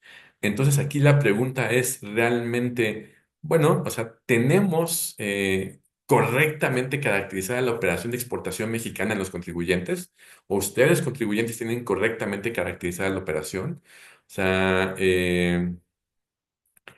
dado que estos cambios están generando seguramente una alteración del equilibrio contractual que se tiene al momento, se podría, digamos, replantear el modelo de negocio de la exportación. Y si eso es así, podemos ganar o podemos ayudar a que México mantenga su ventaja competitiva. ¿Qué tendríamos que hacer, no? Y seguramente se puede hacer mucho porque, insisto, pues muchos de los análisis de precios de transferencia no están, o sea, no fueron hechos pensando en este tipo de circunstancias, y creo que es un momento importante como para revisar exactamente qué es lo que se va a, o sea, cómo se va a sostener la compañía en esta situación en cuanto al cumplimiento del régimen y en cuanto a la protección de sus ventajas competitivas. Habría que pensar incluso en qué escenario ya, o sea, vía un modelado económico financiero, en qué escenario realmente minimizamos los costos, los riesgos para los grupos multinacionales y para la compañía mexicana, desde luego, ¿no? Garantizando o por lo menos contribuyendo a, digamos, mantener la operación en el largo plazo, ¿no? ¿Qué medidas urgentes les diría que hay que tomar? Hay que revisar los términos contractuales, hay que confirmar que tenemos una negociación arm's length, hay que eliminar asimetrías de información, hay que revisar cláusulas de salida, hay que confirmar o reevaluar el modelo de negocio. Desde luego, se hace muy urgente que realmente se reconsideren los supuestos de documentación de precios de transferencia y revelación de documentación comprobatoria, informes locales y maestros. Esto es un tema estratégico, ¿no? Quiero decir, o sea, el compliance que pasa por un método de márgenes transaccionales de utilidad de operación, que es un copy-paste año con año, seguramente no nos va a ayudar en nada y nos puede perjudicar, ¿no? Y eventualmente, pues sí es importante tratar de negociar, si es necesario, un acuerdo anticipado de precios de transferencia para otorgar certeza a los contribuyentes. Pues sin más, esa ha sido nuestra presentación. Venimos arrastrando un delay como de 10 minutos, pero hemos terminado y pasamos a un pequeño corte comercial y entramos con Enrique Bolado. Muchas gracias.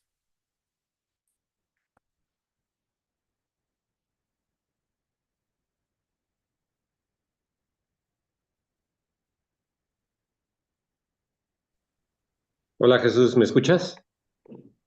Fuerte y claro. ¿Cómo estás, Ya, Enrique? bien, tú Jesús. Muy bien. Fíjate que tengo Me varias pongo- preguntas, pero en el ánimo insisto, de ir más o menos con el tiempo, voy a tomar nota. Perdóname, Raúl, por ahí te vi. David, hay varias preguntas, entonces voy a tomarlas y eventualmente las reparto entre los expositores, ¿no? Y perfecto. Entonces, si quieren, em, no se escuchan, pero si quieren, vamos directo con Enrique, ¿vale? Enrique, pues estamos en Sí, tus manos. ya, si ponen, no veo la presentación, si la ponen, Jesús, Claro, o ya está. yo la comparto. Dame un segundo. Sí, sí, gracias Jesús.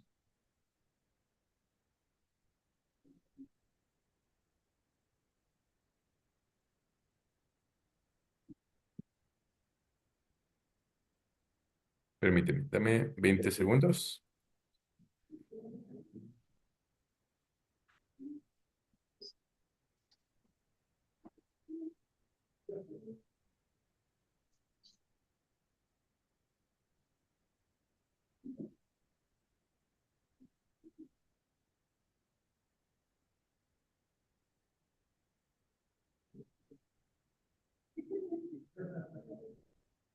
Súper. Es esta, ¿verdad?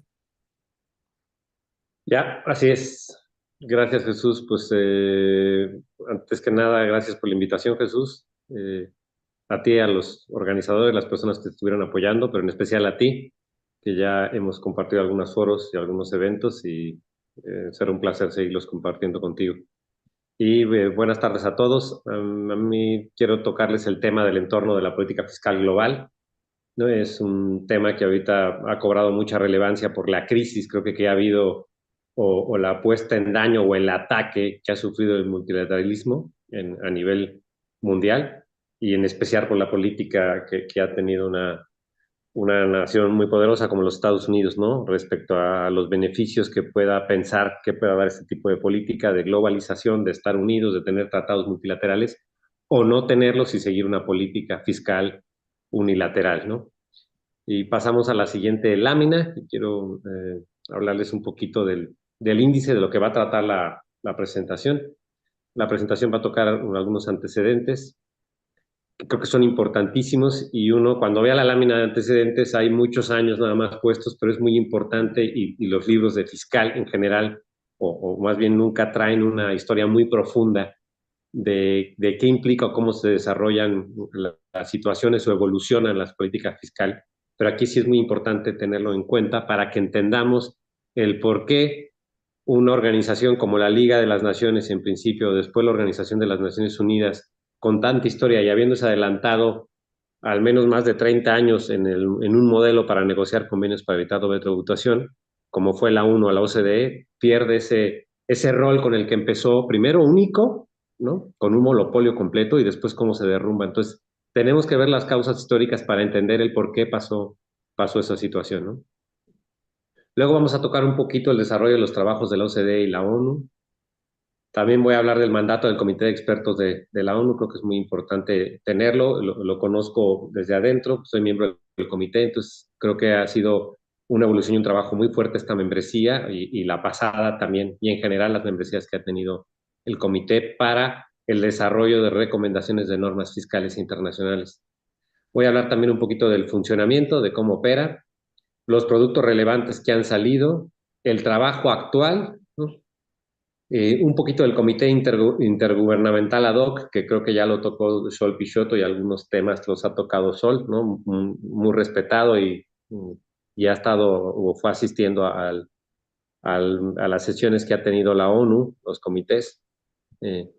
Y pues bueno, voy a tratar de dar otro punto de vista distinto, ¿no? Un punto de vista desde adentro y no un punto de vista observador, que también es muy valioso, por supuesto, y más con la trayectoria y el conocimiento que tiene Sol Picciotto, ¿no? Y por último, voy a hablar de algunas conclusiones al respecto. Si pasamos a la siguiente. Bueno, aquí empiezo con los antecedentes y pongo primero el 1919, la creación de la Liga de las Naciones. ¿Y por qué hablo de este año? Pues creo que es muy importante, les decía, tocar desde un punto de vista histórico, ¿no? Para entender el por qué o cómo se fue desarrollando los organismos internacionales que han tenido por antonomasia, ¿no? Por excelencia, la emisión de recomendación de normas fiscales internacionales. Y pongo el año de 1919 porque el mundo antes, ¿no? Bueno, tiene un entorno económico, cambió radicalmente con la revolución industrial, ¿no? Hubo una primera etapa de la revolución industrial en el siglo XVIII, pero la etapa más fuerte y más trascendental y con más cambios sustanciales fue de 1820 a 1840, ¿no? Que es la segunda etapa de la revolución industrial.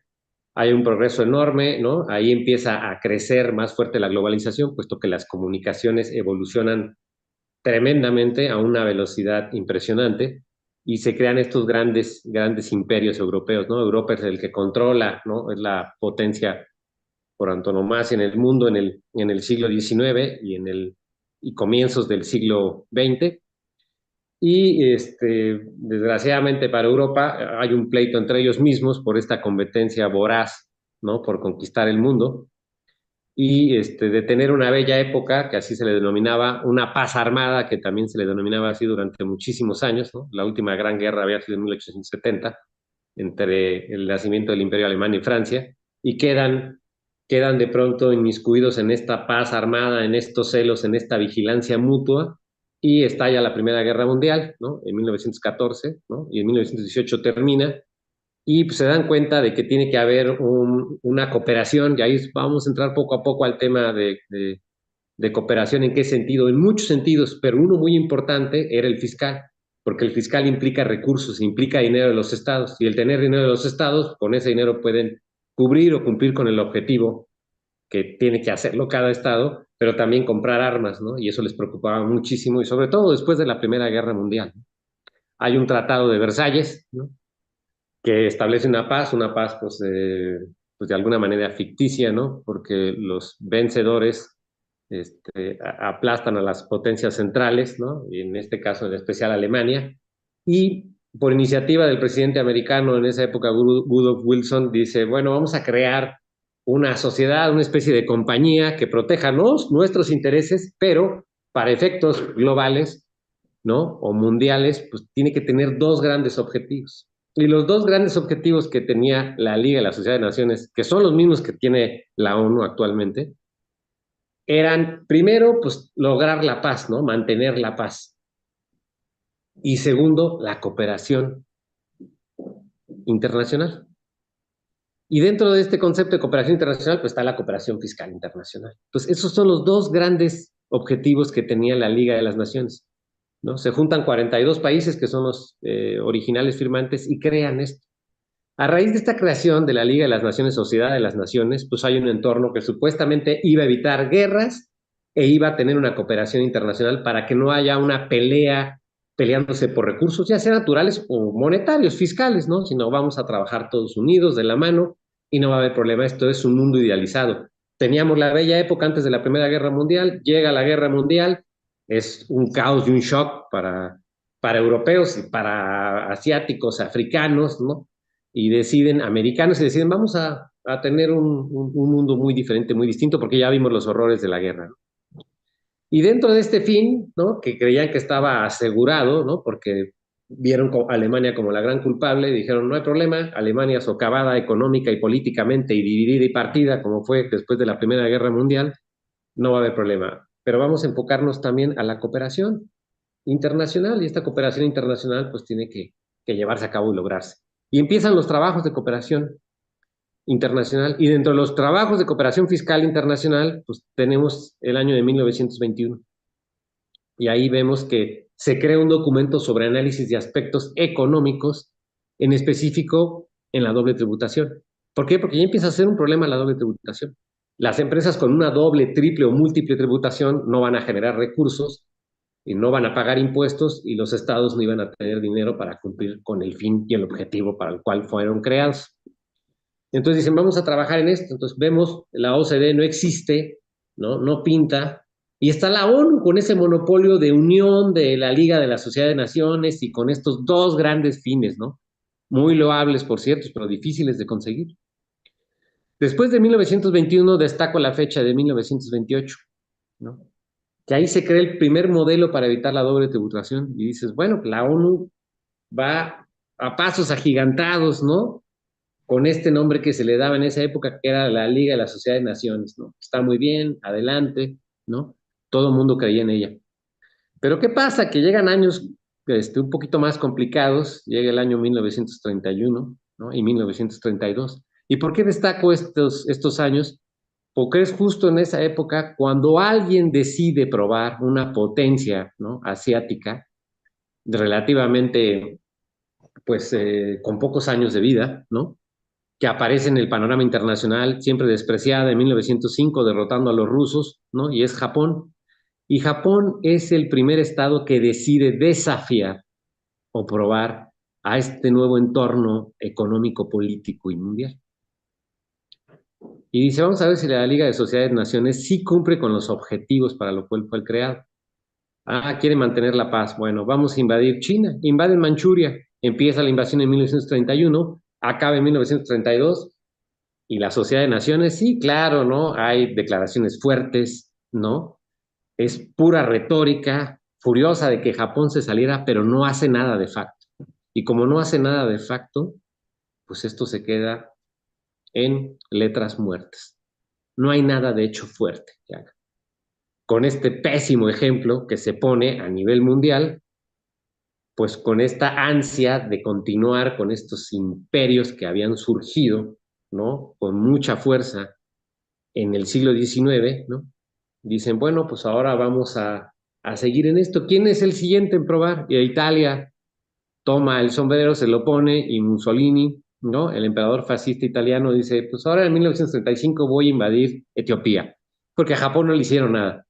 Y otra vez la Liga de Sociedad de Naciones se declara furioso, planean un bloqueo a Italia, ¿no? Hay medidas, ¿no? Hay reuniones en este Consejo de Seguridad, pero no pasa nada y no hacen nada. ¿Y qué sucede? Pues que Italia se come Etiopía, ¿no? Pongo 1936. Si se dan cuenta, el eje Roma-Berlín-Tokio, ¿no? Y por un lado los aliados que provoca la Segunda Guerra Mundial, pues fueron actuando en partes. El primer acto fue de Japón, el segundo acto de Italia, y el tercer acto no podría ser de otro estado más que de la Alemania nazi. Y en el 36 la Alemania nazi decide ocupar Renania, que era una zona desmilitarizada entre Francia y Alemania, y decide mandar tropas y la Sociedad de Naciones no hace nada. Otra vez reclamos, amenazas, pero no hace nada.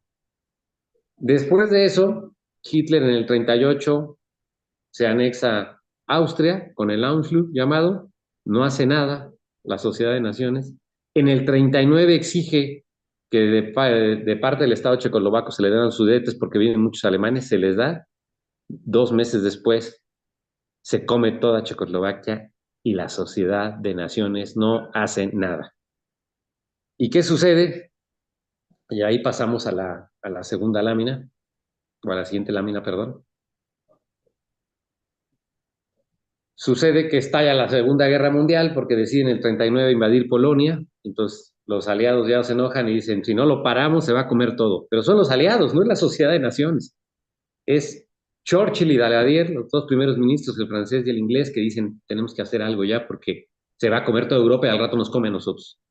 Y deciden declarar la Segunda Guerra Mundial. Ya hay un periodo tremendo, ¿no? En la Segunda Guerra Mundial, acaba en el 45, y cuando acaba en el 45, pues insisten las potencias de decir, bueno, ya fracasó la Sociedad de Naciones, ¿no? Pero la ONU ya tenía una gran ventaja a nivel de cooperación internacional en todos los aspectos, en el aspecto que nos importa, en el fiscal.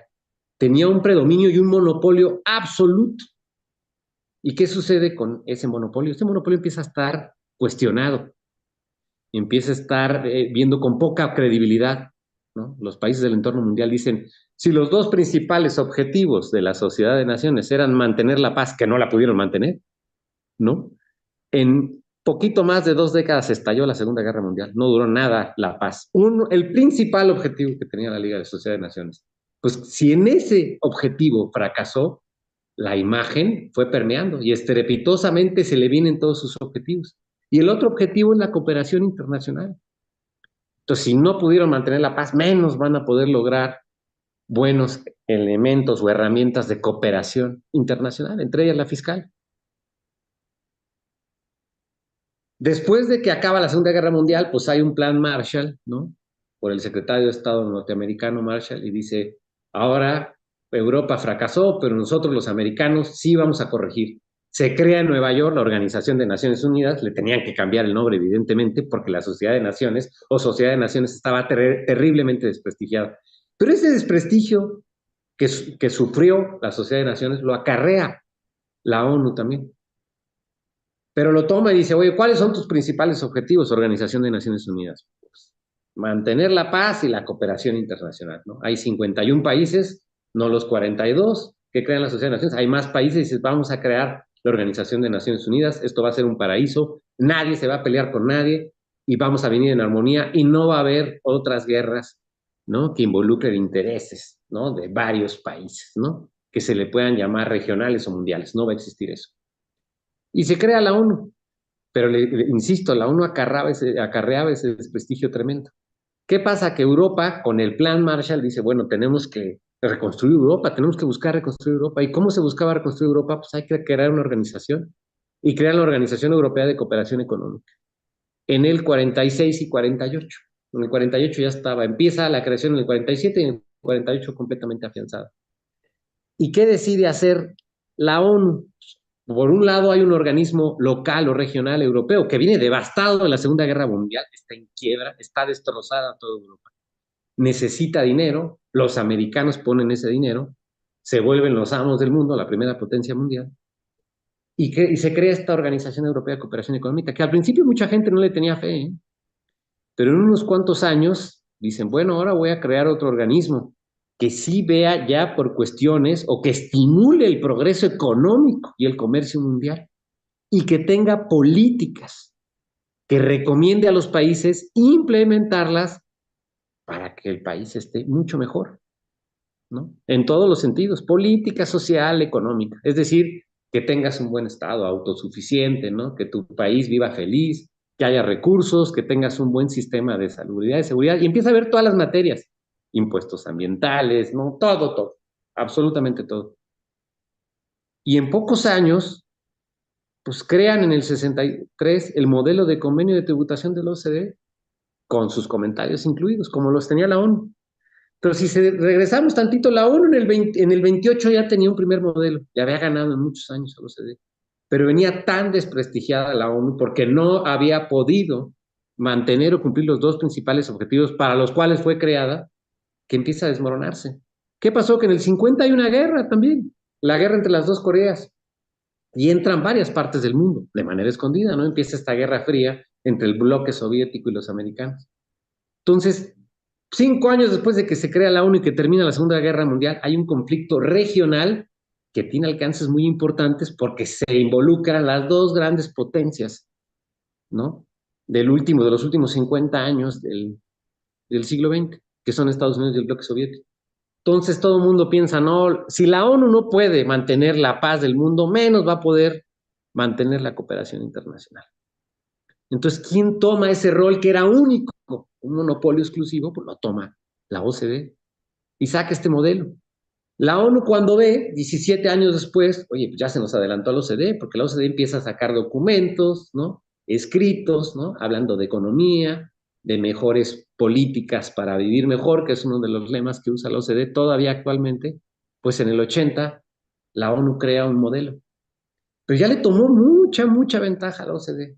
Le había tomado mucha ventaja. Y la OCDE se vuelve el organismo internacional, ¿no? Que es el que va diciendo qué políticas son convenientes. ¿Qué tienes que ser tú como país, eh? Obedéceme, óyeme bien, ¿eh? Porque si no lo haces, o sea, nada te voy a obligar. Pero te estoy dando aquí una llave de oro para que arregles tus problemas, nomás que tienes que seguir mis políticas. Y si sigues mis políticas vas a tener un mejor estado, ¿no? Y se vuelve, pues, el organismo internacional que recomienda lo que se debe de hacer y lo que no se debe de hacer, ¿no? El bien y el mal en cuanto a política fiscal internacional.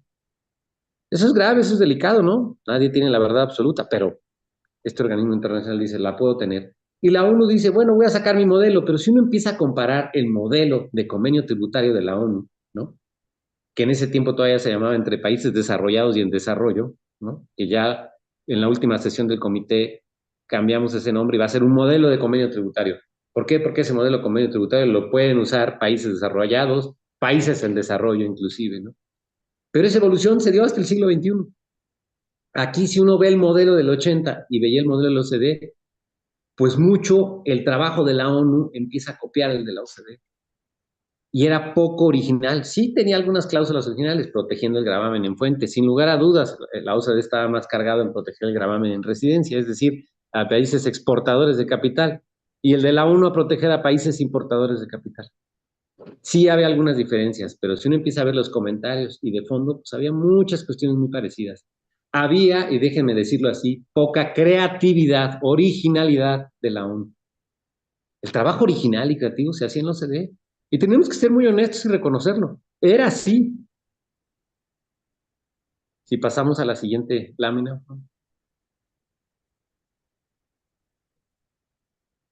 ¿Qué hace la OCDE? Se vuelve, obviamente, el organismo internacional hegemónico. Y dice, bueno, voy a crear un comité de asuntos fiscales, ¿no? Y que es el órgano más alto, el que tiene mayor nivel en materia fiscal internacional, ¿no? Dentro del OCDE, y yo diría que por muchísimos años en el mundo.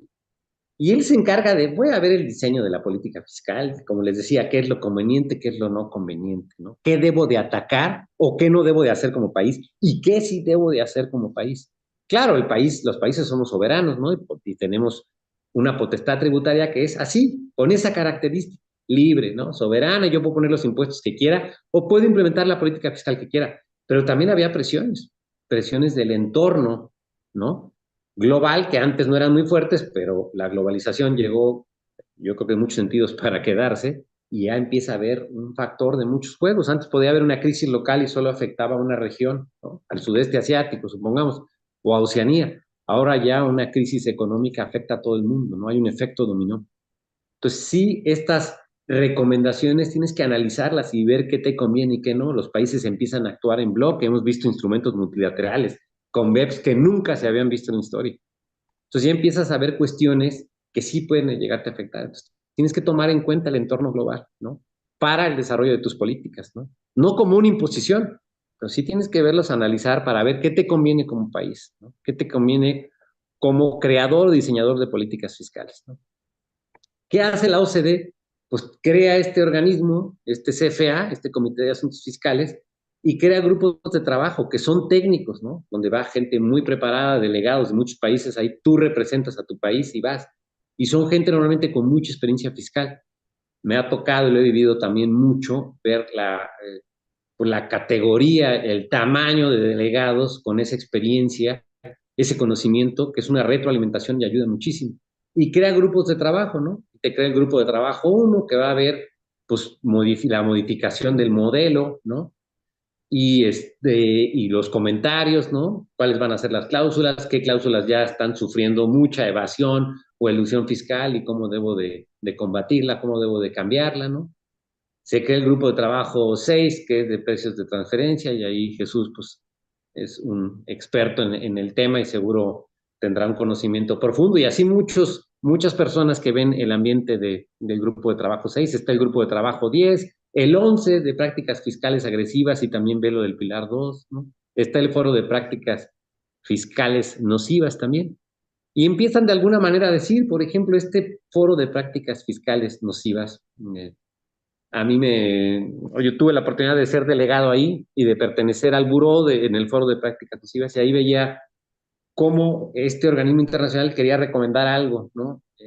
Y decir, pues esta política fiscal que están implementando en ciertos países es competencia nociva, es desleal y la tienes que quitar, ¿no? Entonces había recomendación, había presión, había sugerencias, ¿no? Y ahí empieza un poquito empiezan a afectar tu factor de potestad soberana, ¿no? Y decir, bueno, si hago esto, igual puedo tener estas repercusiones, o me llega menos inversión, o en el país me dicen que soy un paraíso fiscal, y a los paraísos fiscales al principio no se les veía mal, en los 60s, ¿no? Porque la misma OCDE dijo, adelante, señores, no cobren impuestos y traigan inversión, y después dijo, no, ya trajeron demasiada inversión, ahora sí se acabó, esto es una práctica fiscal nociva, voy a crear un foro, un grupo de trabajo para que seleccione cuáles son las prácticas fiscales que este organismo internacional considera convenientes y cuáles no. Eso también es muy grave, ¿no?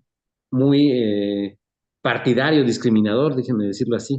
Pero así se estaba actuando, había un monopolio, la ONU había perdido toda la fuerza. Entonces sí podríamos hablar que de facto, de hecho, había un monopolio de parte de la OCDE en recomendación de normas internacionales.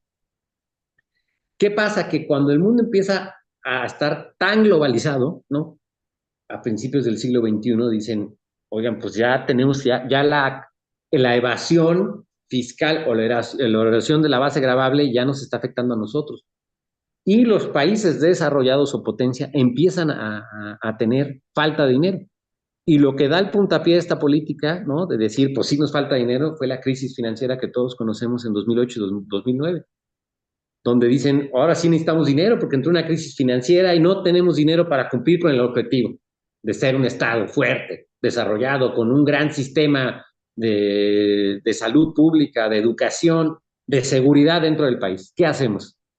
Bueno, vamos a conseguir dinero, vamos a combatir estas empresas multinacionales, estos grandes consorcios, compañías, que no pagan el impuesto debido, el justo. Y ahí surge el tema de BEPS, ¿no?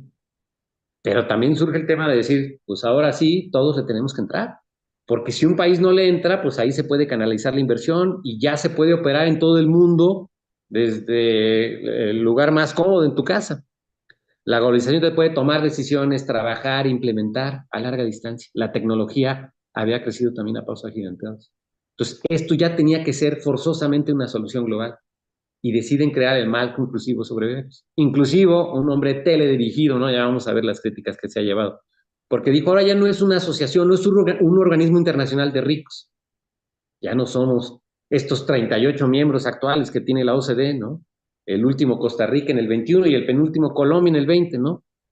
México fue el primero en mayo, el 10 de mayo de 94. Después se suma Chile, ¿no? Y después llega Colombia y Costa Rica. Entonces dice, señores, esto ya no es un organismo de poderosos, de países solo exportadores de capital. Hay países de economía híbrida o mixta, como México, ¿no? Que son exportadores, pero también son importadores de capital, ¿no? Y empiezan a meter a países de Latinoamérica. Y empieza a abrirse y dice, bueno, además de estos 38 miembros que somos socios de la OCDE, vamos a crear un marco inclusivo que hoy por hoy tiene 147 jurisdicciones. Y está Fiji y Moldavia. Fiji fue el 146 y Moldavia el 147, ¿no? Fiji de Oceanía, ¿no? Una isla pequeña, y Moldavia, una economía europea, pues de las más débiles dentro de Europa, ¿no? Con más problemas. Y los incluye. Entonces, este es un marco donde ya no hay discriminación, señores. Es inclusivo. Ya no toman las decisiones los países poderosos a través de una organización internacional como la OCDE, de países ricos. No, ahora es un marco inclusivo y todos vamos a dar la mejor solución. Es una solución global, a todos son escuchados, todas las voces, todas las opiniones, ¿no? Tienen el mismo valor, y eso lo han dicho muchas veces.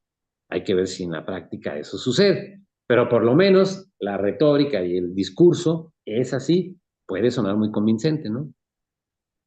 La siguiente, por favor.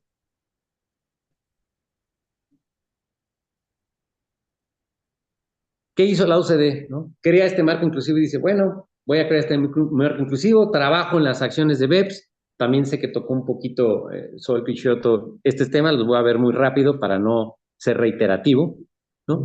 Pero de las acciones de BEPS, que eran 15, pues dramáticamente o por broma puede sonar, pero la acción primero nunca se acabó y no se ha acabado.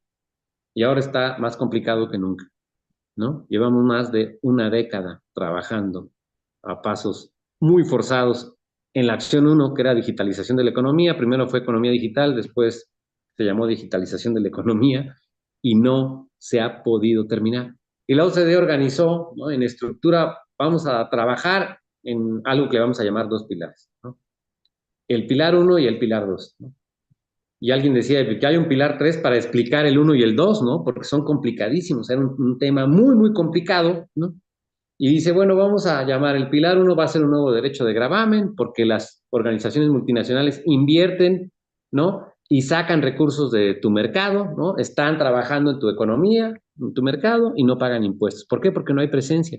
Y así estaba la dinámica de los tratados. Para que te pueda gravar por actividades empresariales tienes que tener presencia. Y esa presencia se le denomina establecimiento permanente, y tienes que tener una oficina, un lugar, algo físico, ¿no? En el país. Si no, pues no tienes derecho a grabar, ¿no? Y el gravamen, ¿a dónde se va? No lo grabo en fuente, donde saco el recurso, sino se graba en el país donde reside la multinacional o la compañía que está invirtiendo en mi mercado, pero de manera, déjenme decirlo así, un poco invisible, ¿no? Y sacando recursos. Entonces va a haber un nuevo derecho de gravamen. Este pilar 1, que depende mucho de la voluntad de los americanos, de los Estados Unidos, pues yo lo veo ya como está desahuciado, ¿no? O está prácticamente muerto, ¿no? Aunque se habla y sigue hablando la OCDE que va a seguir trabajando, y yo lo veo muy, muy complicado, ¿no? Dependemos de la buena voluntad de la administración americana para decir, bueno, sí, este gravamen que ahora se queda en mí, porque el 60% de las multinacionales están en mi país, pues se los voy a repartir. Ya van a pagar una parte en los países donde operan, donde están llevando a cabo sus negocios, ¿no? Pero sin presencia, ¿no? La tecnología se los permite. Válido. El problema es que no es válido que todo el gravamen se quede en un lado. Pero este nuevo derecho de gravamen, el pilar 1, pues está prácticamente muerto. La OCDE va a seguir trabajando, pero yo creo que necesita una cirugía mayor, porque está en terapia intensiva, francamente, para que salga adelante. Esto tiene que cambiar. Y ojalá sea así. Si no, se va a destapar una escalada de impuestos de servicios digitales de manera unilateral, porque el compromiso, el consenso dentro del marco inclusivo de BEPS es, pues yo no voy a poner impuestos a servicios digitales, porque va a haber una solución consensuada global, pero si no lo hay, recupero mi potestad tributaria e impuesto. Y ahí sí se va a destapar una doble, triple o múltiple tributación, y eso no le va a convenir ni a los países ni a las empresas. Recuerdo que las multinacionales decían, grábenme, aunque sea con un poco más, pero que haya certidumbre, es lo que piden. ¿Por qué? Porque les da miedo exponerse, ¿no? A una múltiple tributación que al final las haría quebrar, y eso no le conviene a nadie tampoco. Siguiente lámina. Está el pilar 2, ¿no? El pilar 2 que se promocionó, que sí ha cobrado más fuerza, que va mucho más adelantado. En pilar 1 todavía no están ni las normas marcas, todavía no está ni el instrumento multilateral, pero en pilar 2 sí. Y en pilar 2 más de 50 países ya lo empezaron a implementar, ¿no? México no lo ha implementado, y pues nosotros tenemos nuestras dudas de cómo va a acabar completamente el pilar 2. ¿Por qué no puede decir ya está acabado? No, ahí se los pongo en el primer párrafo, ¿no? Faltan todavía el desarrollo de guías administrativas adicionales para su implementación, y estas guías pueden pegarle al fondo de las reglas, ¿no? Ya declararon también los americanos que no estaban de acuerdo con lo que se había aprobado, ¿no? En enero lo dijeron, la administración Biden, la administración pasada. Entonces todo está un poquito en stand-by, ¿no? ¿Qué va a pasar? El pilar 2, pues sí, ya salió un pilar 2, ¿no? Puede cambiar, sí, con estas guías, que pueden afectar, como les digo, cuestiones de fondo, ¿no? Entonces los países tienen que hacer un análisis y tiene que haber la voluntad política de decir, me conviene el Pilar 2 implementar, lo voy a implementar, ¿no? Porque es muy loable ponerlo de la tasa mínima, lo del 15%, ¿no? Para evitar esta carrera a la baja de, no, yo cobro 10, 20 con la inversión, yo cobro 5, tráete la inversión a mi país. Sí, pero también hay otros factores mucho más complicados que no nos daría tiempo de explicar en esta plática, ¿no? Y el Pilar 2 creo que puede sufrir una transformación, o así lo creo, es una opinión personal, como lo puso Jesús en la publicidad. Esta plática la estoy dando a título personal, ¿no? Todas las opiniones que manejo son por Enrique Bolado, ¿no? Que no tienen nada que ver con la Secretaría de Hacienda. Pero es una opinión personal, yo creo que va a sufrir un cambio drástico el Pilar 2, no como está ahorita. Tiene que haber un cambio. Y en la lámina les pongo un poquito, ¿no? Como parte de este trabajo del desarrollo que ha hecho Pilar 2, creo que se propuso algo muy loable, ¿no? Parece muy, muy interesante, pero no ha funcionado creo que muy bien, porque fue esta regla, la Subject to Tax Rule en inglés, que es la regla de sujeción e imposición, ¿no? Donde te decía el tratado para evitar doble tributación, lo que hace es repartir la potestad tributaria, no busca crear exenciones, busca crear que no haya doble tributación. ¿Y cómo se crea eso? Pues con un gravamen compartido, ese es un camino, tú grabas una parte, yo grabo otra, o dando gravamen exclusivo a un determinado país. Si tú vas a hacer fuente, tú grabas todo. Si yo voy a hacer residencia, yo no grabo nada. O puede grabar exclusivamente residencia y fuente, no. Y así evitas la doble tributación. Es decir, es un reparto de potestad tributaria. No crea impuestos. Eso es lo que hace un tratado. El problema es qué pasa si cuando se reparte la potestad tributaria un país no lo ejerce. Si yo estoy sentado en una mesa de negociación de un convenio y reparto, para eso es el fin del convenio, repartir la potestad tributaria para no crear doble tributación, ¿qué pasa si se crea una nula tributación? Eso no es un objetivo del tratado. No solo por la Convención de Viena, sino por el mismo tratado. No está cumpliendo con el fin y objetivo del tratado. Entonces tienes que cambiar ese tratado, o renegociarlo, denunciarlo, darlo por terminado. O pues crear este tipo de reglas, ¿no? Donde decir, pues si tú no vas a ejercer tu potestad tributaria, yo lo que te cedí en la mesa lo recobro y lo ejerzo para que no se vaya con nula tributación y no se preste esto a elusión fiscal o evasión fiscal, a disminución, a erosión de la base gravable. Pero desgraciadamente, como ven ahí en el segundo párrafo, pues la tasa del 9, si yo lo agravo a las 10, ya no, al 10% ya no se considera eso. Y vean el efecto de esta regla que ha tenido la OCDE. Ha sido paupérrimo, ¿no? Se firma un instrumento multilateral y le entran 9 países, ¿no? Nada más. Si ustedes comparan la firma del instrumento multilateral de BEPS en 2017, en junio, ¿no? Firmaron 67 países. Y esto no creció suficiente, pero creo que fue una regla sin dientes, una regla muy débil, solo aplicaba a ciertos servicios, no aplicaba a todos los ingresos. Y yo creo que lo justo es que aplicara a todos los ingresos, porque la potestad tributaria se reparte en todos los ingresos, no solo en servicios, ¿no?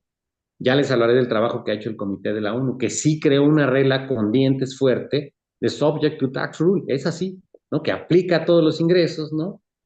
Que aplica a partes independientes y relacionadas, esta del OCDE solo aplica a partes relacionadas. Y alguien me decía, es que la mayoría de las planeaciones están con las partes relacionadas. Pues no necesariamente, la ingeniería fiscal ha crecido mucho, ha evolucionado mucho, se ha perfeccionado, y también hay mucha elusión fiscal a través de partes independientes. Y eso es lo que hizo el comité, ¿no? Un trabajo distinto, ya original, creativo, ¿no? Y eso es lo que está haciendo la ONU ahorita. No solo recuperando el lugar, ya lo vamos a ver más adelante, sino yo creo que tomando una posición ahorita hegemónica, porque la OCDE con este trabajo, pues fracasó en la acción 1. El BEP salió muy bien, son 15 acciones, 14 se cumplieron, pero esta acción 1 no ha salido. Y es una acción de vital importancia, no me dejarán mentir. Hay mucho negocio, mucha empresa que era de mercado tradicional ortodoxo y que ha migrado a un mercado digital. ¿Por qué? Porque ve todas las ventajas, ¿eh? Menos costos, ¿no? Menos personal para trabajar, menos problemática en cuanto a adaptarse a la legislación de un determinado país, que también es complicado. La creación de una empresa en algún país puede ser muy fácil, en otros países muy complicado, muchos requisitos. Te da la facilidad de entrar a un negocio, no me conviene este mercado, te sales en línea y no pones un edificio que al rato tienes que vender los fierros o el activo, y eso es complicado también. Tiene muchísimas ventajas. El mercado pues va a operar así, es normal. Nosotros tenemos que ver cómo está operando el mercado y cómo lo podemos grabar. Pero no ha acabado esto. No se ha acabado. Entonces, claro que perdió credibilidad la OCDE en eso. Y también perdió credibilidad porque no era lo suficientemente inclusivo, ¿no? Ahorita vamos a hablar de eso. Pasamos a la siguiente lámina. ¿Qué hizo la ONU para recuperar ese lugar que lo tenía, como les decía, perdido? Pues la ONU dice, oye, vamos a recuperar mucho protagonismo porque está, pues, la paz y seguridad, tampoco me dejarán mentir ustedes, pues está también destrozada, ¿no? No es creíble, ya dijeron, bueno, la cooperación internacional se nos va a derrumbar, tenemos que recuperarla, ¿no? Y uno de esos 6 organismos de la ONU, tiene 6 principales, es el ECOSOC, ¿no? El Consejo Económico y Social de la ONU. ¿Por qué cito al ECOSOC? Ahí vienen los otros, ¿no? También, que no hablo de ellos también por el tiempo, pero ahí los tienen en la lámina. El Consejo de Seguridad, pues sí, pero no ha funcionado, ¿no? Y tiene otros, ¿no? Pero este ECOSOC decide crear, ¿no? Y nos vamos a la siguiente lámina, decide crear un comité de expertos, que antes no era tanto un comité, tiene su antecedente en el 68, se reunían una vez al año, unas recomendaciones, pero poco trabajo. Después empieza a llegar con más fuerza, ¿no? En el 80 le dan otro estatus, y en el 2005 se crea este comité de expertos fiscales en cooperación internacional. Y lo que hace es nombrar a determinadas personas que no representan al país para que no tengan esa bandera, esa presión o ese ADN de defender ciertas políticas fiscales, y las ponen a decir, bueno, ahora no vas a defender esto, tú vas a actuar a título personal. Y vas a discutir, ¿no? Son 25 miembros, ¿no? Y empiezan a discutir temas fiscales, ¿no? Ambientales, precios de transferencia, economía digital, modificación del modelo, ¿no? Manual para negociar, en fin, ¿no? Son muchos productos, criptomonedas también. Y empiezan a trabajar y empieza a recuperar ese protagonismo que había perdido la ONU, ¿no? Y se combina con la poca credibilidad que empieza a tener la OCDE. Nos vamos para la siguiente lámina. Ya comenté lo de los 25 miembros, ¿no? Es una membresía de 4 años, ¿no? Y te pueden renovar otros 4, ¿no? Una vez te tiene que postular un país, pero una vez nombrado, todo lo que expresas es a título personal. Entonces tienes toda la libertad, ¿no? Para decir lo que piensas, ¿no? Así eres de país desarrollado, exportador de capital o importador de capital, puedes defender una economía híbrida o unas políticas fiscales híbridas, ¿no? Sesiona 2 veces al año, una en Nueva York y otra en Ginebra, ¿no? La que sigue. ¿Qué productos relevantes ha sacado este comité de expertos? Ahí les menciono algunos, ¿no? La actualización del convenio, ¿no? Que va a haber una nueva actualización este año, ¿no? Muy fuerte, ¿no? Ya les habló también el Sol Picciotto algo del 12AA, ¿no? De servicio que puede ser criticable, ¿no? Hay muchas opiniones, ¿no? Puedes tratar de proteger mucho fuente y hay un exceso y puedes perjudicar el gravamen en residencia, ¿no? Pero se trató de buscar un consenso y llegar a un acuerdo, ¿no? También está el manual de negociaciones, ¿no? Está el manual de prácticas sobre precios, ¿no? Hay también subcomités que trabajaron en el manual de hidrocarburos, ¿no? En impuestos ambientales, ¿no? Les decía de criptomonedas, como una ley marco para criptomonedas. También el impuesto a los nuevos ricos, como le llaman, ¿no? También se ha trabajado en eso, que también ha sido una iniciativa en el G20. Entonces, hay muchos productos que ha sacado este comité de expertos de la ONU. Y empezó a posicionarse la que sigue. ¿Cuál es el trabajo y esta actualización que les decía que va a venir en 2025, ¿no? Pues hay una tributación sobre servicios, ¿no? Con este famosísimo 12AA, que ya no hablo de él porque vi que solo lo iba a tocar. También sobre recursos naturales, aseguradoras, un tema muy fuerte de transporte marítimo y aéreo, un cambio de paradigma, ¿no? Metiendo que este gravamen que era exclusivo en residencia, tanto en modelo 1 como en modelo OCDE, el modelo 1 ya traía una opción para que pudiera gravar fuente, pero una opción que prácticamente no se usaba. Ahora metemos una opción muy interesante. Y quiero destacar dentro de este trabajo el desarrollo de un instrumento multilateral llamado Fast Track, muy criticado, ¿no? Por algunos. Algunos decían, miembros del comité, pues esto solo va a funcionar para países en desarrollo, ningún desarrollado va a querer implementar esto, pero este Fast Track Instrument va a juntar varios artículos novedosos, no copia de trabajo de la ONU. Ahora sí, ahí tienes una alternativa de solución de problemas o de política, de diseño de política fiscal internacional para escoger. No me gusta el modelo ONU-OCDE como están, pero tengo este Fast Track Instrument. y lo puedes proponer en la mesa a los países y va a salir este año, ya fue aprobado, y fue un trabajo enorme de 4 años muy fuertes, y creo que vale la pena, es un trabajo muy, muy original, ¿no? Y vamos a ver si logra lo importante, que se implemente en la práctica, que los países se convenzan del beneficio que puede tener o no. La que sigue. ¿Qué hace más la ONU? Además de este comité que empezó a funcionar con la naturaleza que tiene hoy propiamente en 2005, crea este comité intergubernamental ad hoc. Este comité también lo tocó un poquito Sol, pero no quería dejarlo de tocar, creo que es muy importante, es un paradigma muy importante. La ONU y los países, no quiero llamar la ONU, vamos a ver, los países en desarrollo pierden la fe en el trabajo de la OCDE. ¿Por qué? Y les subrayo ahí con negritas. 2 adjetivos, inclusivo y eficaz. ¿Por qué? Porque creyeron que la OCDE no fue eficaz, por lo menos en la acción 1 no lo fue.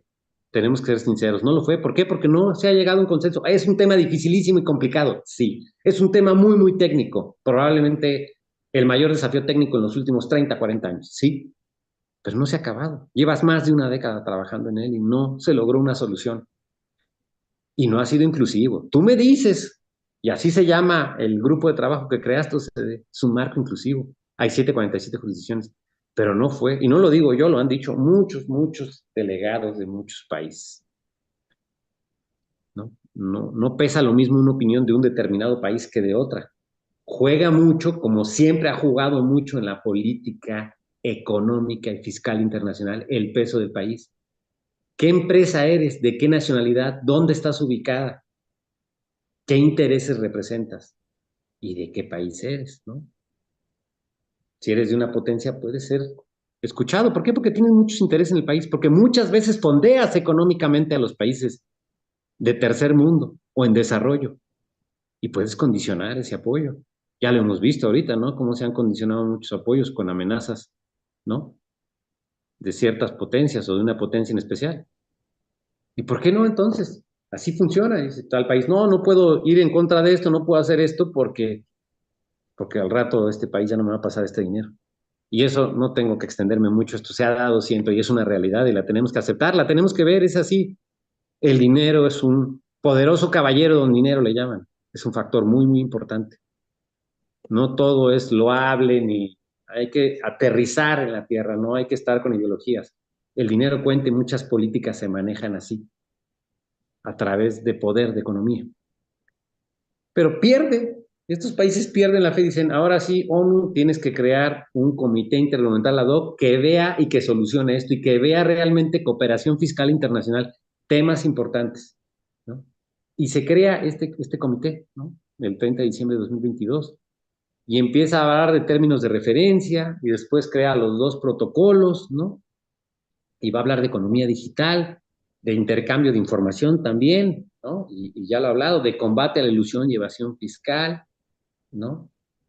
Del tráfico ilícito que ha habido o lícito disfrazado de este dinero que fondea al narcotráfico, ¿no? Y empieza a tocar varios temas. Entonces la ONU ya se posiciona, este es un tema eminentemente político, ya tienen los 2 organismos, por un lado el técnico, el comité de expertos, y por otro lado el político, con este comité intergubernamental ad hoc.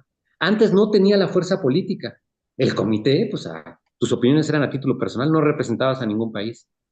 Ahora el comité intergubernamental ad hoc representa a los países. Sí, es un organismo político. Oye, no van a tener igual todos los delegados la preparación técnica, pero ahí tiene al comité de expertos de la ONU.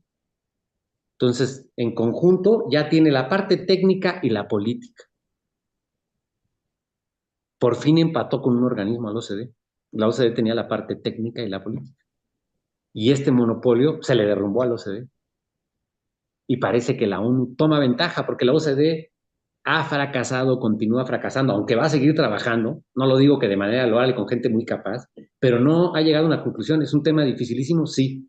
El Comité Intergubernamental cree que en 3 años va a acabar y va a llegar a una solución. Vamos a ver si es cierto.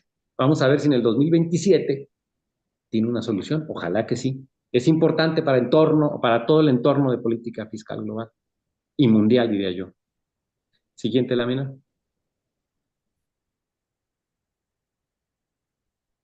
Ahí vuelvo a destacar lo de inclusivo, ¿no? se critica, no me detengo mucho en esta lámina porque sé que también habló un poquito Sol, pero el comité sigue y va trabajando muy bien, sesionando 3 veces al año, y va fuerte y va bien, ¿no? Nomás que hay muchos intereses también, está muy, muy complicado, ¿no?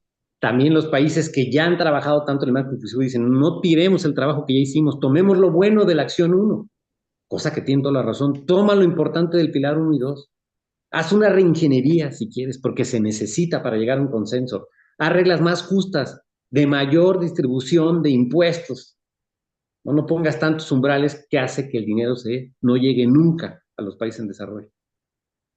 Bueno, hazlo, pero toma lo bueno, ¿no? Es muy importante tomar lo bueno. Siguiente lámina.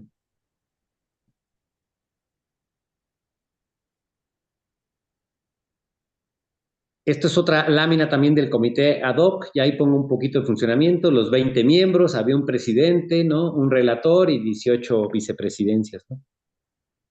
Sí, había mucha gente política, pero también mucha gente técnica dentro de este comité, ¿no? Y si uno ve las primeras reuniones del comité intergubernamental ad hoc, eran ataques feroces, ¿no? Hemos perdido el tiempo, no, rescatemos lo trabajado, no, en lugar de pensar en esto debemos de perder todo el tiempo, más de una década, en normas de recomendación para un mejor mundo internacionales que no han servido de nada y que solo nos hicieron perder el tiempo, y seguimos con el problema de digitalización de la economía, y seguimos sin poder grabar a las multinacionales que sacan mucho beneficio de nuestro mercado, cosa que es cierta, siguen sin poderse grabar. Es anacrónico ya como está el artículo 7 de los modelos.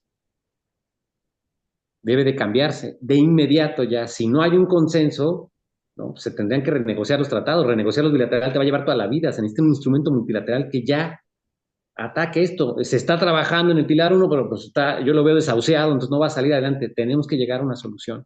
Pero está un poco entrampado. Está empezando el comité intergubernamental. Tomen lo bueno, ojalá. Parece ser que sí van a tomar lo bueno. Y lo rescatable, y continúen hacia adelante. Siguiente lámina. Aquí les hablo un poquito de protocolos, de cómo se ha ido trabajando, ¿no? Y pues el primer protocolo fue el de servicios transfronterizos en un entorno de economía digital y global, que también lo tocó Sol, no me extiendo ya en él. Y el siguiente protocolo que se decidió tomar como tal es un tema muy importante de asistencia, estoy de acuerdo, ¿no? De haber procedimientos mutuos de arreglo, de solución de controversias, ¿no? Y habrá otros protocolos más, está muy bien, va bien el trabajo, ¿no? No juzgarlo todavía es muy temprano, pero vamos a ver si realmente logra ese empuje, ¿no? Siguiente lámina.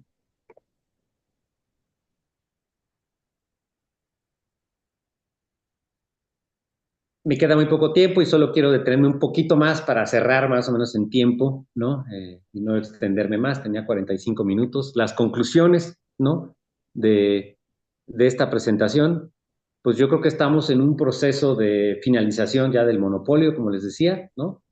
Lo tuvo más de 50 años la OCDE, sin duda, ¿no? A partir de su creación. Y yo elaboro recomendaciones y yo te digo qué es lo bueno y qué es lo malo, ¿no? De normas fiscales internacionales, pero eso ya se acabó, ¿no? Eso ya no hay un monopolio. Hay 2 países y creo que la ONU ha tomado un poco de ventaja, ¿no? Hay mayores países en desarrollo que desarrollados, y ahí se ve dentro del Comité Intergubernamental ad hoc cómo está funcionando. Entonces yo creo que perdió ese monopolio, esa hegemonía la OCDE, y está un poquito la ONU, ¿no?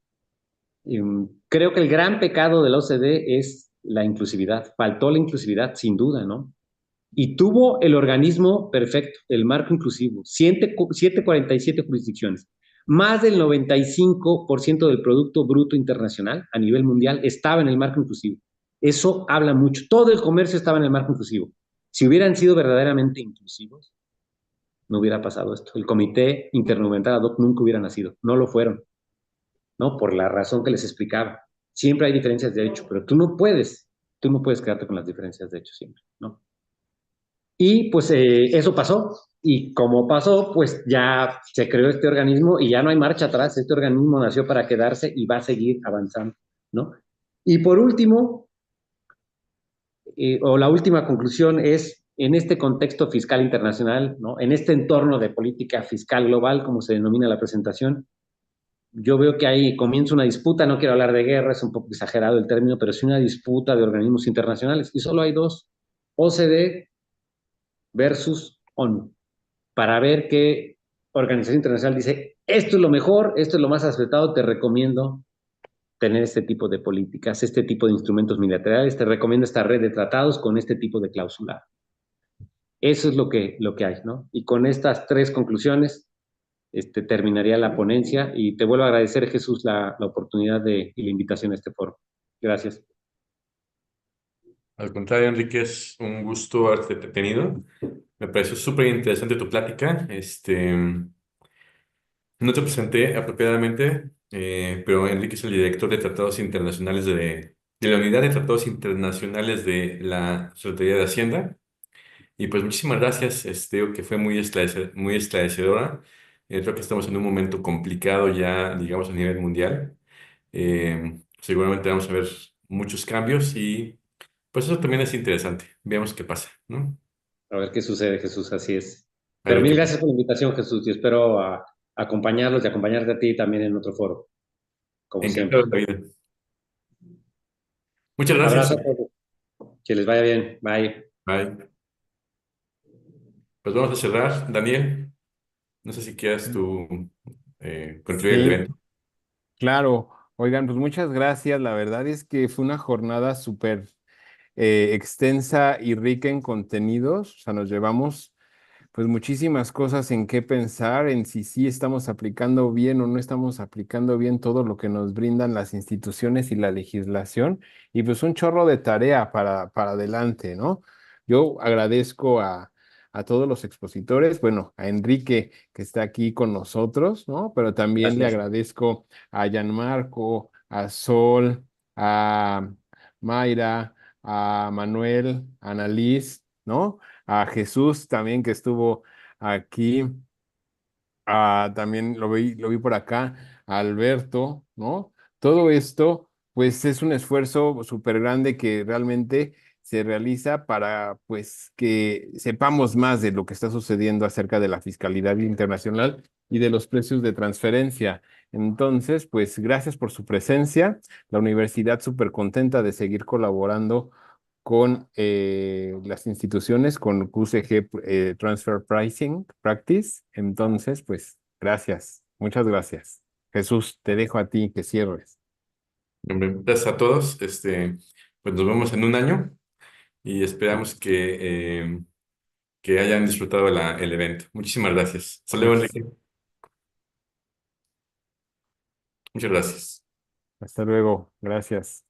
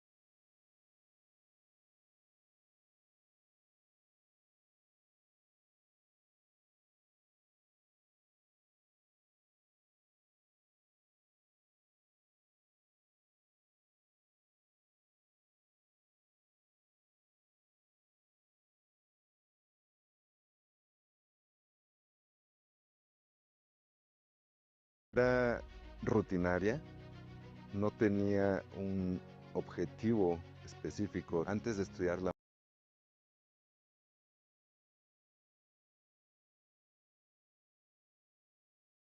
Y esto es, digamos, como Mi vida era rutinaria, no tenía un objetivo específico antes de estudiar la maestría. Creo que la gran fuerza de los posgrados es que influye mucho como el amor a la sabiduría. Suena muy poético, pero es real. Y esto es, digamos, como una especie de oasis donde te libras un momento dado, puedes pensar en otras cosas, puedes aspirar a otras cosas, y eso acaba siendo también muy enriquecedor para la vida, no solamente profesional, sino también para la parte personal. Caminar pues por este campus y esta universidad realmente me hacía muchísima ilusión. A mí me encanta la metodología de la UP, los maestros. Tú como persona puedes ir puliendo, perfeccionando tu proyecto de vida y ir proyectando justamente en esa dirección que es la que tú estás buscando. Desde que estoy en esta oportunidad de la maestría, he visto de una forma diferente mi futuro, ya que he complementado con herramientas y conocimientos mi carrera profesional. La mejor inversión que puedes hacer es en ti mismo, en tu desarrollo. Es algo que solo te va a traer cosas buenas, red de contactos, oportunidades, aprendizaje, crecimiento, te vas a retar, vas a salir de tu zona de confort.